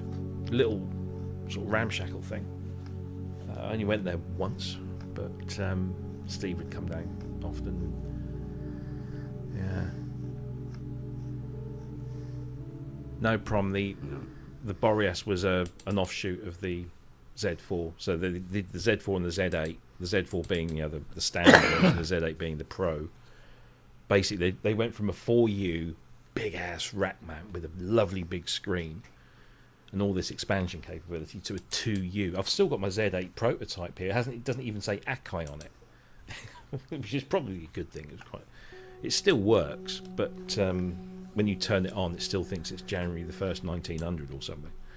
It loses all its internal memory settings, even though it's got a battery in it. It doesn't work. I hated that thing. Those are the days. So then we went on to Fusion MPC 3500, which was originally called the MPC 5000, which is essentially an Alesis Fusion in an MPC. What else did we do? Oh, we did the MPC 1000, MPC 500. Still got my 500. Fusion. I think Fusion was the last hurrah, and then we said, fuck it. And Steve left and went off to actually make Hollow Sun a proper business, because it had never really sort of done a huge amount. I almost worked or was taught by Steve in 1986 when I went to my careers officer sometime in 85, 86 at school. So, Mr. Pericelli, what would you like to do when you leave school? I want to be a pop star. Well, I'm afraid I don't think there's many courses at college or that you can do for that. But have you ever thought about getting into the production side? I said, no. But, what have you got? Oh, well, I think we can send you on a microelectronics course. All right, whatever, because I didn't have to go on the dole. So signed up for this microelectronics course. I did one lesson, walked out and went home because it was nothing. I should have done it. In retrospect, I should have stuck it, and it would have probably done me a world of good. But I was too impatient. So I quit it. And I was looking around, I was searching around Sound on Sound and what was it, 1-2 Testing and all of those, magazines. And this advert kept coming up saying the Gateway School of Recording and Music Technology in Kingston upon Thames. 6-month course costs 2,000 or 2,500 quid. 6 months. No guarantee of a job at the end of it, but all of our students walk into work and walk into to jobs within the industry, but there's no guarantee. And I didn't have $2,000. I mean, this was mid-86. A lot of money back then, wasn't it? It was a lot of money back. I mean, for me, it was, I had I had a paper round. That was it. So I went to my mum, who my parents had divorced like 4 years earlier. I went to my mum. I said, "Can you give me £2,000?" And she said, "No, I haven't got it." And I said, "Well, if I go and speak to Dad, if he puts maybe half, can you?" "No, I can't do that." So I went to Dad. So Dad had just been literally financially raped by my mother in the divorce. His business was going to pieces because there was a recession and blah blah blah. And I said, "Dad, can you give me £2,000?" And he basically, in Italian, he told me to go fornicate with myself. And it was like, oh shit! There was absolutely no way. So I literally gave up on the idea. Anyway, 1990, whenever I bought the S6000, which was 98, 99, I can't remember when, I got 256 kilobytes per second internet connection, and I was online and I was searching Akai S6000 samples because I wanted them in the Akai, the S6000 format. And this website came up in Google, hollowsun.com. I thought, okay, look through it. And there was all these samples, all in S6000 format. And they were all vintage instruments, Fairlights, Profits, emulators, Oberheims, just Yamahas, the lot, Roland stuff. There was loads of stuff. And so I had this little download manager, and I clicked on all the links, and I just left it running overnight. And I'd go back the next morning, and there was still some to come down. So sort of 24, 48 hours later, I got all of this stuff off of the Hollow Sun website, and I was happy as a pig in shit. I was like, this is amazing. I've got all of these sounds from vintage, and I've got Fairlight sounds. I mean, for me, that was just the pinnacle. So I thought, I've literally raped this website of all of the content, and it's all free. I've got to say thank you. So there was an email. It said info@hollowsun.com. So I clicked on it, and I said, "Dear Hollow Sun, I've just managed to completely download all of your S6000 samples. I am so grateful, blah blah blah." It was just a little email, and pinged it off. And about an hour later, I got a reply from Steve Howell. And Steve then, he basically said, "You're the first person that's ever said thank you. So thank you for saying thank you. And I hope you enjoy your new sampler." And he basically told me a story that he worked for Akai, but Hollow Sun was this little side project. He'd actually started the Hollow Sun studio some years before, and then just took the name and applied it to this. And he said the Hollow Sun project is basically to generate content to encourage people to buy the samplers. So it's kind of like a side hustle where he would do stuff. And then so I emailed him out. We just started emailing, and we found we both had the same sense of humour and the same sort of likes and dislikes. He was a big Tomita fan and a big Mellotron fan. He loved the Mellotrons and hated the Fairlights, and that's where we started to have a lot of banter because I loved the Fairlights, he hated the Fairlight. And And then one day he revealed to me that in his distant past, he was a tutor at the Gateway School of Recording and Music Technology. And I said, no way, I was going to apply for the 1986 intake. And he says, I would have been your teacher. Which, of course, was a lovely little thing. But what then happened was he taught me how to sample properly. He gave me all of his little hints and tips. He used to call it bonsai sampling. Although he used to say it in his Welsh, bonsai sampling, boy. And basically, he showed me how you can get a really impressive, piano or whatever from a very little sample, if you know how to use the synthesis part of your sampler. Yeah. And I mean, he did a project for Korg. What was it called? The TR something. It was basically a mini Trinity in like a 25 or 37 key form. And Korg went to him and said, "You got 640k, get as much," or something ridiculous, like that. He said, "You've got to get as much." And the amount of stuff he crammed in and the quality of it was incredible. And so he had this technique, bonsai sampling, and he taught me how to do zero looping cross points and cross fades and all that stuff. I've probably forgotten half of it now. But what a fucking legend that man was. Sadly, a fucking raging alcoholic, although you'd never really know unless you were with him, and then he was always fucking drinking, and that's what killed him, that bastard. So big loss. It was terrible shock when he left. Thing was, that's what killed him. Was we'd have conversations like, you think the pubs are long. We'd have conversations till 3-4 o'clock in the morning, just like on Messenger, just backs and forwards. And he would always tell me about Alice, his daughter, how fucking brilliant she was, and she'd been born with a crooked spine, and she'd gone through all this surgery, and she was amazing. But she was also a great musician, great violinist, and he would just go on and on and on about how amazing Alice was, and she is. And then I didn't realise. I knew when I met up with him in Cardiff once. I was working up there, and he came across to the hotel. He drove to the hotel.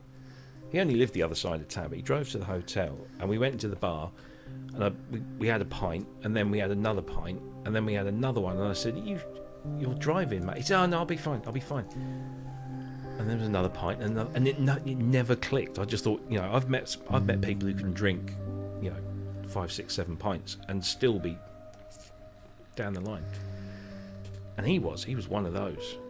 And it was only after the funeral that I sat down with his wife Angela, who's lovely, and she was telling me stuff, and it was just like a kick in the face. It was just like, what? Didn't realise it was that bad. Really was. And he tried to stop because he knew that if he carried on, he wouldn't see Alice reach her full potential. And as soon as he stopped, it was like, if you're a raging alcoholic and you stop drinking, your body says, whoa, hang on a minute, I need booze. I now rely on this to function. And his body just went, fuck you, I'm off. And that was it. And he was gone. Thankfully, Alice. Sad. Alice went on to graduate from the Royal College of Music, and I forget the name of the orchestra she plays in. I know she plays in the Orchestra of Wales, or whatever it's called, but the big Welsh orchestra, and she also plays in one of the big national ones as well. And she's a very accomplished violinist. I knew Steve for years and years, Robbie. I knew him for a really long time. I had absolutely no idea he had an alcohol problem. Not a lot of people did. But then absolutely at his wake, none. I met a couple of people at his wake who would be on trips to Japan with him, for Akai, and they'd say he would drink anybody under the table, just anybody who just. And then once I found out all these little things, that, you know how when you discover something about a person after they've gone, a whole bunch of stuff that you never really thought about kind of makes sense. That happened before they died. I remember he told me, "Oh, I've just lost my driving license." I said, "What do you mean?" He says, "Oh, well," he said, I was driving, blah blah blah, and the son, because he'd had a bit of a midlife crisis, and he bought himself a Mazda MX-5, and he was driving. Apparently, this is the story he told me. He was driving down the road. It was sort of first thing in the morning, and the sun was coming up, and he was driving into the sun. And he didn't see the lorry that had stopped, and he'd gone into the back of this 40-foot Arctic. Luckily, it had one of those contraptions that stops him going in and decapitating himself. And when he told me about it, he lied outright, and he said, "Bloody sun came out in my eyes. I couldn't find my sunglasses, and the next thing I know, I'm in the back of this lorry." Fucking hell, all right. Okay, well, what are you going to do? He said, well, he said, I'm living in this little cottage at the moment, and I don't need to go anywhere, and if I do, I can get a taxi. And I'm like, okay, fine. Of course, at his wake, I said, so, do you remember when Steve had that accident? Yeah, he was fucking raging. He was off the scale when they breathalyzed him. I thought, oh, fuck, of course. Absolute sense. Jesus wept. And there was loads of stories like that, loads of stories. Most people would say, with sort of chuckling, that was Steve. But it's what fucking killed him, So, yeah. It's an arsehole, that thing. I mean, it grabs you. It is, and I still miss him. But there we go. And he was a cantankerous old fucker. He's an absolute fucking arsehole. He was a total bastard, but I loved him. I've still got copies of emails and messages.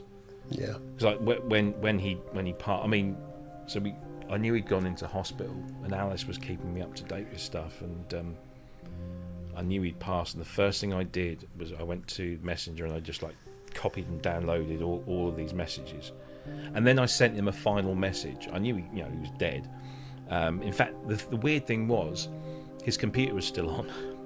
And so my message apparently got delivered. But I sent him this really long thing. It just made me feel better at the end of the day. But I called him every name under the sun.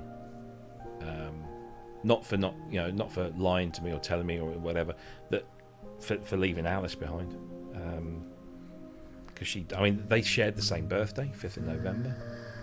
They were joined at the hip. They adored each other. And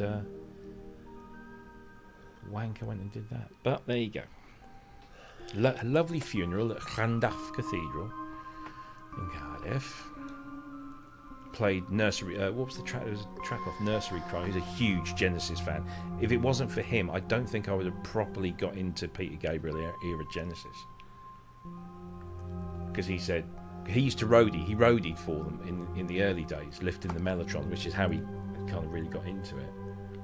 And he said to me, what's your favourite Genesis album? And I said, it's probably, Abacab or maybe, Genesis. And he said, fucking Phil Collins here. He said, no, you want to listen to the Peter Gabriel stuff? I said, just can't get into it, mate. So he said, right, listen to these, listen to this. And eventually he wore me down. And I'm glad he did. But also, he got me into Mac, because he was always on a Mac and I was on a Windows machine, and we would fight horribly late into the night, because he said, if you get a fucking Mac, we can do all this stuff and I don't have to worry about converting this and converting that. And I said, nah, fucking Mac, it's just a fucking, digital trinkets and it's fucking for rich boys and blah blah blah. And here I am, fucking surrounded by them now. But yeah, we had those arguments often. That was really funny. Yeah. Listen, I've got to go, matey, but that was a lovely tribute, I think, to Steve, because he's still there in my head. Oh God, yeah. He does that thing.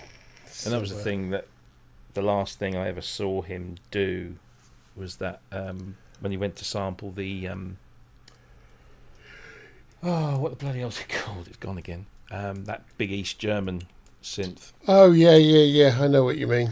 Fucking and I remember seeing the clip that Ina, the director, had shared, and I looked at it, I thought, is that Steve?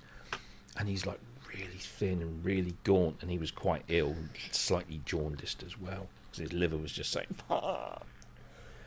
And he'd gone all the way to Berlin, was sampling this, what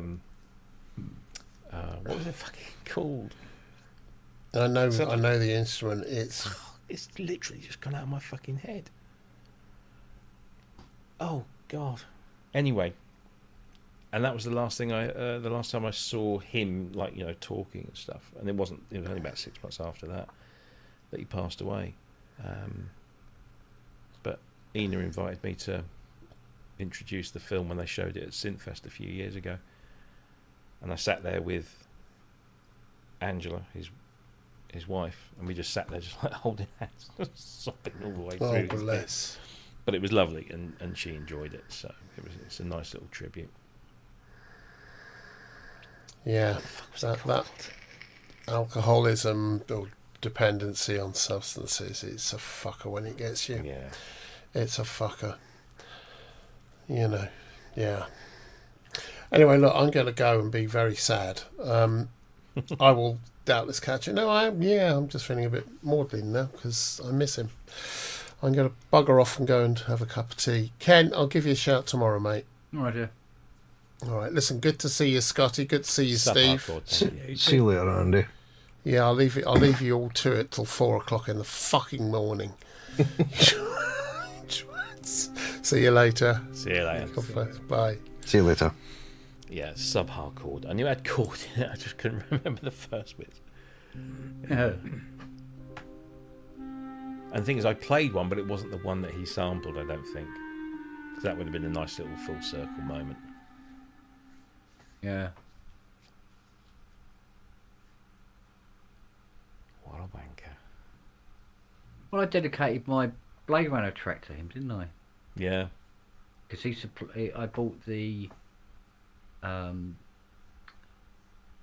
String Melody 2 sound font. Oh, yeah. So I was actually running that off an AWE card at the time to supply me with the correct string sound that I needed. I think the first ever credit I got for sound design was on Nostalgia. Do you remember that plugin, Nostalgia? Rings a Which bell. was basically the entire Hollow Sun library. Mm. And it was licensed by Time and Space. Oh, okay. Yeah. Time and Space, they were huge back in the day. Yeah. I've still got some original Time and Space CDs somewhere. Yeah. And they basically offered Steve a ton of money to license all of the Hollow Sun material, which had previously up until that point been given away free, but only in Akai format, which of course was easy to spread around, that Akai S6000 format, because it was all WAV files. Yeah. So they said, could you produce it in Contact and a couple of other, the software sampler formats? And Steve was a little bit reluctant at first because it was his baby and it was the free thing, and he said, yes, I reckon it's been available for free for long enough, so anybody that wants it has probably already got it. So he licensed it to Hollow Sun, and licensed it to Time and Space, and I'd supplied about 3 or 4 instruments on there that are all. I just basically, it was kind of me saying, get a little bit of payback. So I sampled McCall Prophecy, the Yamaha CS1X, and some other bits, and I gave them to Steve to publish it on Hollow Sun and give away for free. But then of course, they all went with this thing, and the bastard actually gave me a fucking credit on the thing, which was very good, unexpected. So that was. I never got a copy. No. So you got a credit but no copy? Never got a copy. Because the thing was, time and space. The deal was that as soon as they got the license to it, Steve had to remove all the free stuff. But he got round it because we ended up working on the Alesis Fusion, and he was able to translate pretty much most of that into the Fusion format with very little work. And so he then released them a lot of his HoloSun stuff as free packs for the Alesis Fusion. So he still, got those out there for nothing. Bless him.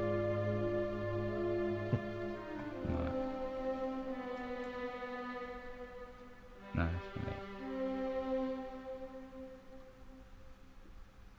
that's so weird. What's going on? What's up, Ken? Well, 1 minute I think I got it, and next minute I haven't. That's the easy way. I'm trying to do it the hard way. I think is that one of the new presets? I've not heard it, so yes, I think it is. What position is it? It's on the first page, which is where I think most of the new stuff is. Yes. Although they didn't change A1. Yeah, A1 is still the opening. Still A1, yeah. But it is a nice sound. But the thing is, you listen to that, right? Okay, I'm going to make Scotty Boy go a little bit red here. Yes, it's nice.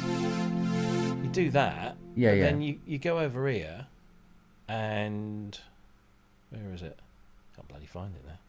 So just yeah.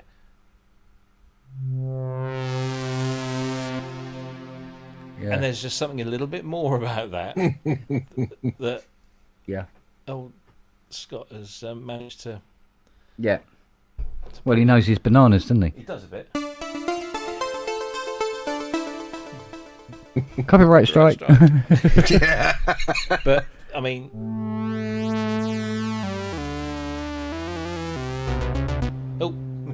steady.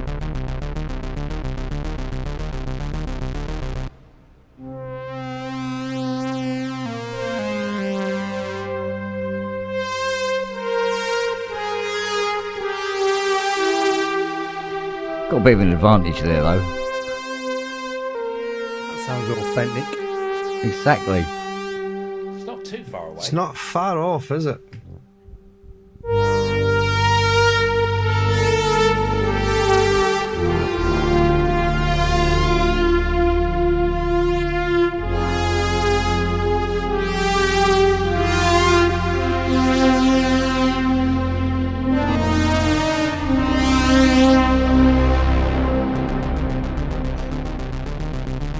There we go. Ready? I can't remember it.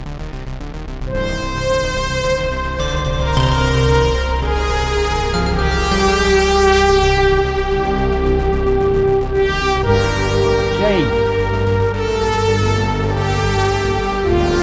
D. Then F.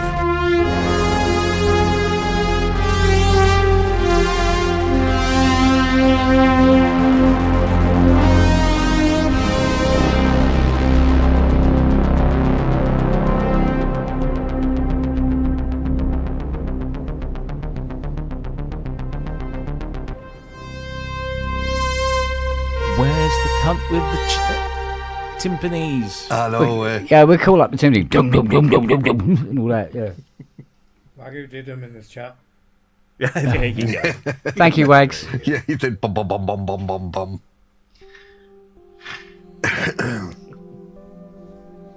No. And that's why I always have Scott sound loaded up with my presets. And so should It's a remarkable synth, the Polybrute. It's so good. It's definitely a future classic, that one. I think it's already a classic. Well, yeah. I would argue. Definitely. All right, let's try it with the other bit then. Oh, fucking hell. Here we go. Is that it?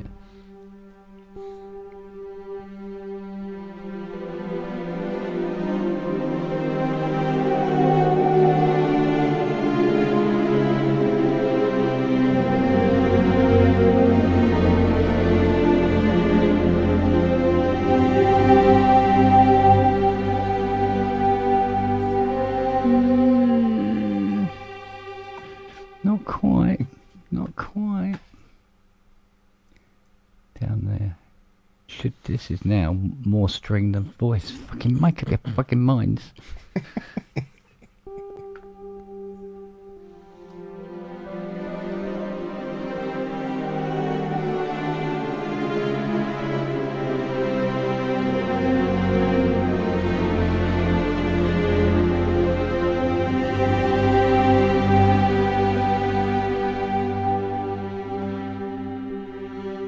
I'll be down here, hang on.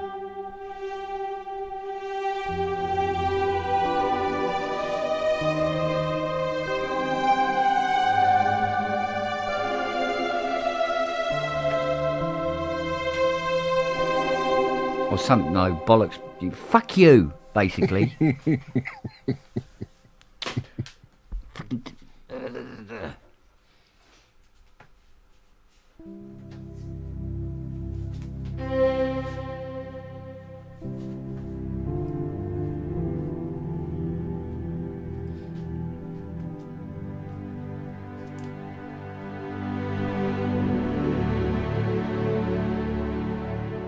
Gotta have an expression pedal, otherwise you are bitch meat. Got to have the expression pedal, my man.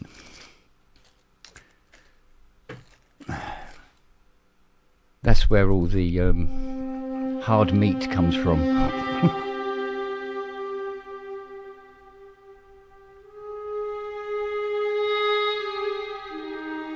Nice.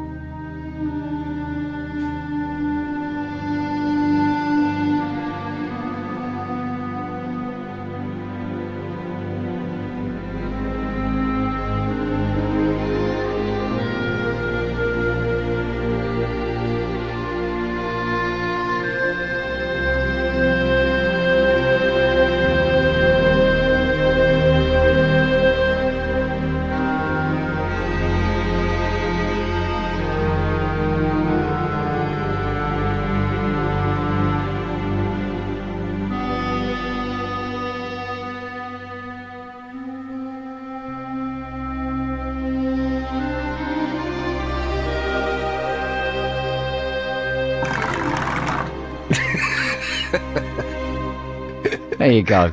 There we go. Making up shit as you go along. It's the best way. Oh, yeah. Because sometimes you go, and the other person goes, no, I was okay. No, man, it's sort of like that, doesn't it, sometimes? And other times it goes, and you go, that exactly. seems weird. I like that. The happy mistakes are always the best ones, though. Oh, God, You know, when you come across something and it's like, oh, fuck, what did I do there? And it's when you can't get it back. Yeah. It's like, Or somebody does a bass note that isn't actually corresponding to the chord at all, but really sets that imbalance. Alternate basses are so cool. Oh, yeah, when they come along, mate. Lovely. Aye.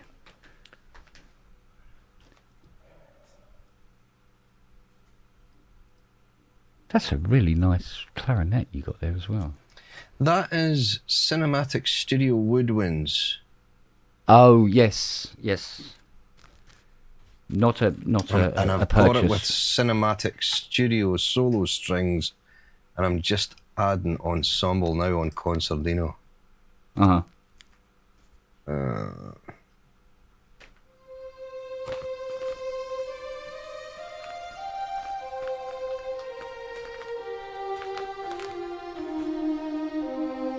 The legato mode on this is really good, actually. They added that as a later. Yeah. It wasn't always there. And it's so good. Oh, fuck. It's a bit loud. In the room.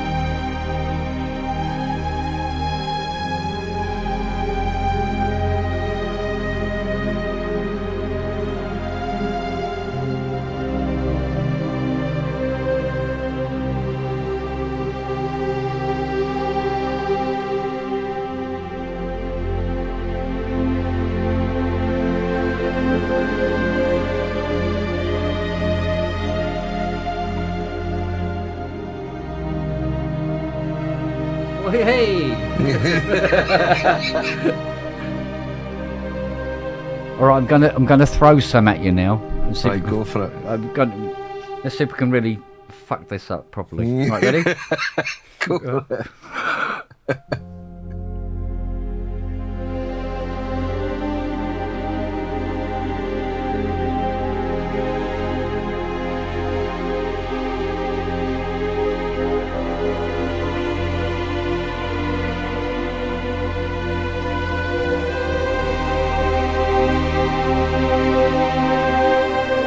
Oh, no. I apologise. That was a horrible fucking change. Thought you were really trying to catch me out. Yeah, there. it'd gone from Romeo and Juliet romantic to Sandy Shore. No, you can't do that, sir. There's the door. Leave.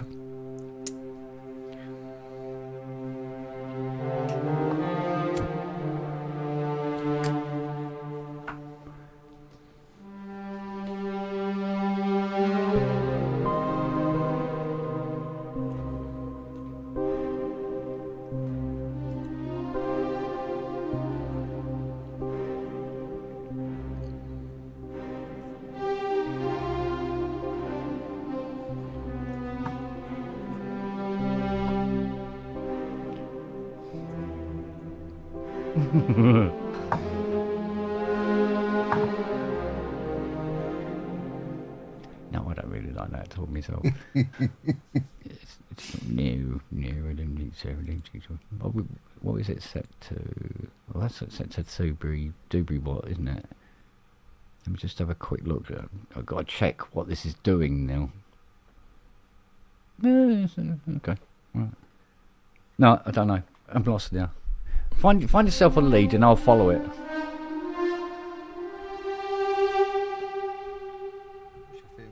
What's your preferred key? For this experiment, let's go with C minor. Yeah, sharp. Whatever the fucking hell it is.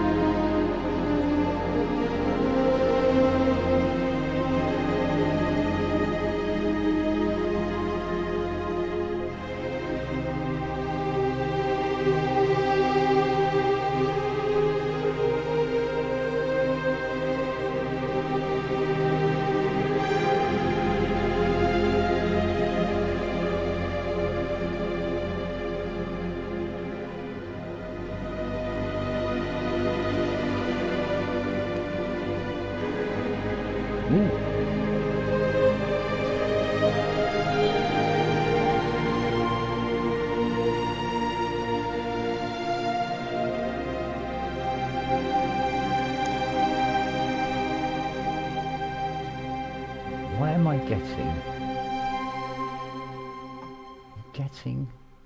something weird going on here. Hang on.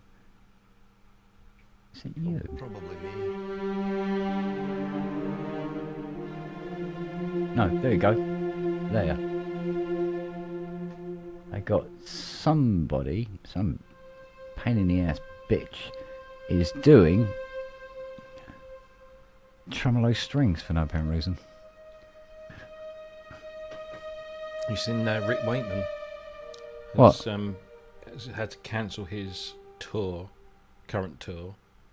Right. As doctors have recommended, he undergoes surgery this month to correct an ongoing health issue. Says no interviews or any further information will be provided at this time. Oh.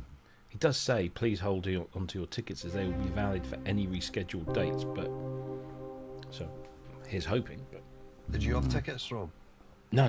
No. I think this tour was in America, but okay. But yeah, not good to hear. No.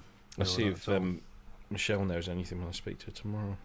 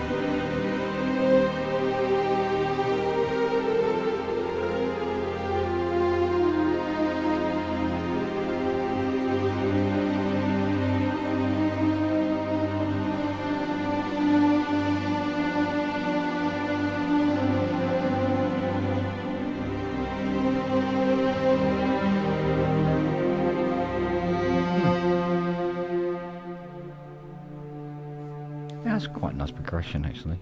If I can.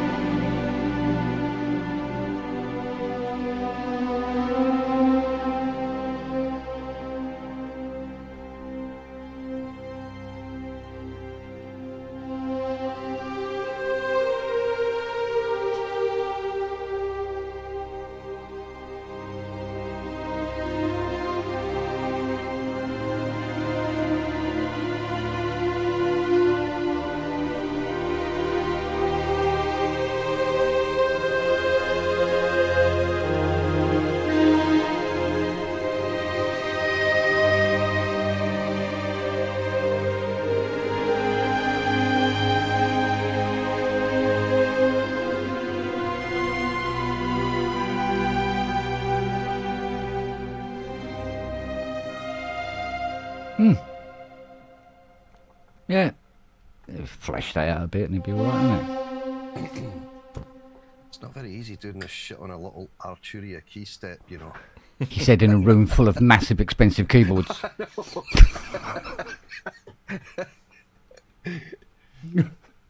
It's literally the key step I'm playing this one. It's like, fuck. I keep having to transpose it up because I run out of keys. I can't Oh, go for God's sake. scale. You're not making it easy on yourself there, lad, you know. I'm no. Oh, I don't know. Oh. Fucking hell, my coffee's evaporated. I knew it was warm in here, but fucking hell. Back in a sec. I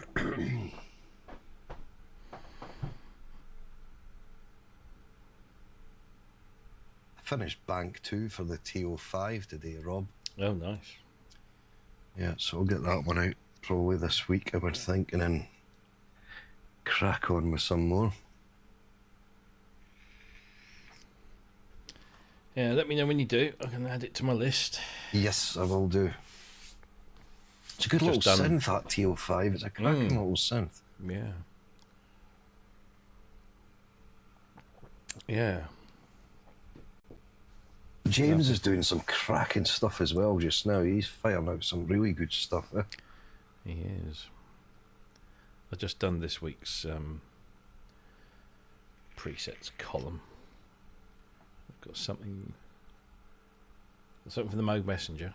One of the Cool. new bank of sounds. It sounds actually really good. Free bank for the Pigment 6. The factory bank for Polybrute 12. What was the other one? Oh, that's it, the Cobalt 5S. somebody's released a bank of 300 sounds for the Cobalt 5S. I'm like, Very oh good. God, I forgot all about the Cobalt 5S. It's just like, it came and it went, and it just, nobody seems to... Do you know it? Does anybody own a Cobalt 5S? Somebody must do. I think... Does Mark Barnes not own one? No, I know he had the Cobalt 8, the big... Oh, yes, so it was. The 8X. It was. Oh, yeah, the 5S is the smaller one, isn't it? The 5S is the small one, which is only 5 voices, not 8 voices, and completely incompatible with each other. With the... Bizarre, that, isn't it? It was just this weird little decision. I don't know why they... it's very strange. But there you go. I think it also got lost because not only that, but the fact that Modal were going through all of those issues. Yeah. So, I think it just kind of fell by the wayside. Do they still do it? I know the website's back up. I did have the Cobalt 8. But the only thing that I like the sound of it, but I just felt everything that, like the encoders and stuff on it, just felt like there was no resistance at all. Everything felt a little bit too light for my liking. I ended up letting it go. The build of it was solid enough. It just the encoders, I just could not get used to them. I just thought they just feel too. It just felt like you were turning fresh air. Do you know what the end cheeks are made out of on those? No. Compressed bamboo. Really? Yeah. Compressed bamboo. Oh. Yeah, I got what have I got? I've got the Argon 8 and the Cobalt 8. Which I think they're great. I mean, the Argon certainly scratched that PPG itch. Right. Okay. For for those kind of wavetabley stuff, and it did other stuff as well, but it could sound very PPG-esque. And the Cobalt was great. I thought I really liked the sound of that. But as you say, the encoders were just a little bit they felt cheap. Yeah, it's like the whole synth felt solid, and the key bed, I love the feel of the key bed. It's Fatar. Yeah, everything felt great. It was just the encoders that let it down for me, and a little bit too much reliance on software. I love just the tactile, hands-on thing. Yeah. But apparently they still do the Cobalt. Well, it's still a live product. But I said earlier on, Thomann are knocking out the Cobalt 5S for 314 quid. Jeez. Which is like a 28% discount or something. That's good. It is good. Yeah. It's probably what it's actually worth, to be honest. Well, like I said before, I've fallen in love with this Artemis, but I think what I've fallen in love with what James Dyson has done with the Artemis. But either way, I don't mind, because I'll get James's sound set for it when I get one. But it won't be for a while. I have to be a good boy, It does apparently. sound nice. It does. Yeah.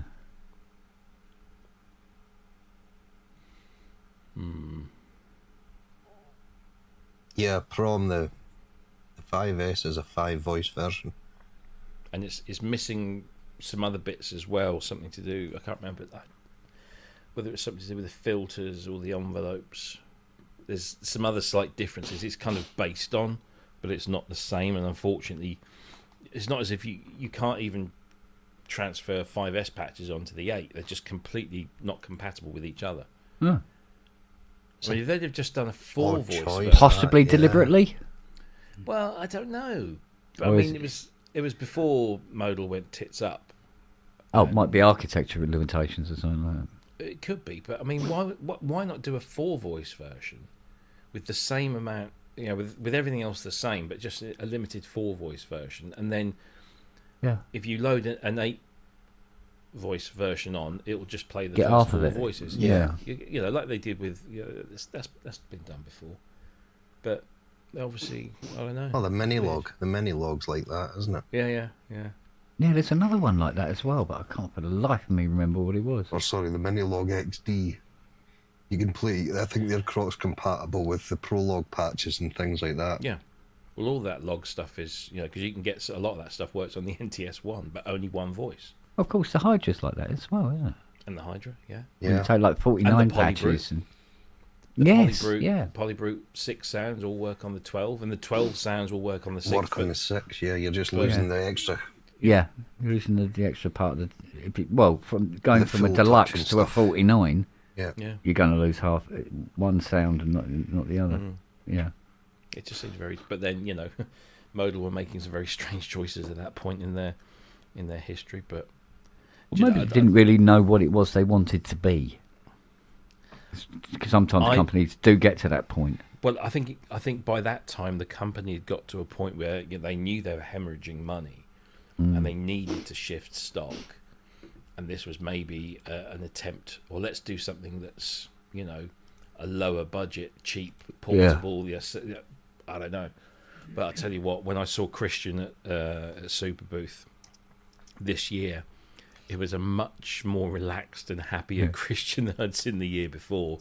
Who he was in the middle of still trying to finalise the deal with the company in Hong Kong that now basically owns. Yeah.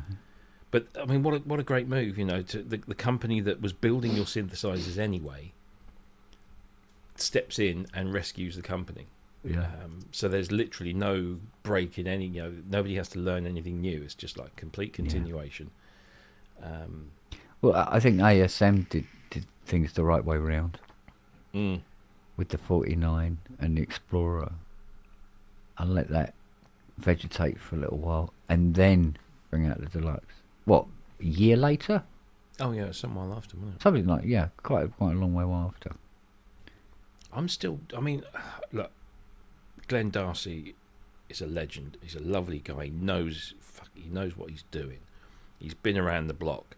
Yeah. But I am still slightly concerned that the only thing that ASM have done is the Hydra synth, whether it's the desktop, the 49, the Deluxe, or the Explorer. Yeah. That's all they've done. Now look, it's great, but it's still all they've done. It is all they've done. Yeah. I mean, the synth has that. Well, especially the Deluxe has a wide appeal. So I imagine they've been able to sell a fair few of them. They've sold a fuck ton of across the board. I mean, well, maybe we'll see something in November. Well, who knows? I don't think we'll probably see anything from anyone now. I was speaking to a certain major manufacturer whose next release is coming out very, very, very soon, like in maybe a few hours' time.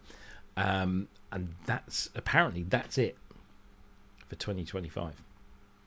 Oh, that's okay. the last thing they're going to be releasing for 2025. Yeah, and not because of anything sinister, because everything else is some way in development. But well, there's also the global market to take into consideration at the moment as well. There's a lot of markets that affect other markets that are in, shall we say, flux. And that must be affecting how what their projections are. It's kind of weird because I mean, I'm only taking this one company into consideration. Yeah. In the days of old,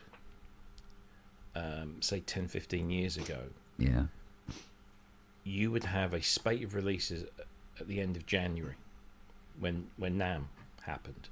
And then you'd have another spate of releases when Frankfurt Messe would happen. So you had these kind of maybe 2 points of the year, roughly 6 months apart, where you get new releases because they aim to get them at the trade show. Yeah. And then as the internet kind of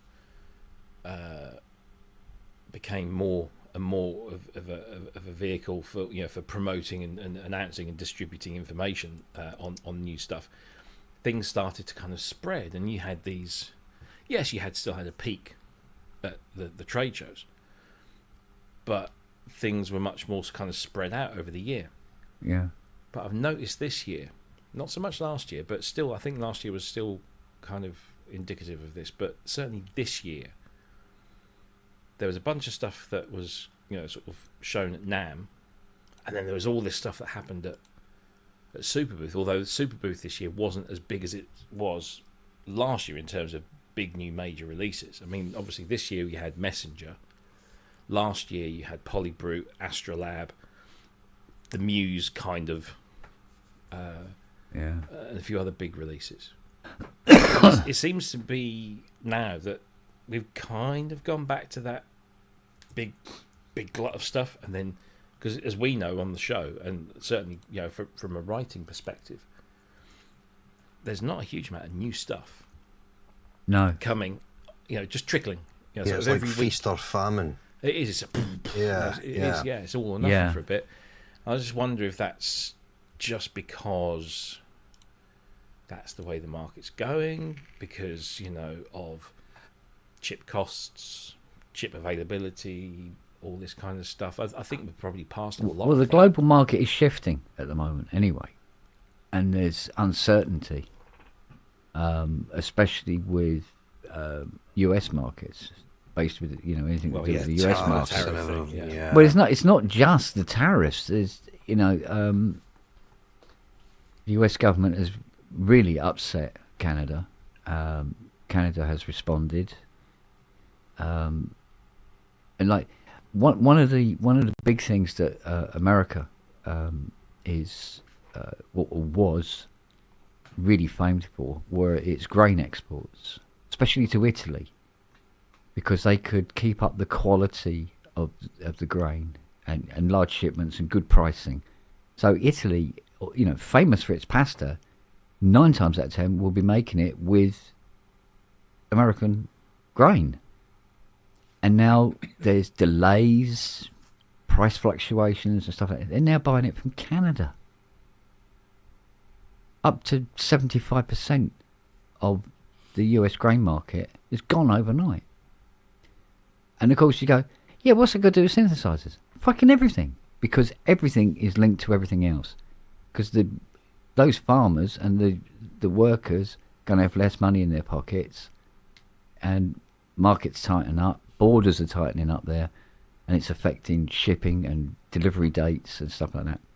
I mean, to be an American manufacturer at the moment, not a good place to be. But when a market like that goes wobbly, and then other countries are focusing on getting products from other countries, everything goes a bit weird for a while. And I think everybody's sort of like just holding back. Let's not release anything yet. Let's wait for everything to settle down a bit, So, I mean, wasn't there something? There was some news going on. I don't know what validity there is to it. They were talking about Japan was actually talking about pulling out of the US, the car market, pulling out of the US. Okay. Right across the board. But then you've got rumours, although Geely have assured us that won't happen, but there was rumours that Lotus were going to cease production down the road at Hethel. Yeah. Their home has been since Colin Chapman started the company, and move a lot of it to America, particularly with one or two of the specific new models that they've done. Yeah. Simply so that they can build them in America and sell them to the American market, which is big for Lotus, without having to worry about tariffs and shit.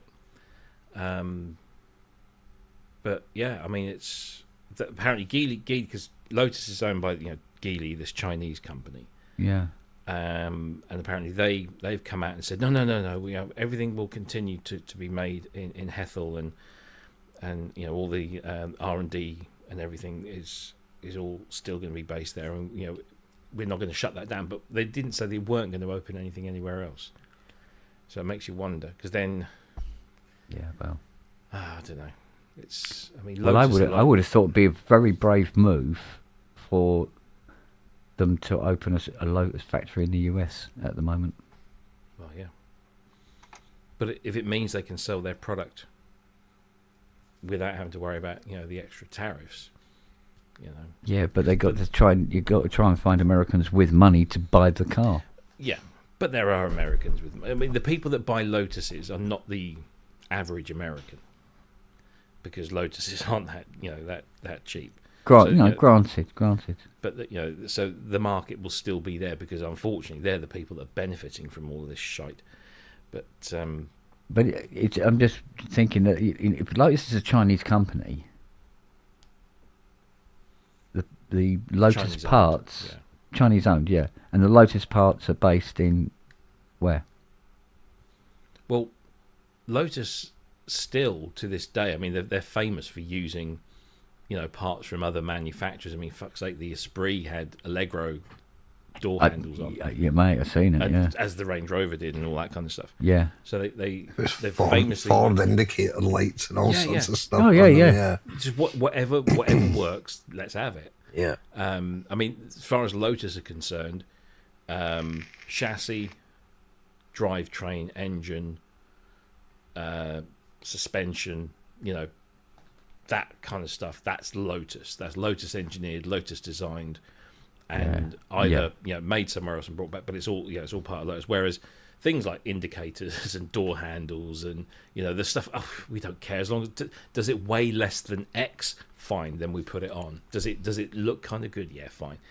And then of course the finishing, like the paint and all that, and the leather, that's all done at Hethel, or what used to be done at Hethel. Yeah. But yeah, I mean, there was the period they were owned by Proton, weren't they, at one point for some years? They've gone through a range of owners over the years. After Colin passed away, and the business obviously was getting worse and worse. Yeah. So I'm sure that over the years they've sourced parts from wherever their parent companies are from, because they probably get better rates for them. But yeah, for the most part, a Lotus is still a British-made sports car. It's just owned by a Chinese company, so therefore it's not technically a British car maker anymore.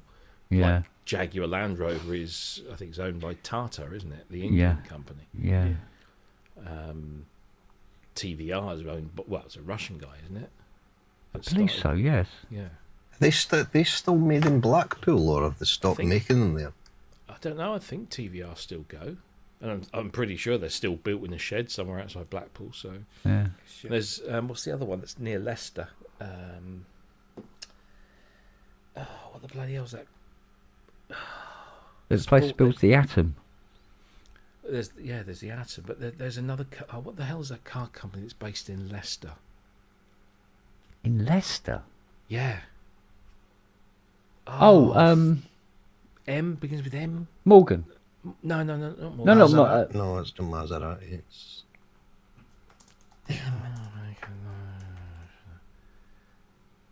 Noble. Oh, right, okay. Yeah, Noble are made in Leicester. Yeah, so there's not many left, but of course, we've got Toyota factory over here, got the Nissan factory up in Sunderland. Is the Honda factory? I can't remember if Honda in Swindon is still going, or did they shut that down? No idea. MG's Chinese. So yeah. Although I've been reading a few reviews of some of the MG electric cars, and a lot of people saying they're actually not that bad. I thought MG was brought up with Rover into the whole Indian Tata thing. No. MG escaped, did it? No. So MG, the MG brand was bought up by the Chinese. BMW owned the Rover group. Yeah. And sold. They basically, I can't remember how the deal went, but essentially they sold the Rover brand to the Rover management for £1. And BMW said the only thing, the only stipulations we have is that you can have everything except the Mini. We have the Mini. So basically, if you're buying a Mini, you're buying a BMW 1 Series. It's just with a different fucking body on. All these people, I'm buying a Mini, I'm buying British. No, mate, you're buying fucking German. You're buying a Beamer. And there's an ugly fucking Beamer as well. I don't like the Mini. Yeah, but the thing is, they made the Mini a laughing stock because they made it huge. It's not Mini anymore. There's nothing Mini about it, is there? Well, we don't have. And then they weren't happy with that. They made the Mini Countryman as well. I know. So there's all the others. And of course, they're big, heavy bastards. They really all the faithful Mini owners get the new Mini, and they go, "It has no indicators. It stems in it." Oh, of course, it's made by BMW. They don't use indicators. I think it's rather funny that they make these Minis with the tail lights. So each the left-hand tail light and the right-hand tail light, the left hand is designed like the Union Jack. Yeah. So I think, but you're a fucking German car. You know, Yeah. Our granddads would be spinning in their graves. But I mean, look, you know, at the end of the day, it was a brilliant business deal, and it just showed how stupid the British car industry was. Is it possible that Mini in German is fat fuck? No. And they just misinterpreted. No. But the thing is, I mean, look, the Mini is no longer Mini, but the trend for cars these days is not for your classic super. I mean, there are still like the Fiat 500, right? My daughter's just bought one, and it's brilliant. It reminds me of when I had small Fiats back in the 90s. Absolutely brilliant little cars. They're fun to drive. They're cheap and economical. That she ended up getting the 1.2, which I was a little bit disappointed about, because the 0.8, or it's near a 0.9, I think, is turbocharged and develops more horsepower than the 1.2, which is not turbocharged. And we took one of these twin airs out. They're 3-cylinder turbocharged. It's this tiny little thing, which is like doesn't weigh anything. It's like a fucking pocket rocket. It's like a little roller skate with with a fucking rocket on the back. Brilliant little cars, except they've now got power steering. Well, I say no. I had the 97 version of the Cinque. You remember when they brought the 500 back and they called it the Cinquecento? They actually put Cinquecento on the back, which was how it should be. And they brought this little square, sort of angular, boxy Cinquecento back. Yeah. And I bought the Sporting, which had a little 1.2 engine in, but it was no power steering. It was just basic as fuck, but it was light and it drove. You felt like you were driving a sports car, even though it's just a little poxy 1.2. It was beautiful, really great fun to drive. Yeah.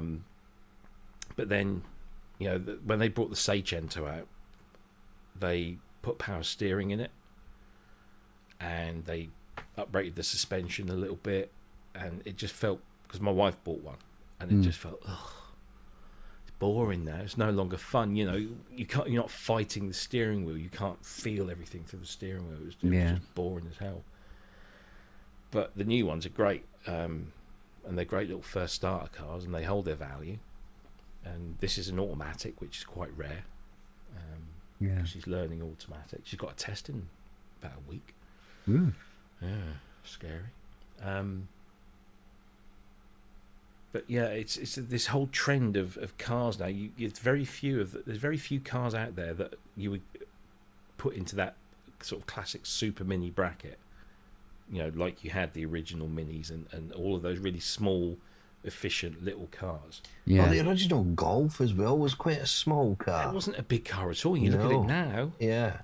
It's still, but the trend nowadays, of course, is everyone goes SUV. I say everyone, all the manufacturers. When I walked into the Audi dealership about a month ago to have a look at a couple of A5s, I walked in, and apart from this beautiful e-tron electric GT, whatever it was, and I think they had an A6 estate. Everything else was a Q3, a Q5, a Q7, SUV this, SUV that. Yeah, everything else looks like a fucking Escalade. Yeah, it's just they're all horrible. Absolutely horrible.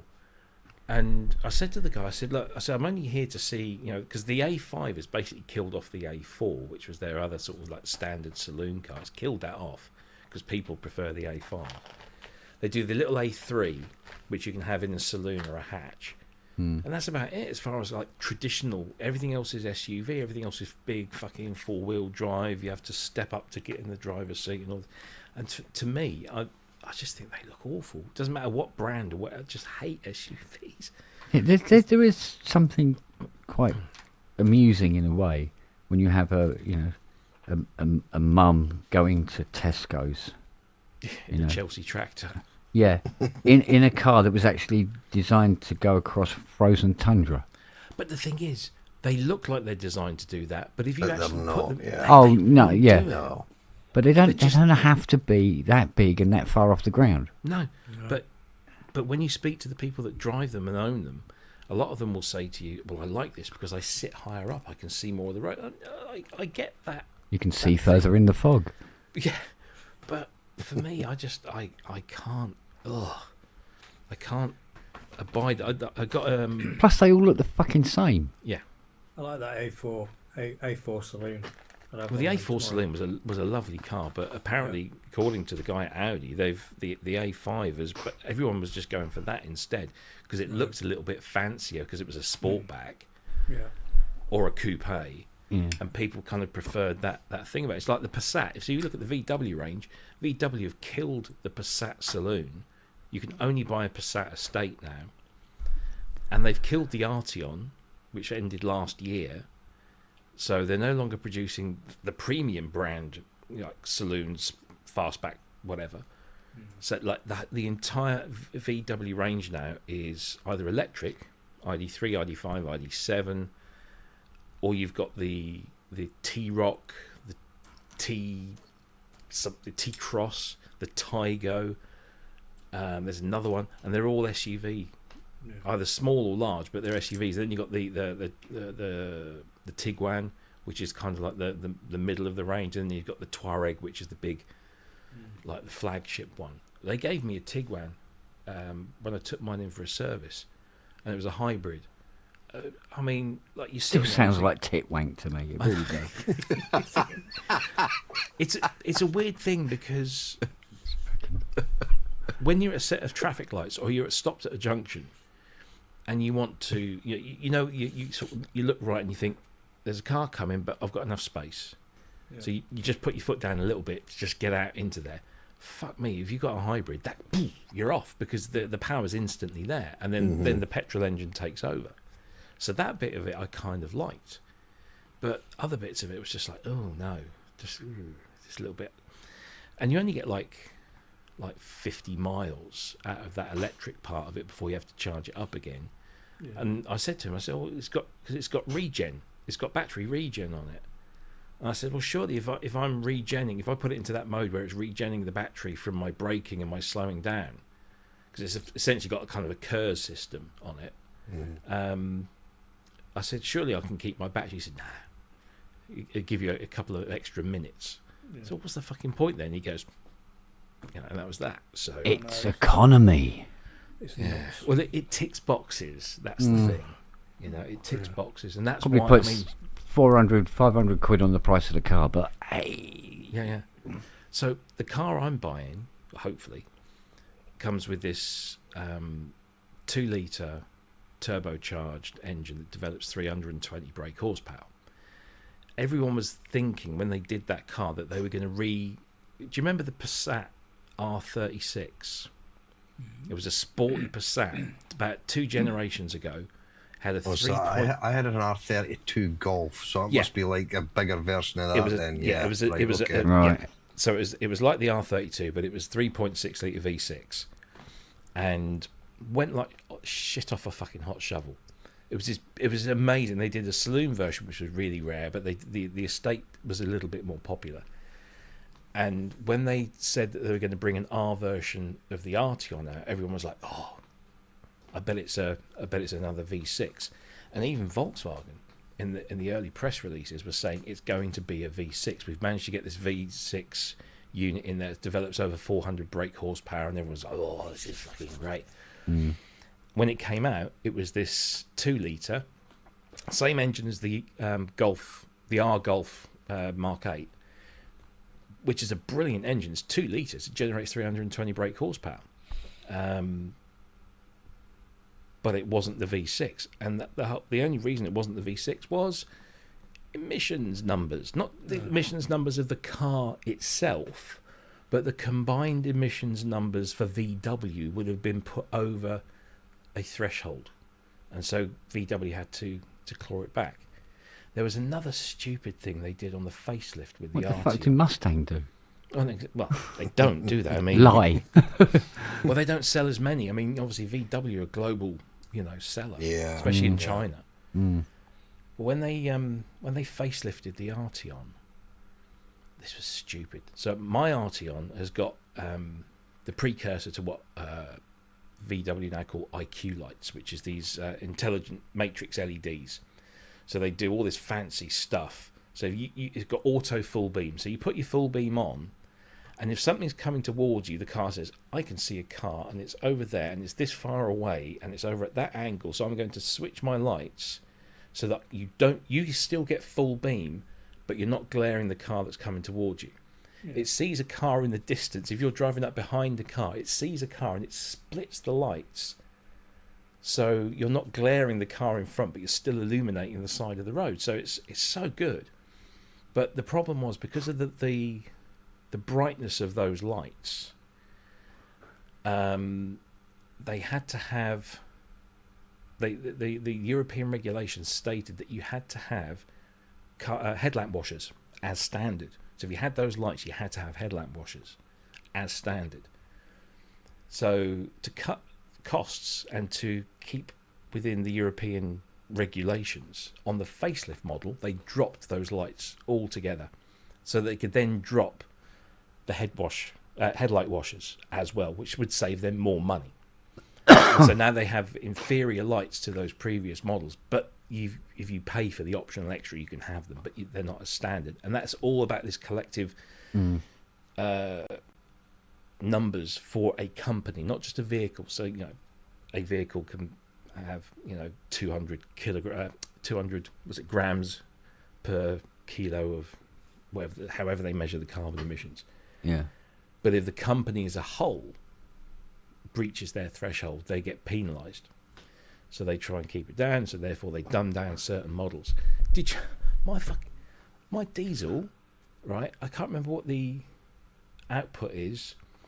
The carbon output on that is like 140 something of whatever the measurement is.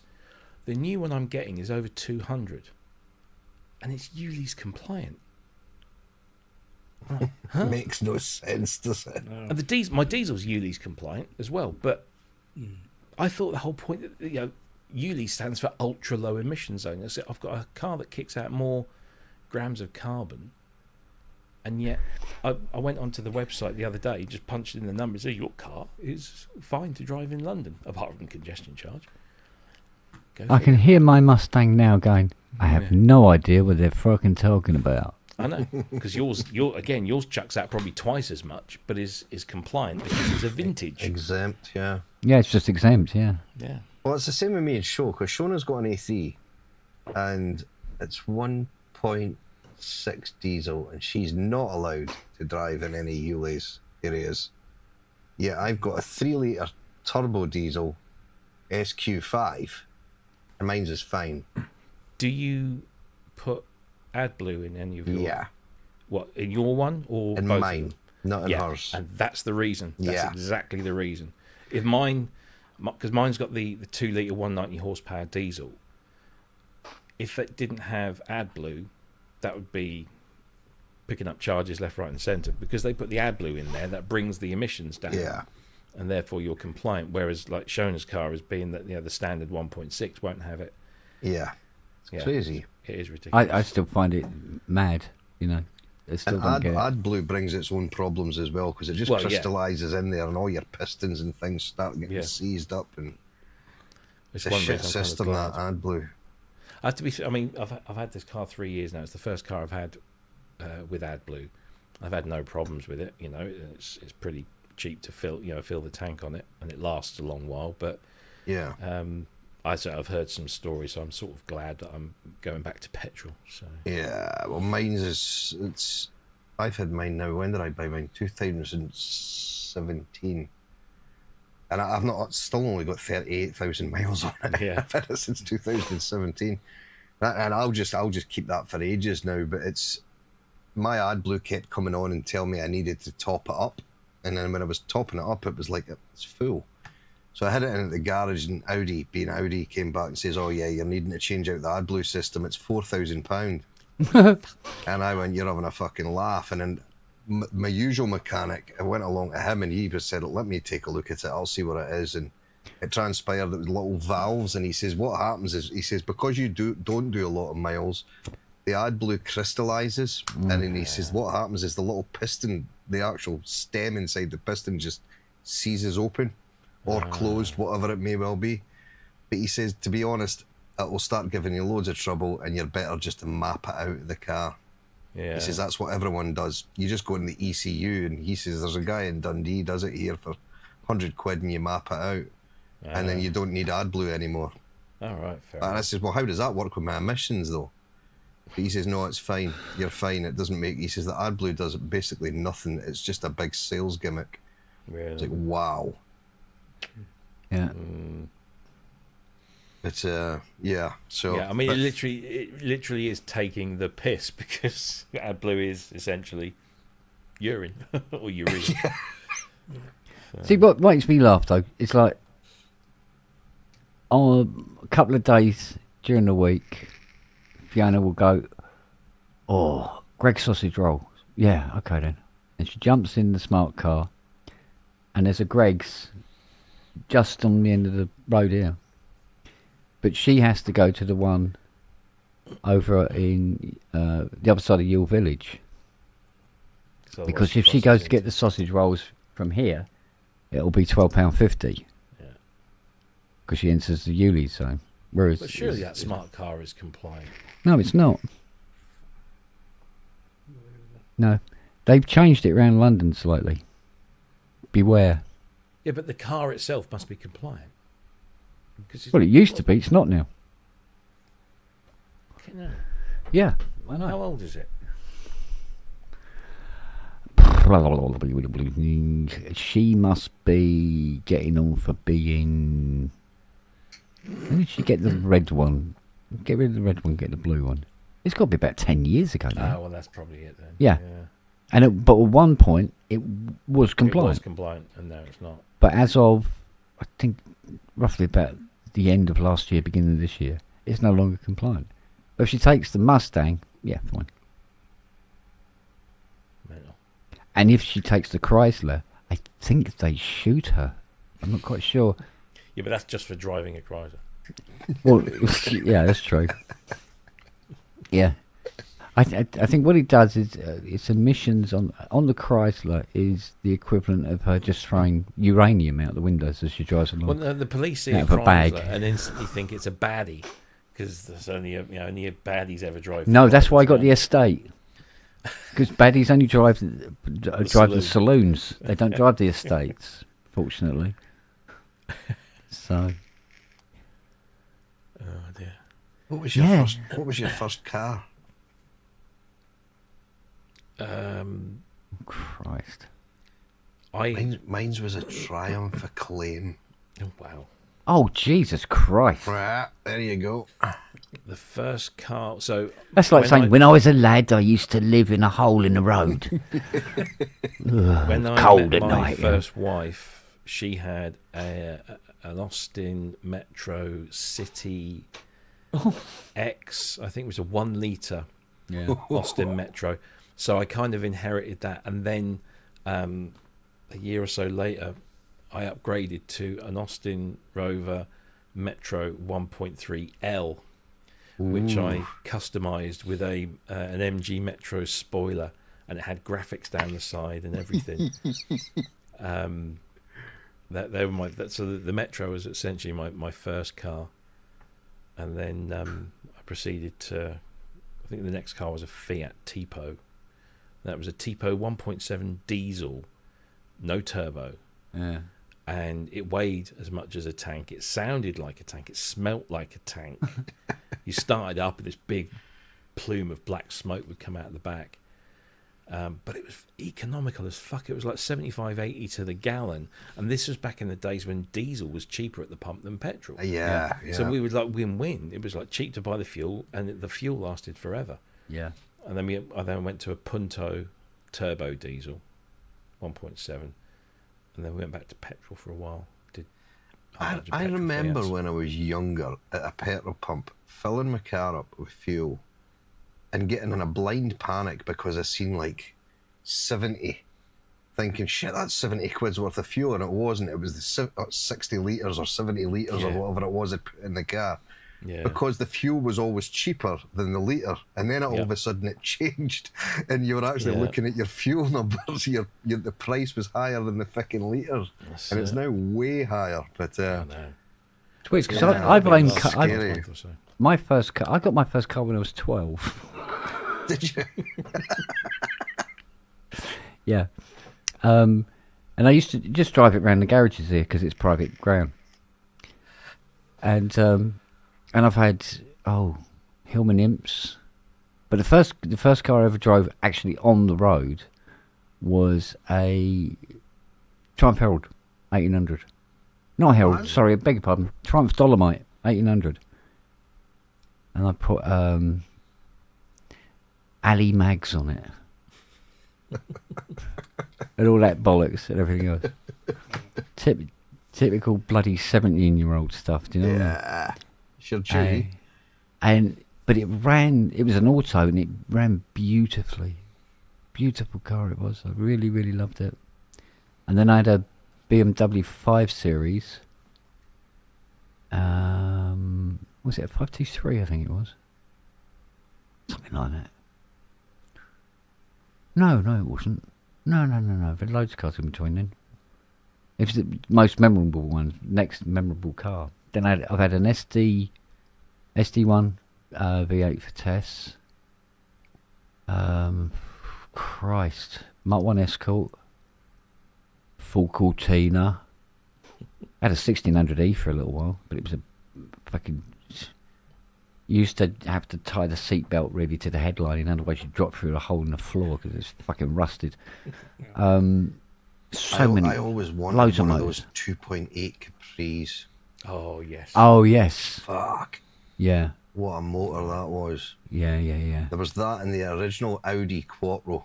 Mm. You know, the one with the wings on the side? Yeah. My mum and dad's neighbour had one. Yeah, I had a Quattro. I was doing apprenticeship for joinery, and Jim gave me a lift to my work one day, and we came out of this village where my mum and dad stay, and he absolutely booted this Audi. It had the digital dash and stuff inside. Yeah. And I was just like, I want one of these. But speaking to him years later, he said there was nothing but problems with it. He bought it brand new, and he says the thing was so troublesome. No, I had a Quattro for about 2 years. The Quattro Coupe. Yeah. Yeah. I put the it didn't have the big skirts. It didn't have the big skirts and everything, but you could buy the kit. So I bought the kit and Frenched it all in and everything like that. It looked fucking gorgeous, and I never had any real problems with it. Right, okay. He's maybe just been unlucky. Yeah, quite possibly. Mind you, I didn't really boot it too much.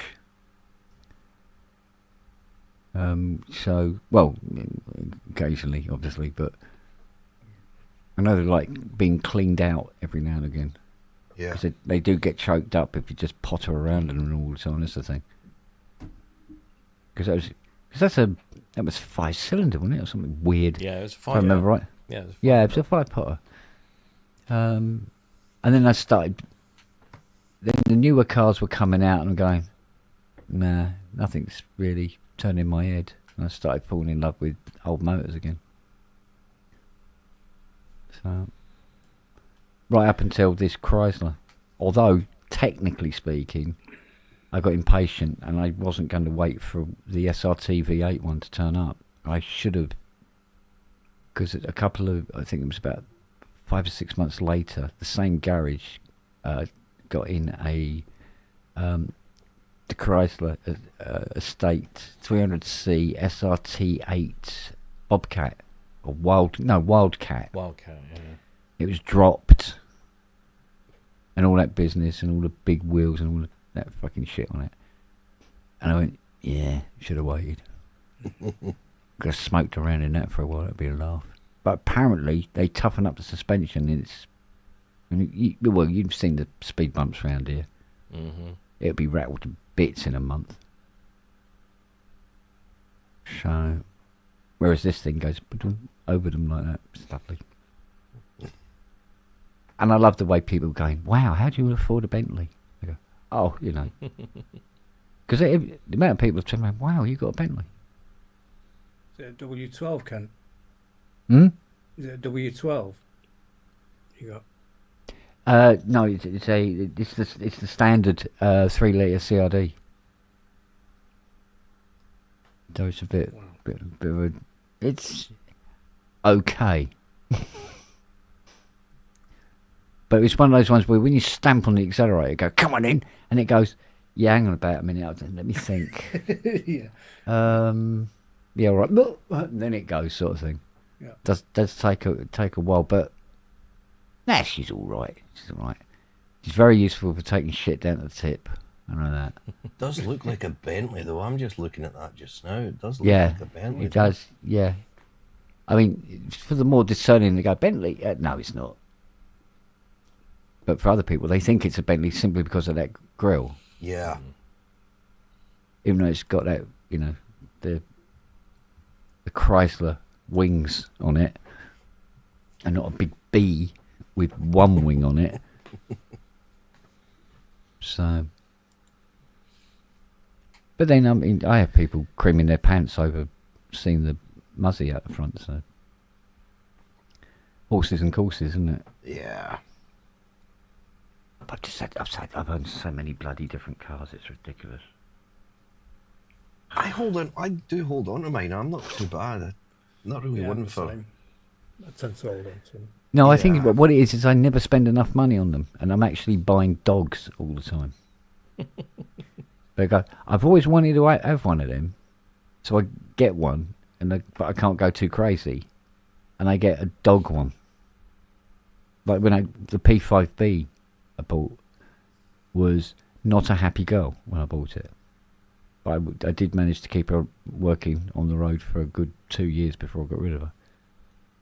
Well, she got rid of me, really. I think the diff fell out of it. Literally. It was just this clanking noise, and there was just lots of cogs and shit all over the road. And go, okay, bye. Time to go. Gents, I'm going to have to go to bed. Yeah, me too, Steve. I'm the same. I was just about to be honest with you, I think we all have to. I got work at 7. I got to test a 80 tomorrow for it to go Wednesday, and do a quick test on a Mini as well for it to go this week, and a few other bits and pieces. So yeah, I should probably. Is that Mini Moog you're sending to me, Ken? Is that one? Oh yeah. Yeah. That's the one. Yeah. The tiny little red one with the little black buttons on it. That one. That Mini Moog. Yeah. So. Oh yeah, that reminds me. I did put that Akai to one side, didn't I, Rob? Oh, the Max 49. Yeah. What about the microwave? Yeah, it's still there. It's just like I can't get it out because the mains cable's tucked down behind something, and it's just like, all right, just put it back and wait. Definitely interested in that. Okay, then, babe. All right, gentlemen. I was thinking of getting rid of that Andromeda A6. I know it doesn't work, but maybe somebody wants to have a throw of a dice. Yeah.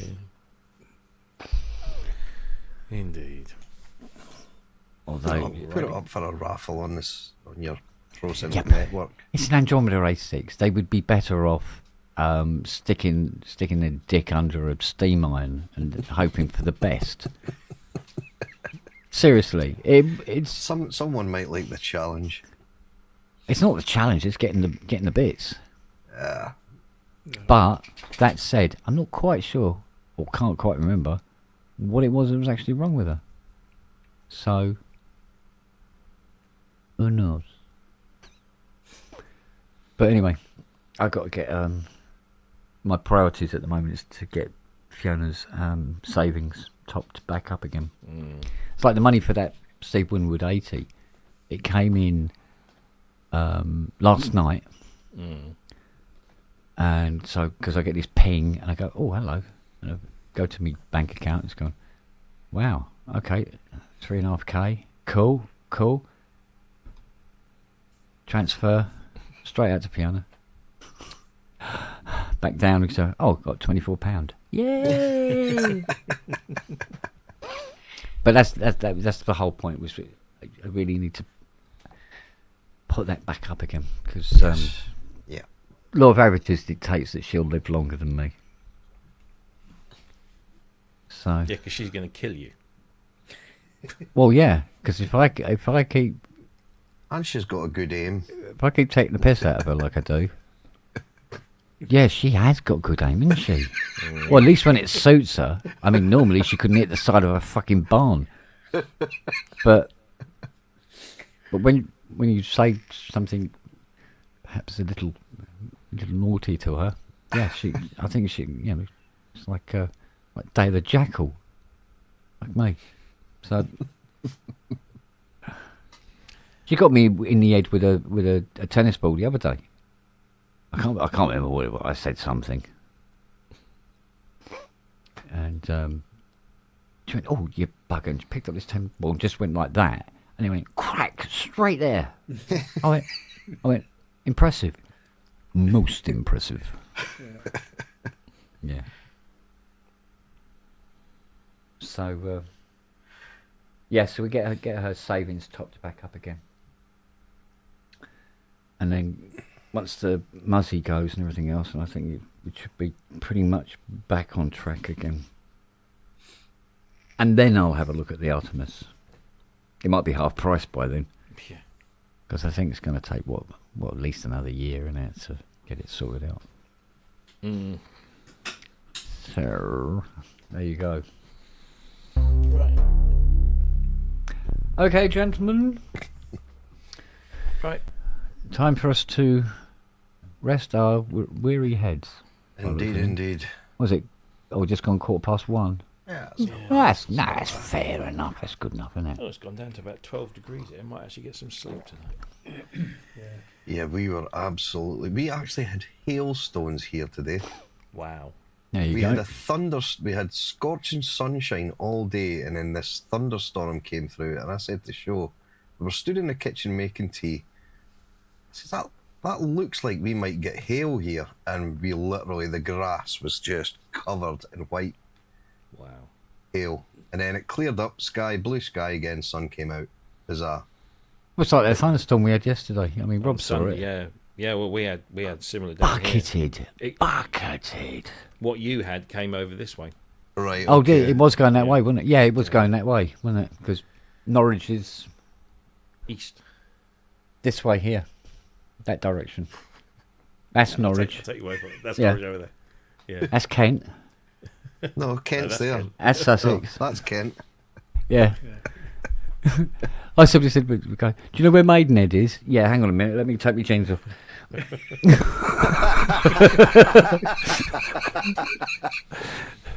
Suck my Maidenhead, mate. Right. On that note. On that note. Right, guys. Oh, this one. See you later.